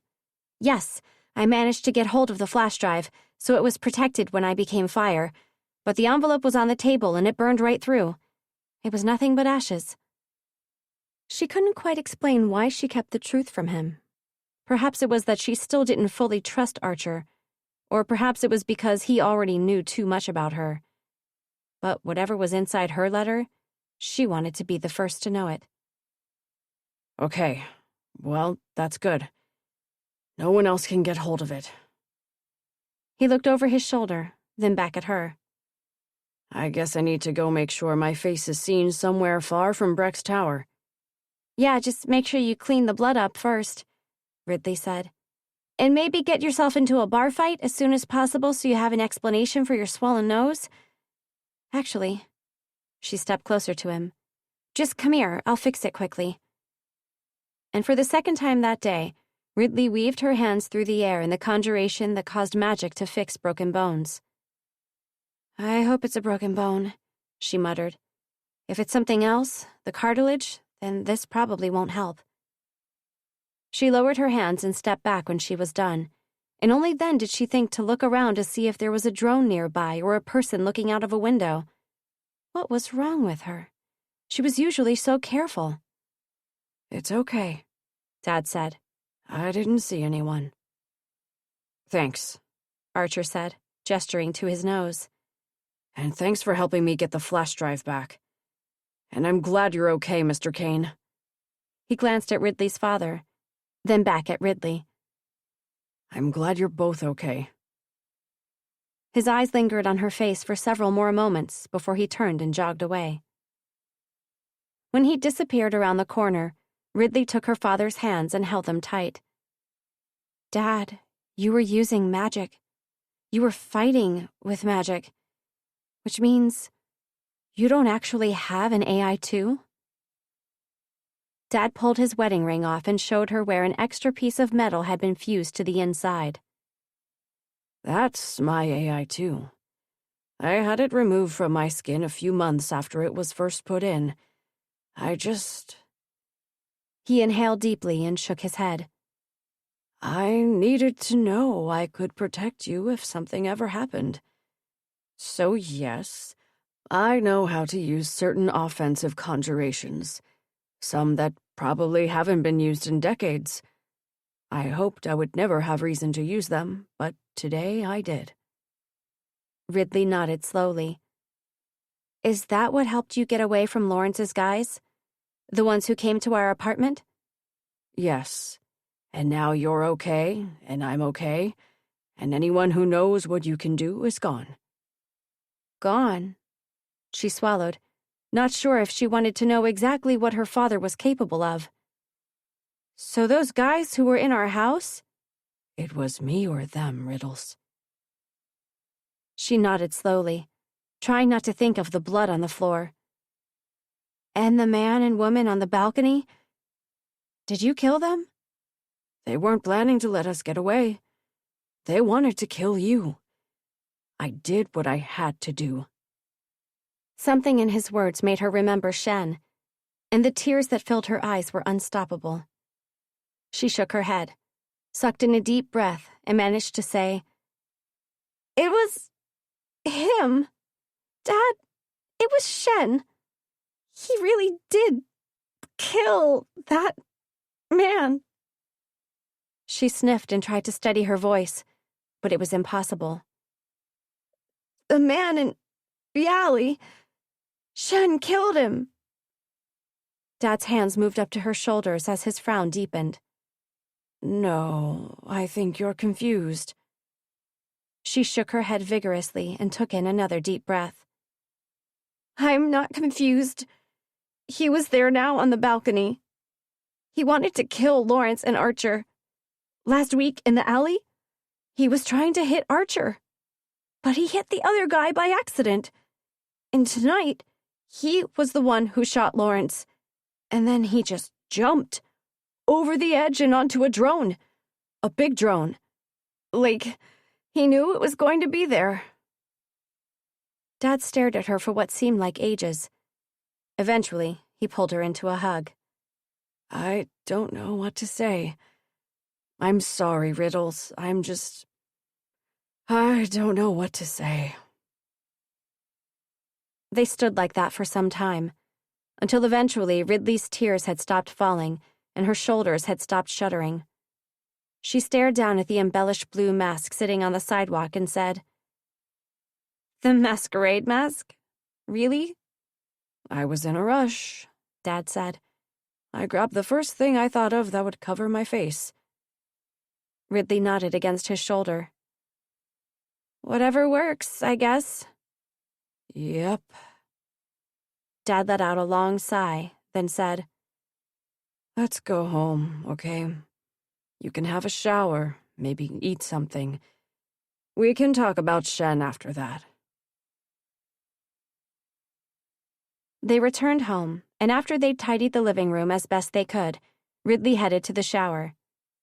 She spent far longer than normal beneath the cascade of hot water, letting it ease the numerous aches she'd gathered throughout the day. Her brain replayed everything way too many times, reminding her that she didn't know nearly as much about the people in her life as she'd always believed. Her best friend didn't lead an innocent, simple life. Her father wasn't the gentle, law-abiding man she needed to take care of. And Archer wasn't the self-absorbed heir who hated magic as much as the rest of his family. And perhaps she wasn't the person she thought she was either. From what I'm hearing, this is more about bitterness and revenge than about justice. Archer's words whispered in her mind, and this time she didn't shove them away. This time she recognized that he might be right. Her crimes had definitely helped people, but she'd taken far too much pleasure in stealing from those who'd rejected her and Dad after the cataclysm. Where did this leave her, though? Would she stop stealing? Would she stop trying to help people? Or would she continue doing exactly as she'd always done, but with the knowledge that her motives weren't as pure as she might like them to be? As the water began to lose its heat, she turned it off, pushing aside her guilty thoughts to deal with later. Stepping out of the shower, she heard music from the direction of the living room. One of Mom's favorite old bands. Ridley almost managed a smile as she wrapped herself in a towel and stood with her eyes closed for a while, listening to the strumming of a guitar and a warm voice singing the words Mom used to sing along with whenever they drove long distances outside the city. Ridley thought of the day she'd lost Mom, and she imagined what it would have been like if she'd lost Dad today. She banished the thought immediately because the ache in her chest made it almost impossible to breathe. She pulled the towel tighter around herself and headed for her bedroom. Once she was in her pajamas, she sat cross-legged on her bed and pulled the yellow envelope out from beneath her pillow. Part of her was afraid to know what was inside here. Part of her wondered if maybe it was a silly, small thing she would end up rolling her eyes at. There was only one way to know. She opened the envelope and tipped it upside down. Numerous folded white pages fell out, none with a name on the outside, though each did have a drawing of a tree. She thought the tree design seemed familiar, but it was possible she was imagining that. What had Lawrence said about the names? He'd only noticed them on the letters later on. They'd appeared as if by magic. Patches of glowing blue color rose to the surface of Ridley's skin as she moved her hand over the letters spread in front of her. Slowly, names materialized on each one. Her heart raced a little faster as she spotted hers. She picked it up, remembering how she'd snuck through the mayor's house and through Lawrence's bedroom using magic. Was that why the names had appeared on these letters then? Had she come close enough to this envelope that her magic had touched it? With fingers that shook the tiniest bit, she opened her letter. Dear Ridley, we're writing to you in case you don't know what you are. In case you've never known there are others like you. In case you don't know that your kind has been in danger for centuries. You are an elemental. The same magic that exists in the elements exists inside you. It has always been feared by some, and so there have always been those who want to hunt down and kill your kind. An organization has existed for centuries, the Shadow Society. Its reach has extended into every country, every city, every sphere of life. You can't go to the authorities. You can't trust any of them. Their purpose is to rid the world of us. We've quietly been keeping track of every elemental we know of, but that information has been stolen. The Society has some of it now, and they will soon have the rest. They don't know yet exactly who you are or where you live, but they know how many of you there are in your city. And now that they know, they won't stop searching for you. It's only a matter of time before they discover you. You need to get out. If they catch you, they'll kill you.